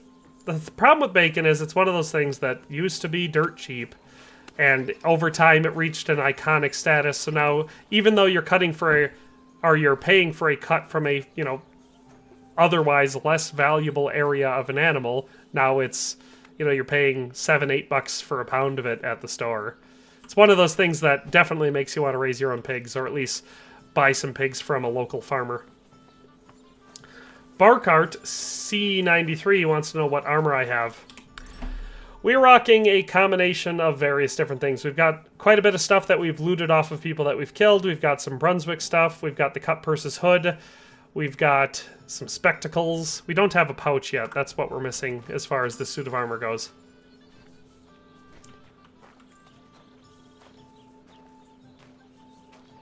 Delicious cuts are being branded into good taste foods or dishes.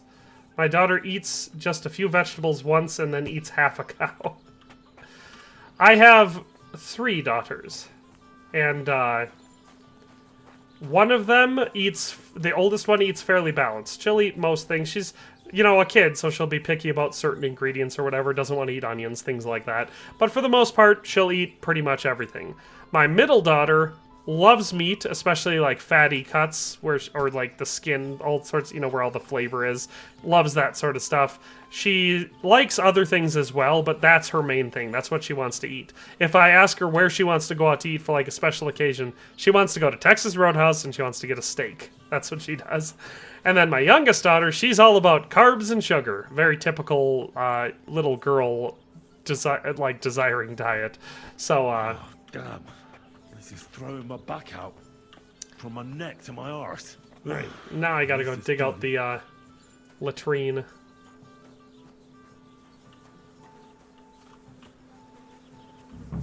Oh, it's this one down here. Beef organs are undervalued. Take advantage of their mistake. Beef heart or liver. I love liver. Oh, good grief. What on earth are they eating to shit this out? I should have ditched those songsters ages ago. Yeah. Good afternoon. What? All right. I'll gladly... Jean Cartier says the fatty part of the steak, delicious. Yes, you and my second daughter would agree on that. Which way you're going next time? Borkart says, I'm using the Ghoul's armor in hardcore. I think using the Brunswick or Warhorse armor is cheating. I don't think it's cheating, especially not the or the Brunswick stuff, because you have to go get it. I could maybe see the argument for the Warhorse stuff, because it's just in your inventory. But with the Brunswick stuff, you have to do the treasure hunt to get it, and it's not that easy to do it. So I don't think it's too cheaty. But I think the Ghoul's armor is what I typically aim for in the first map anyway.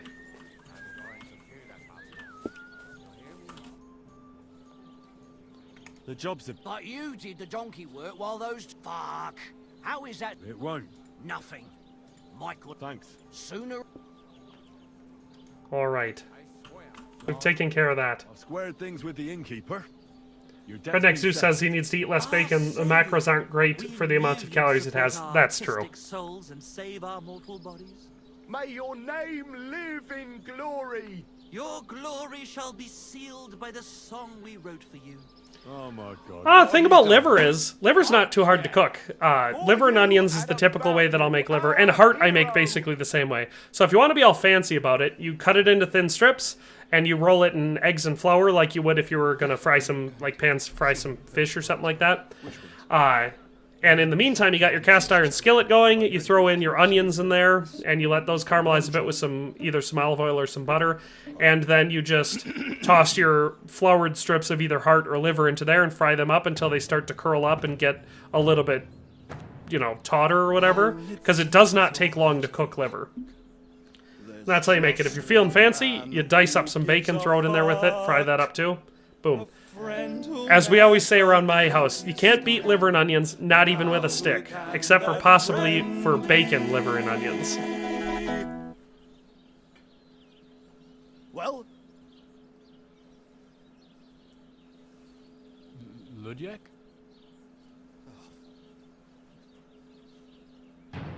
Henry. Our hero Henry, The fellow who helps his fellow man. Henry. Reliable Henry. He gets the job done the best he can. As far as, I've never done any pre-silking with liver and baking soda or milk. I've heard of people doing that. I've never felt the need, but I've always ate it without doing that, so the flavor is not too much for me. That being said, if you want a tender and very mild liver, you don't want all that really strong taste, you just get calf liver. Oh, Henry, we thank you, Henry, the fellow who helps his fellow man. His fellow man. Henry, let's drink to Henry. He gets the Oh yeah, the Ghoul's armor is super easy to get.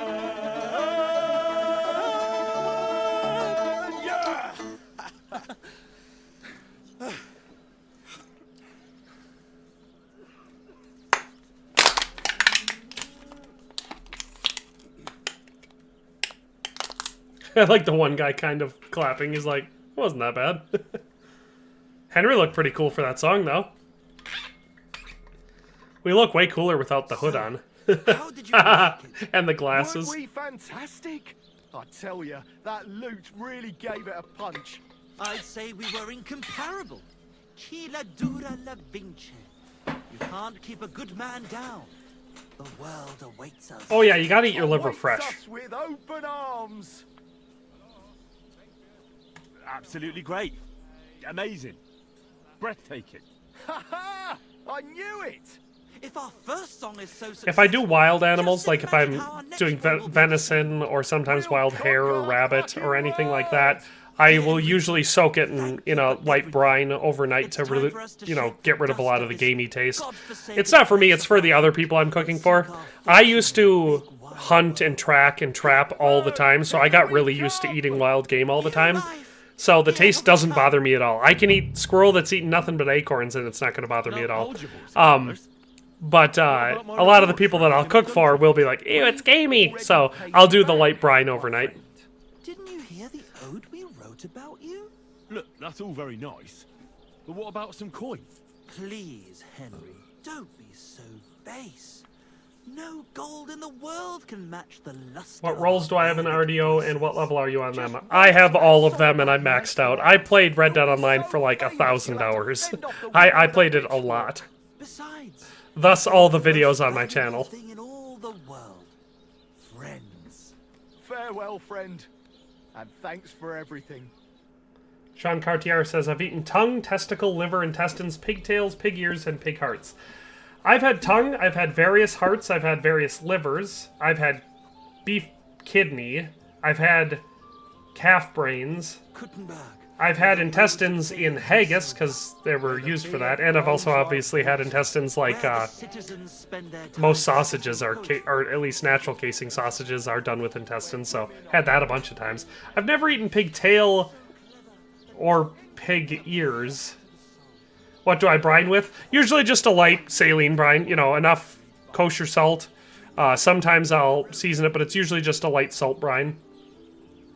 Redneck Zeus says I like the gamey taste. Have you ever tried pork crackle? I've had pork cracklins. Lots of them. Alright, where are we at? Horse. Let's make sure we sort our stuff out before we go adventuring out again.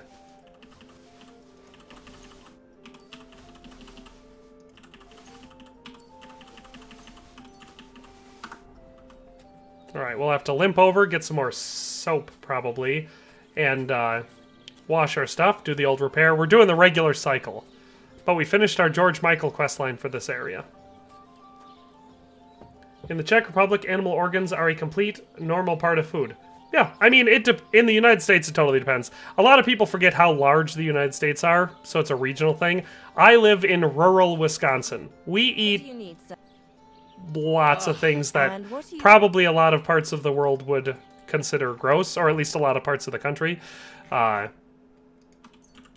you know, you go somewhere like a big city like Chicago or New York or LA or something like that, they'd probably think it's gross to eat calf liver.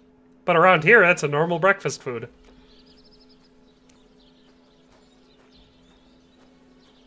Another weird Wisconsin burger found recently is a cashew burger. Now, I've never had that, but cashews are a very versatile nut.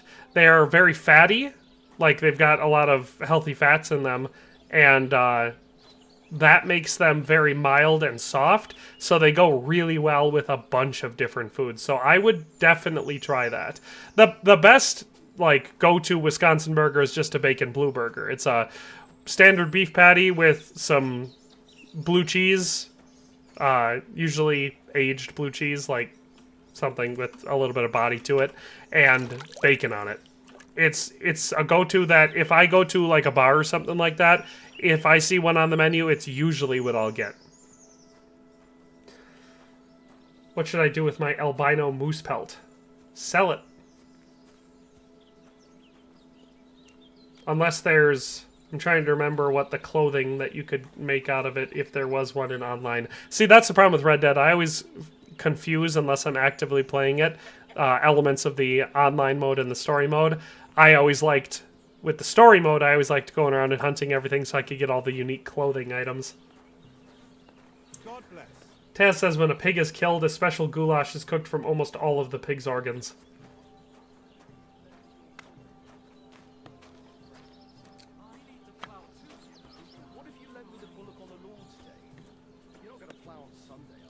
People eat gold on their pizza and ice cream. I don't focus or care what others like because I find... Yeah, every time I see one of those videos where it's like, the world's most expensive pizza, and then it's got, like, gold leaf and caviar on it, I'm like, yeah, but it's not expensive because it's good, it's expensive because you put expensive things on it. That's, not the way that I like to eat my food.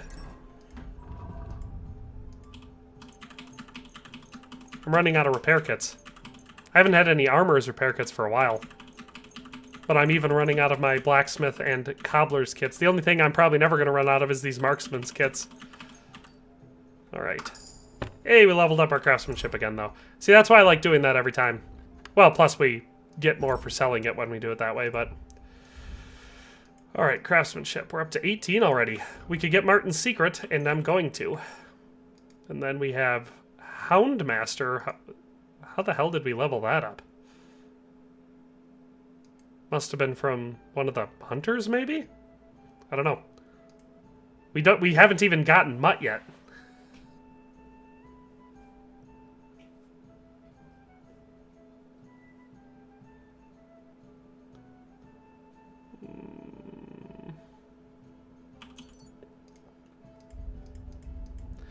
Alright, Dutch Vandalin says, in most of your gun customizations, why do you almost always use the short barrel?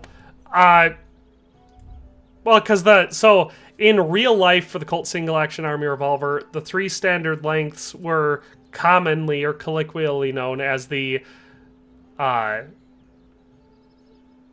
civilian variant, which is also known as the gunslinger's variant by some people or whatever, the quick draw variant. It's the shortest barrel where the I forget what it's called. The rod that you use to clear rounds from the cylinders if they don't pop out freely. The barrel didn't go past the end of that. It was flush with it. That's not available in the game. So the short barrel variant would have been the standard variant. That's also known as the artillery variant. It would have been what most Colt Single Action Army Revolvers would have been in real life. The long barrel variant, or the cavalry variant, was very rare to use historically, other than, you know, cavalry soldiers. Most people did not use that one. So I typically use the short barrel variant because it's the more common option from a historical point of view, and of course I like the way it looks, obviously. I would have preferred if they had included a actual short barrel variant in the game. That would have been awesome. Because then we could have actually tried to emulate some of the gunslingers, because most of them use the short barrel variant in real life. Alright, let's drop in, since we don't need... I'll keep the horse and the wolf meat on me. I'll put that and the honey away. The nutmeg and the pepper and the saffron. We definitely don't need to be carrying that around. The wine. I should definitely dry that wolf meat before it spoils. I should also dry that belladonna. But let's put this other stuff in here. Put these kits back. Okay, we're starting to stack up on soap. We probably don't need 10 of those on us. We'll put the dye away for now, and we'll put all this misc stuff away as well. We're still very, very heavy, but, you know, we're gonna be heavy until we sell this stuff. Alright, good. I think that's everything I wanted to put in there. Let's save now.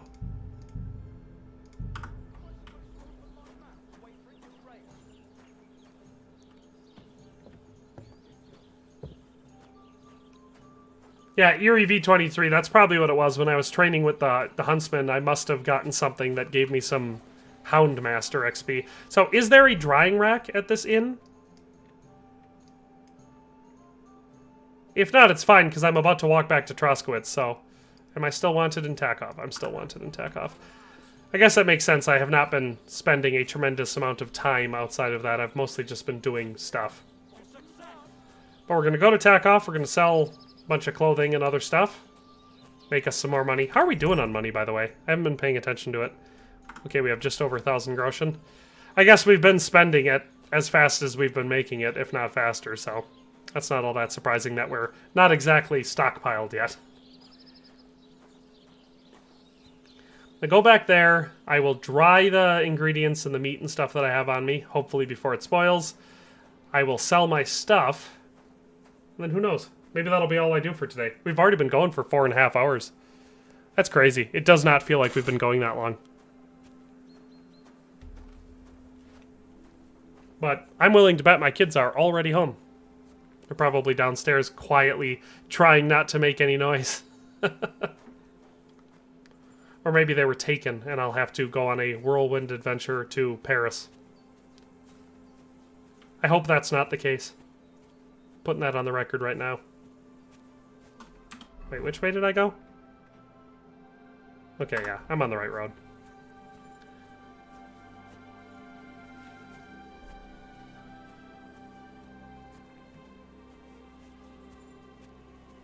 Follow-up question for anyone watching.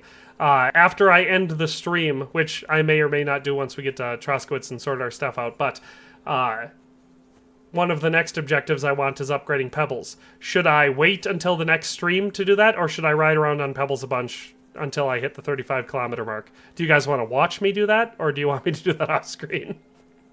Because I can wait. It won't bother me at all. What is my most favorite outfit tutorial you made? I'm not sure. I made a lot. I like quite a few of the ones, the recreations I did, but sometimes those were really hard to do. And so, it was,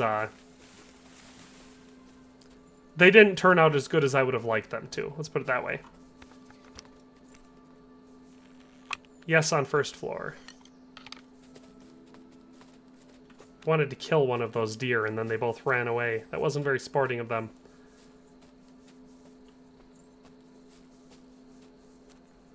Tasman says, I've only shot a gun once in my life during basic military training. I fired 9 live rounds and didn't hit anyone once. Well, I assume since it was during training, you probably weren't trying to hit anyone.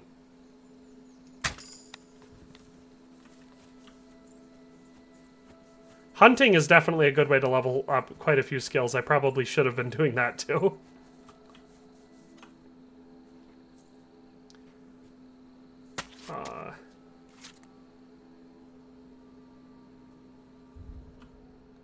Oh yeah, I know I'd get to 35 kilometers naturally, but I definitely want it quick. Remember, we're still at the grinding stage of a hardcore playthrough.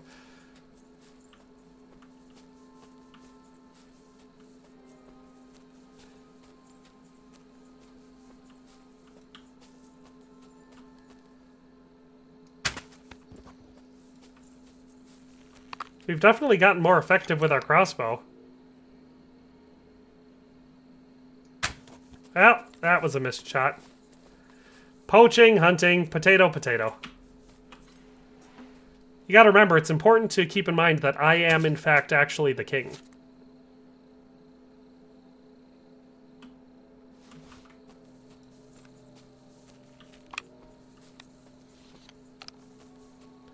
Do you play on PS4 or PS5? I play on PC. I mean, I missed completely the target. Yeah, that last shot wasn't so good. Totentowns. After performing a perfect dodge, a dodge in the window for a perfect block, you get a 15% weapon attack bonus. I love that one. I love the dodges. They make you feel so good. I thought I leveled up more than one thing. That's weird.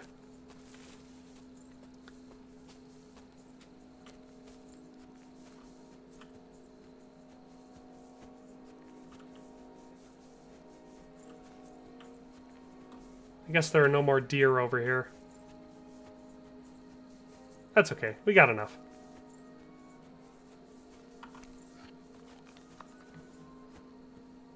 Of course!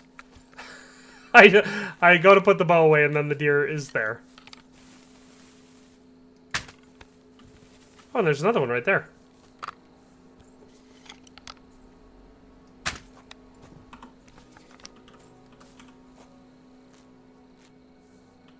Hey, my back didn't go out.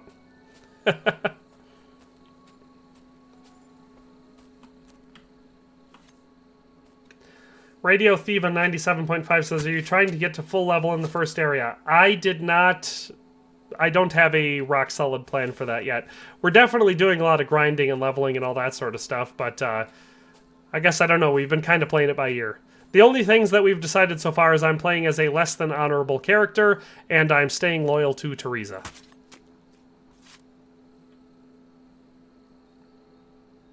I mean, I am definitely working on leveling up a lot, so... It's possible that if we tried, we probably could max out in the first area. I know that when I was playing the game for the first time, I got pretty dang close to being maxed out before I went to the wedding. I can hardly straighten up. I can hardly straighten up. Ah, back.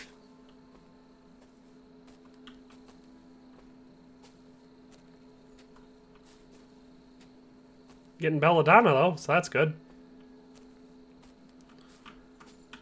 Maybe grab some nettles, too, and do another batch of Savior Schnapps. Ah, I'm back.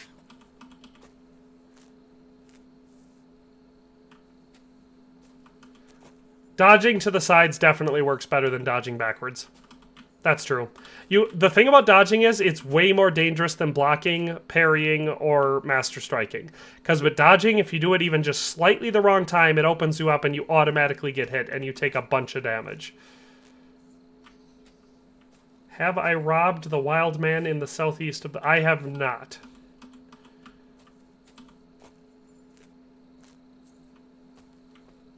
I haven't done a lot of specific... The only specific treasure hunting that I've done so far has been,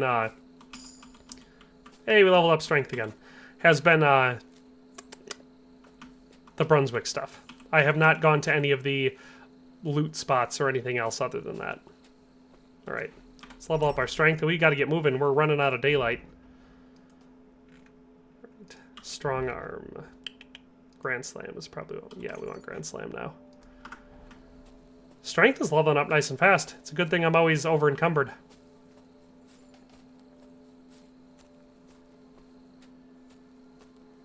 What has everybody else been doing in their hardcore playthroughs? Are you guys trying to max out in the opening level, or are you or in the opening area, or are you trying to keep it challenging throughout the whole story? Like, what are you guys trying to do?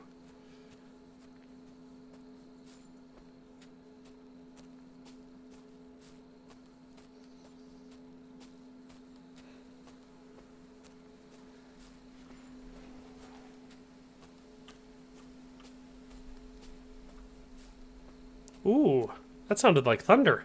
I think it might rain. It does look kind of cloudy outside, too. Edward is not playing yet in hardcore. Trying to finish a standard playthrough, or you don't like hardcore mode, or why not?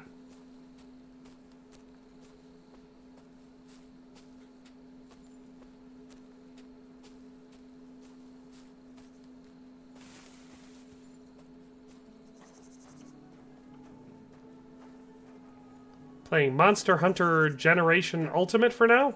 Did I read that correctly? Is that what you're playing?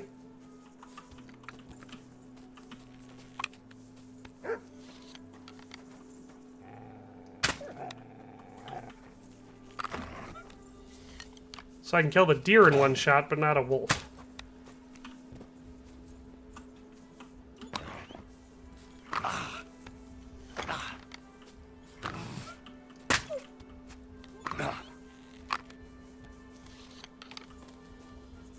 Where did it go? There he is.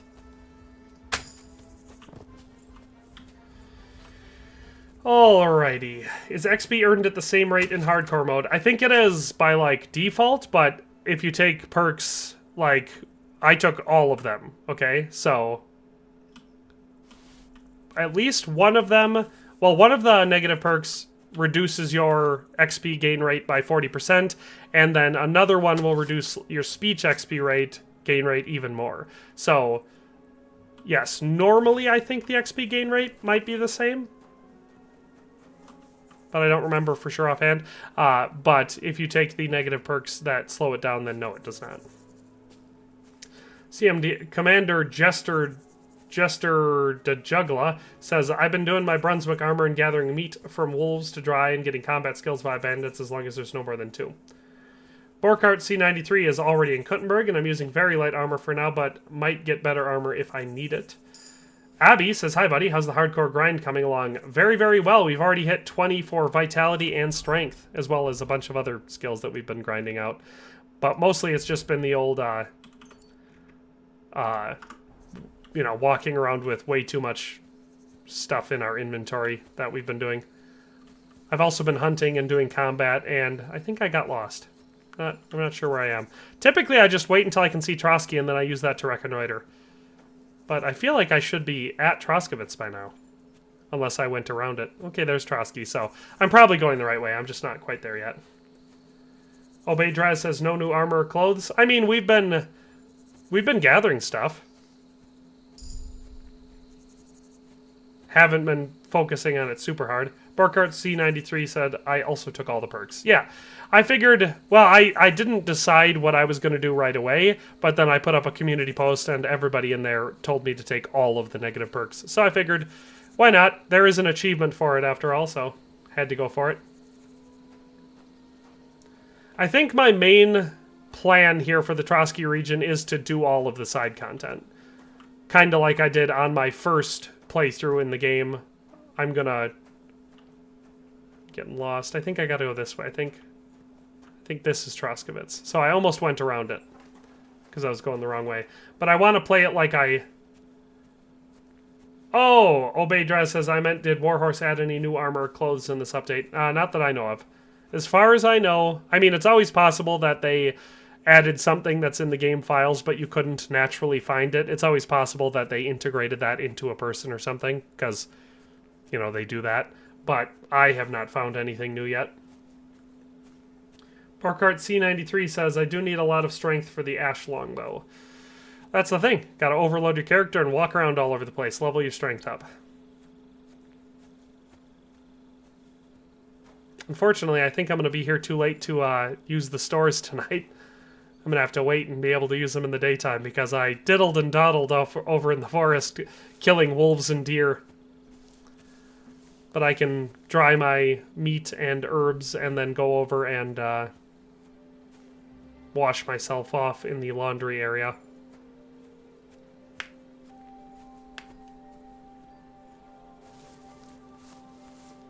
We've already made it to 4:42, so I might as well stream for a good solid 5 hours. So we'll go at least that long.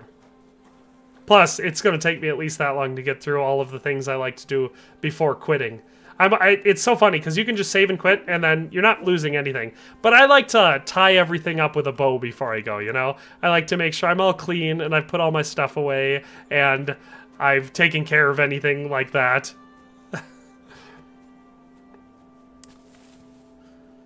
A lot of nettles here I could be picking for all my savior schnapps. Oh, threw my back out right away. Straighten up. Ow!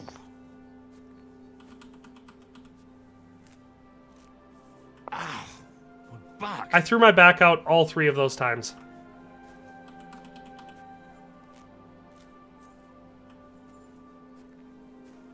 The amazing YouTube bitrate. Why is the bitrate bad? Oh boy, I'm going slow. So this is how slow you go if you're max overloaded and you have a bad back. That's really slow. I'm gonna stop here first of all and dry my stuff. There we go. Now we're going regular max overloaded.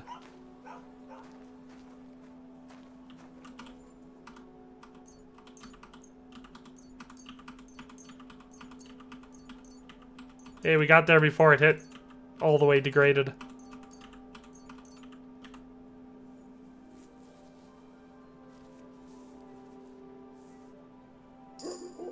There we go. Leveled up our survival again. Alright, well, our main level leveled up, so... Heroic Vigor. Each level of Vitality adds 1 extra stamina point. That seems useful. Survival we leveled up, so... Wild Man is... what again? The effects of the Leshy and Leshy 2 perks will now apply not only in the forest, but also in any wilderness, i.e. essentially outside of human settlements. That's a good one.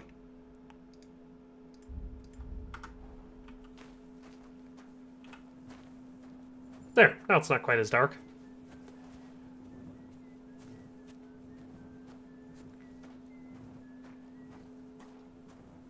Wonder if people are going to be like, ah, he's covered in blood.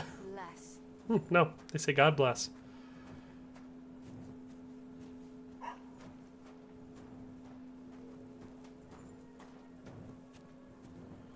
The last, I had a playthrough that I was almost all the way done. I think I had it right up to the Italian job. And I had just not been using it because I was, spending my time testing things out, collecting stuff, and making YouTube videos. And so I decided to finish out that playthrough before I started this hardcore one. And Abby says, I assume you already got the Master Strike and Horseback. Yes.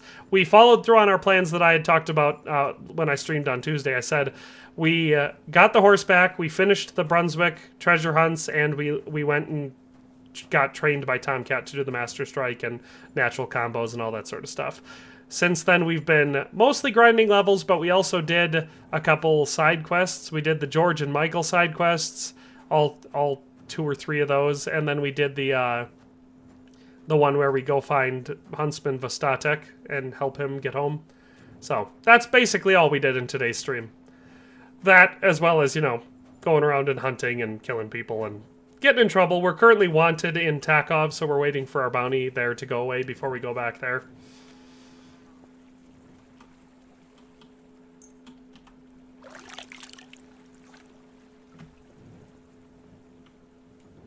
I guess since I'm in town, I could maybe try to find some easy locked locks and see if we can grind out our thieving level a little bit.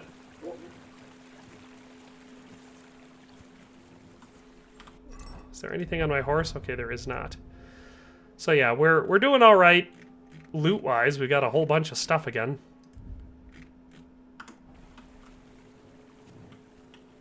All right, I'm gonna see if I can find some locks to pick. These doors should all be easy or medium. Well, hopefully not medium. Okay, there's very easy. That's what we're looking for.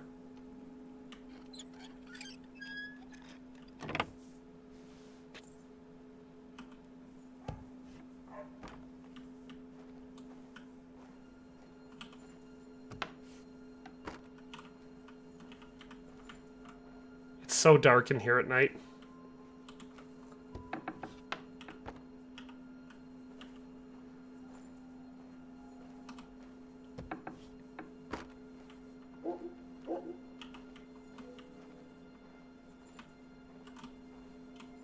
Yeah, that one's still too difficult.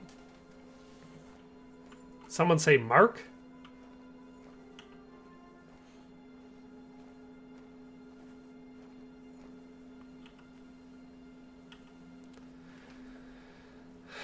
Wait, I was gonna say the skills. Stealth skills. And then thievery. Because I could pick pockets for thievery skills too. The reason I usually train with lockpicking instead of pickpocketing is worst case scenario, you fail your lockpicking, you break your lockpick most of the times, you don't actually get caught.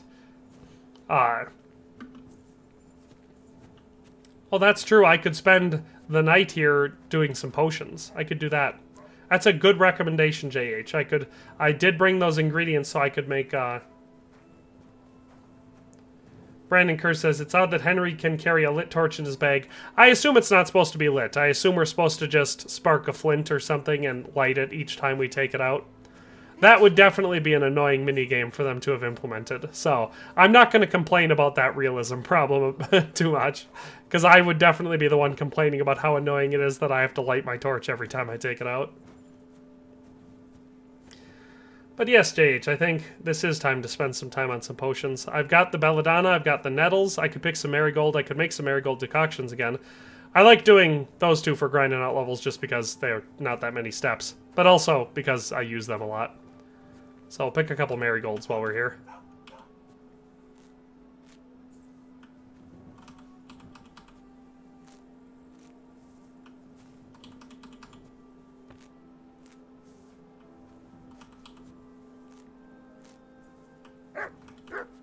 Hey, I didn't throw my back out once. Nice. Alright, we'll start with our, Savior Schnapps. Well, apparently I learned the recipe for Artemisia. That one requires, wormwood and sage. Or we're gonna do Savior Schnapps. So we're gonna do wine. I think you need Nighthawk and Quickfinger. Yeah, that's fair. I should learn the recipes for them. I mean, I have the recipes saved. But if I'm going for immersion, I should wait until I get the recipes before I do them. Alright, so we'll take a nettle. Throw it in there. We'll drop that down for 20 seconds. So we'll do 10 seconds worth of grinding this.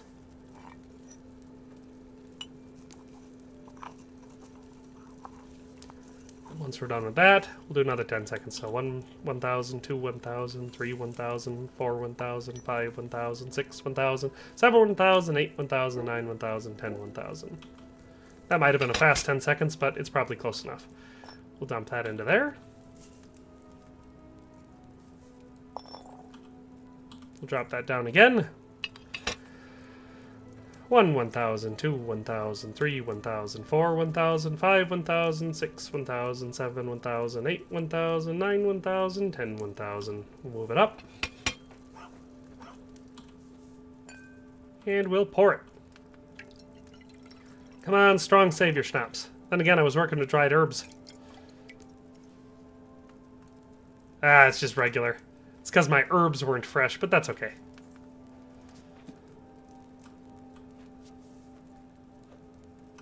Once we get the secret of equilibrium 2 or whatever, then that won't matter.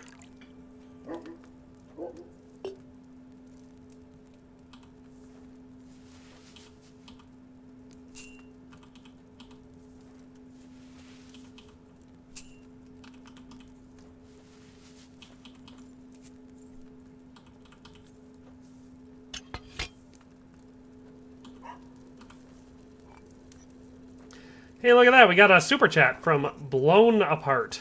That's funny. It's like Bonaparte. Cheers to a fellow Henry. 1 1,000, 2 1,000, 3 1,000, 4 1,000, 5 1,000, 6 1,000, 7 1,000, 8 1,000, 9 1,000, 10 1,000. Making his way through this crucible. Thank you very much for the super chat. I definitely appreciate that. I'm having a hell of a time with hardcore mode. It is so much fun. I'm so glad that they added it. I was waiting for it for a long time, and I'm very happy to be streaming the process. 1 1,000, 2 1,000, 3 1,000, 4 1,000, 5 1,000, 6 1,000, 7 1,000, 8 1,000, 9 1,000, 10 1,000. That'll be enough of that.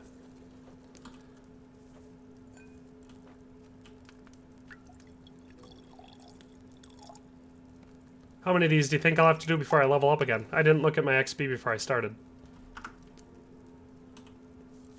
I figured I'd do these until I level up, and then if I get a skill point, I'd be able to do Secret of Equilibrium.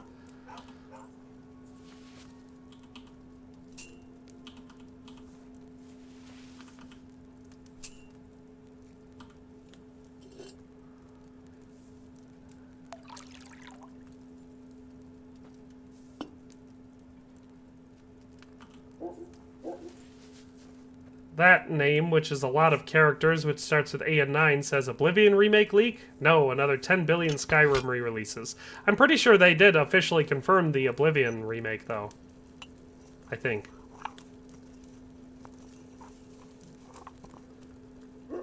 One 1,000, 2 1,000, 3 1,000, 4 1,000, 5 1,000, 6 1,000, 7 1,000, 8 1,000, 9 1,000, 10 1,000. I will play it. If they actually release a solid Oblivion remake, hell yeah, I'll play that. 1 1,000, 2 1,000, 3 1,000, 4 1,000, 5 1,000, 6 1,000, 7 1,000, 8 1,000, 9 1,000, 10 1,000.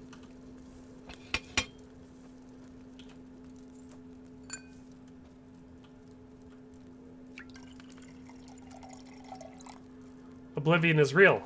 I mean, yeah, it came out in 2009. It's been out forever.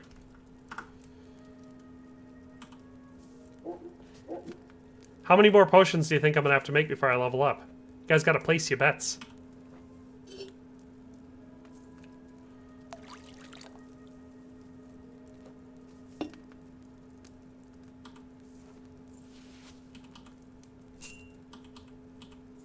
Vagan's back. Hello, Vagan.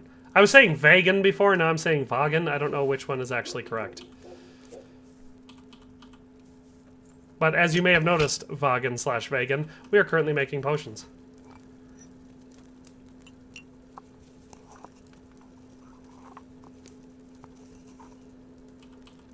I thought Oblivion came out in 2009.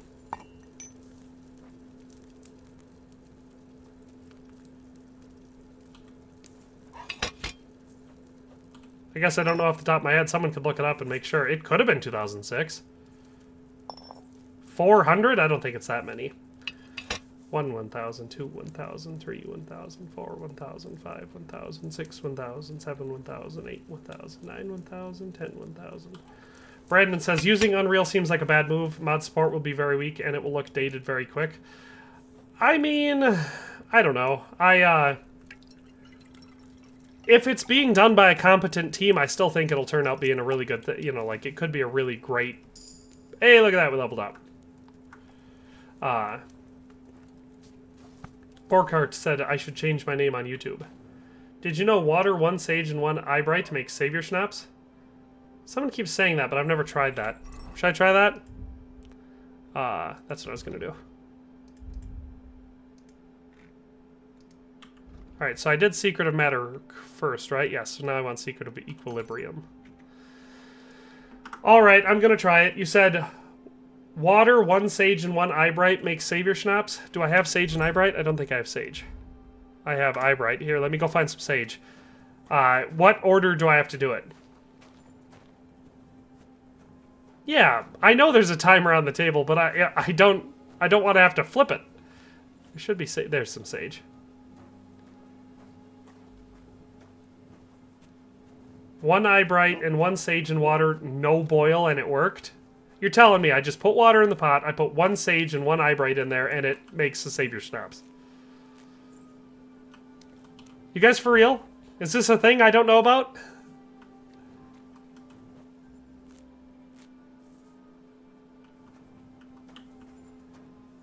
It'll put a weird bugged recipe in your book for gunpowder, though. Really?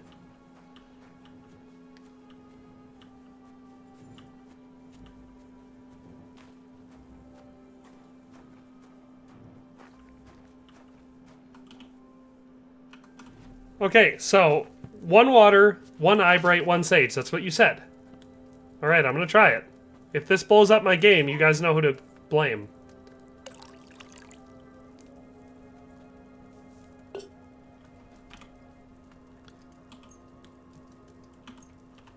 If this is some stupid April Fool's thing. Alright, so I put a eyebright in, and I gotta put a sage in. And you said no boil, I just pour it.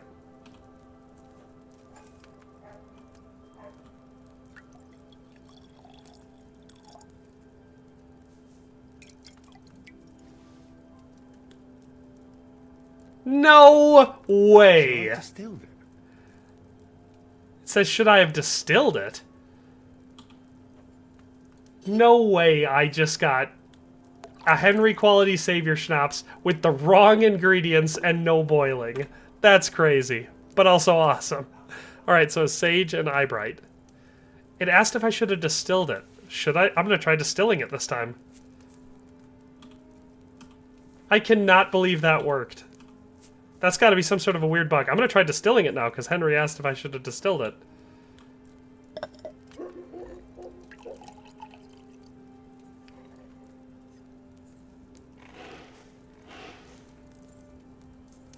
What do I get for distilling it?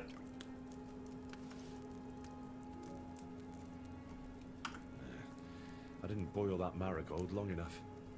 That's crazy! That is absolutely wild! That's gonna be so much faster. Oh, but I only had those couple eyebright. That's hilarious.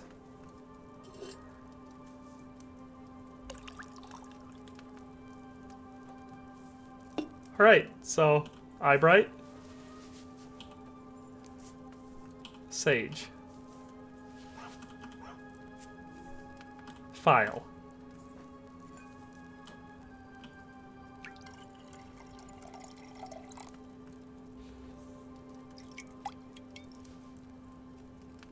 That is absolutely hilarious. That's crazy. How did that get discovered?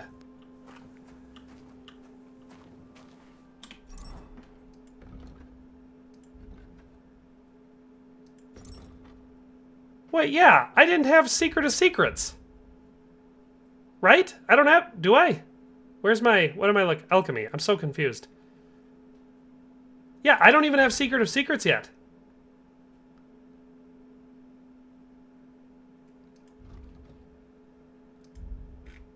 But I get Henry quality. Is there any other thing that you can do that with? Is there more eyebright out here? Because I bet you the XP gain rate on that is pretty good. I don't know how you could have figured that out other than... That's... Let's say there's some eyebright. That's crazy, but it's also easily the fastest way to level up your... Not to mention, you're getting Henry quality savior schnapps without having to do any brewing and without even having the skills to do it. That's crazy.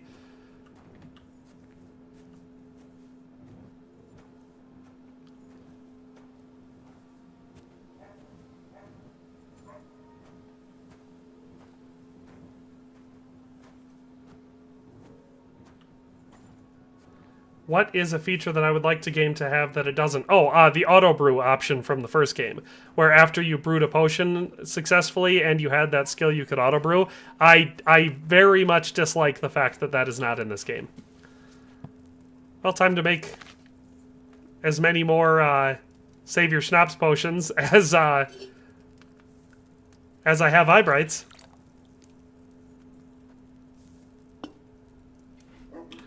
All right, so it was. Yeah, Sage and Eyebright.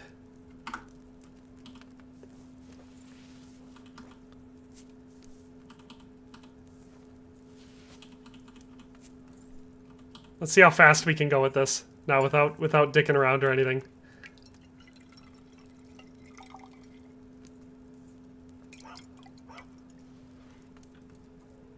Did I forget to distill that potion? Oh, but I only get 2 of them. Because it's saying that I did a thing wrong.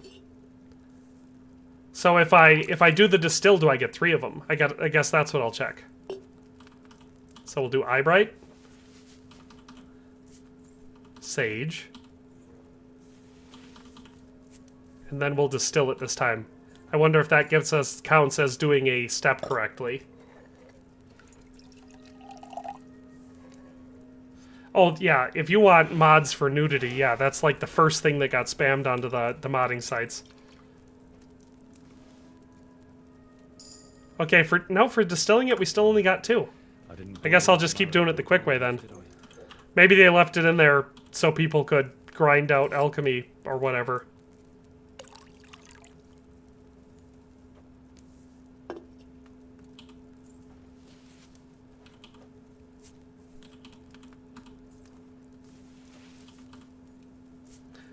Yeah, that's what, the first time I tried distilling it after he had said that, he said, "Damn, I cooked the marigold too long."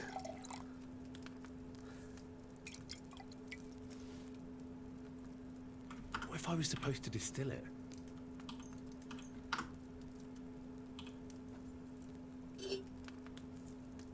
Can I check my stats to see what experience each gives you? Yes, I should definitely do that. I'll do that after I make this one. Because I feel like this is a pretty fast gain rate. Especially considering these are easy to get ingredients, and it's so fast. Should I have distilled it? Alright, let's check it. See where we're at, and then we'll do one, and then check it again. Alright, so player, skills, alchemy. We are at 15 with 243 XP.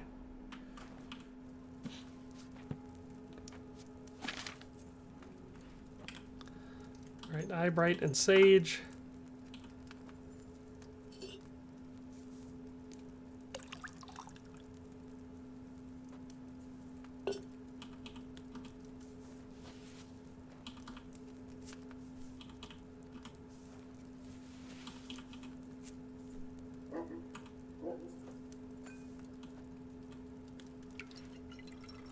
That's what we're going to figure out, JH, on this one. We had 243 XP before we brewed that one. Maybe I should have distilled it. So now let's check how much we got.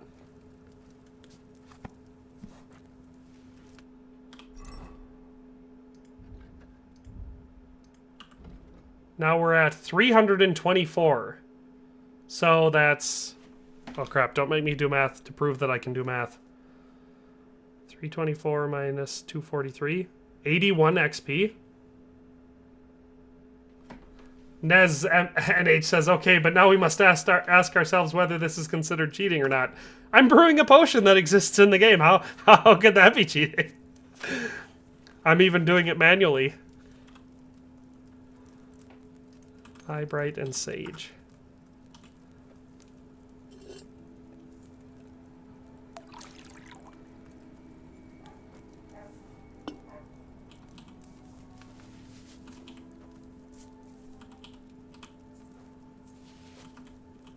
The bright side, I'm not going to need to make any more savior schnapps for a little bit after this escapade. I might have to store some of them in my storage chest, though, because I feel like I'm getting so many. I was supposed to distill it, wasn't I? I can only make 8 more.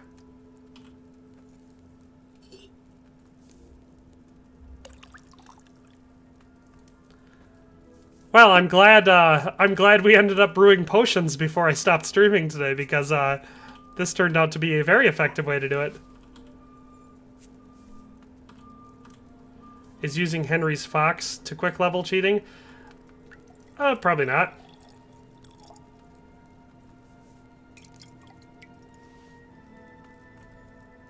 I do agree that if you wanted to be a potion seller or whatever, this would be a very fast way to make a lot of money. Because you're getting Henry quality potions. I mean, you're only getting 2 of them this way each time, but still.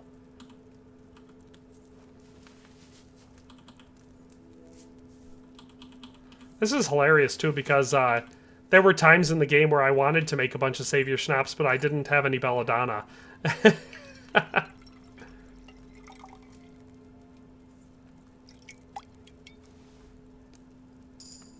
I was supposed to distill it, wasn't I? Can I get a Super Henry quality potion?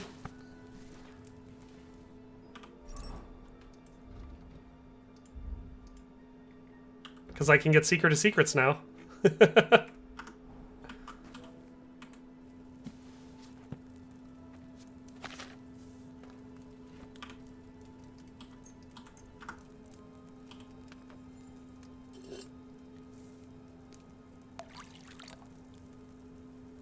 A Godwin quality potion. It'll be like a elixir of life type thing, where you can either use it to turn lead into gold, or you can make Henry immortal. What would be hilarious if these potions don't actually work when you use them? Yeah, they do something else, like they just cause you a mild form of like food poisoning. Maybe I should have distilled it too.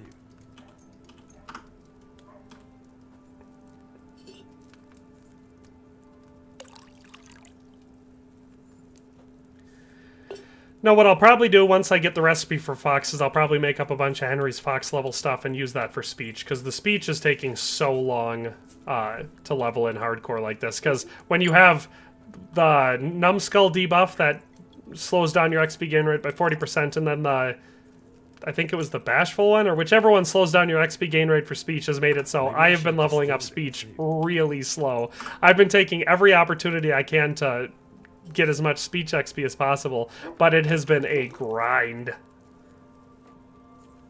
Or resets all your progress and starts the game over. Yeah, that would suck. But it would also be fairly funny.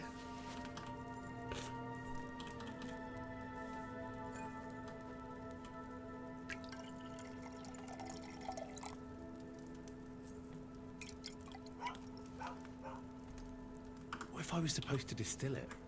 Can do 3 more. You think I'll level up again? I wasn't paying attention, so I don't know how much I needed left.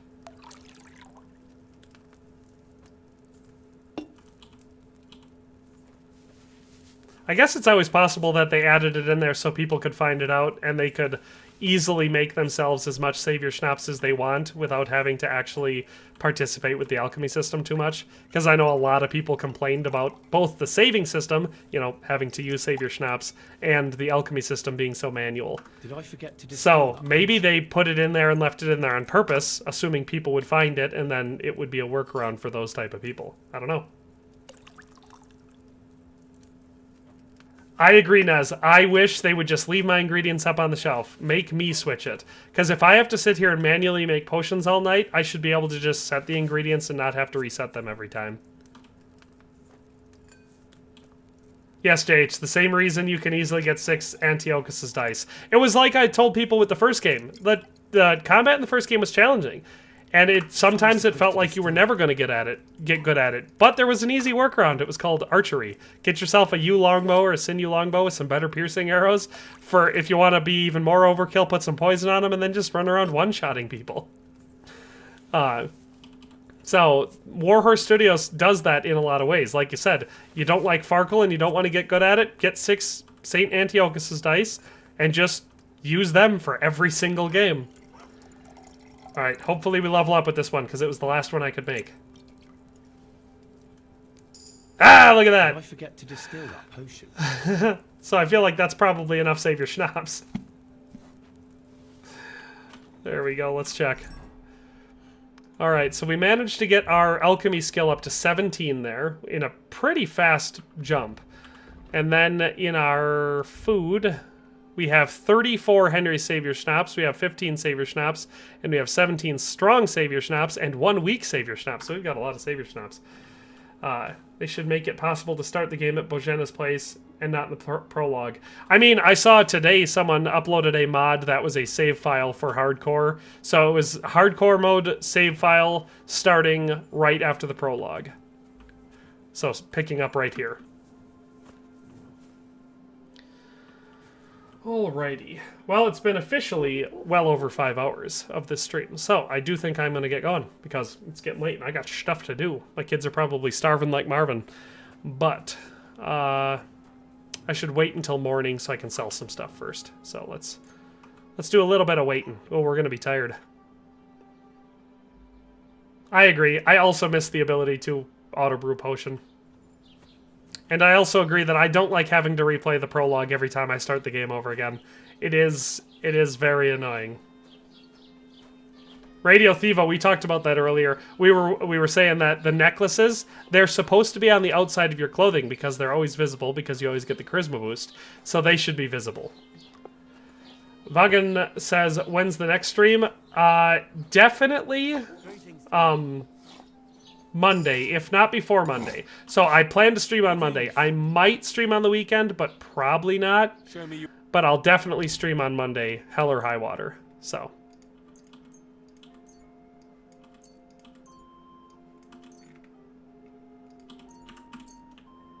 Let's talk about... I'm glad you found what you were looking for, sir. They're not actually starving. They're just probably hungry because they have lunch at school, so they've eaten more recently than I have. Let's put it that way. I haven't eaten since dinner last night, which was at like 6 p.m. Almost 24 hours ago. Because it is now 2 p.m., so it's about 22 hours ago? 20 hours ago? Don't make me do math.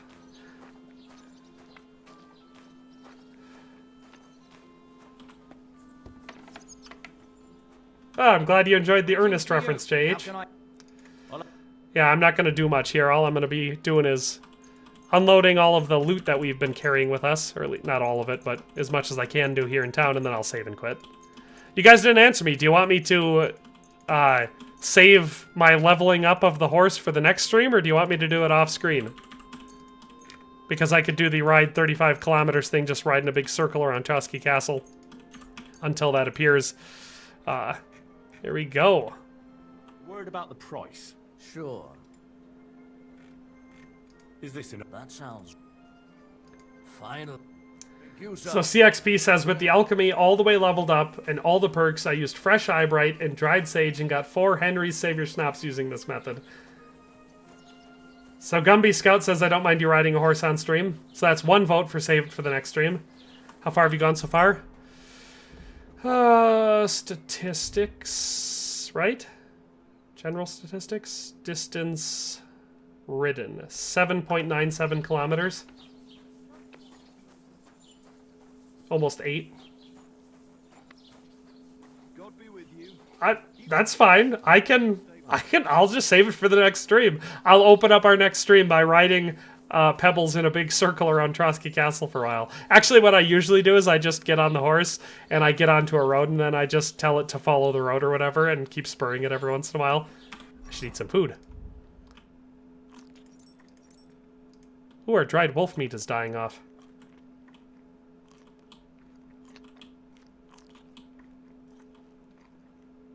What are we at? 77? 80?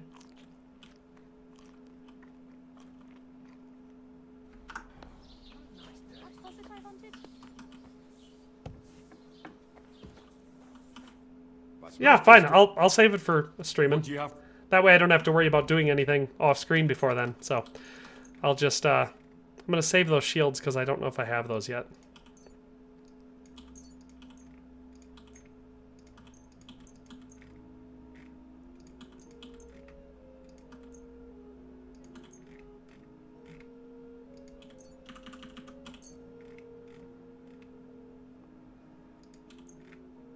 I didn't collect that treasure yet. I'll save that yet.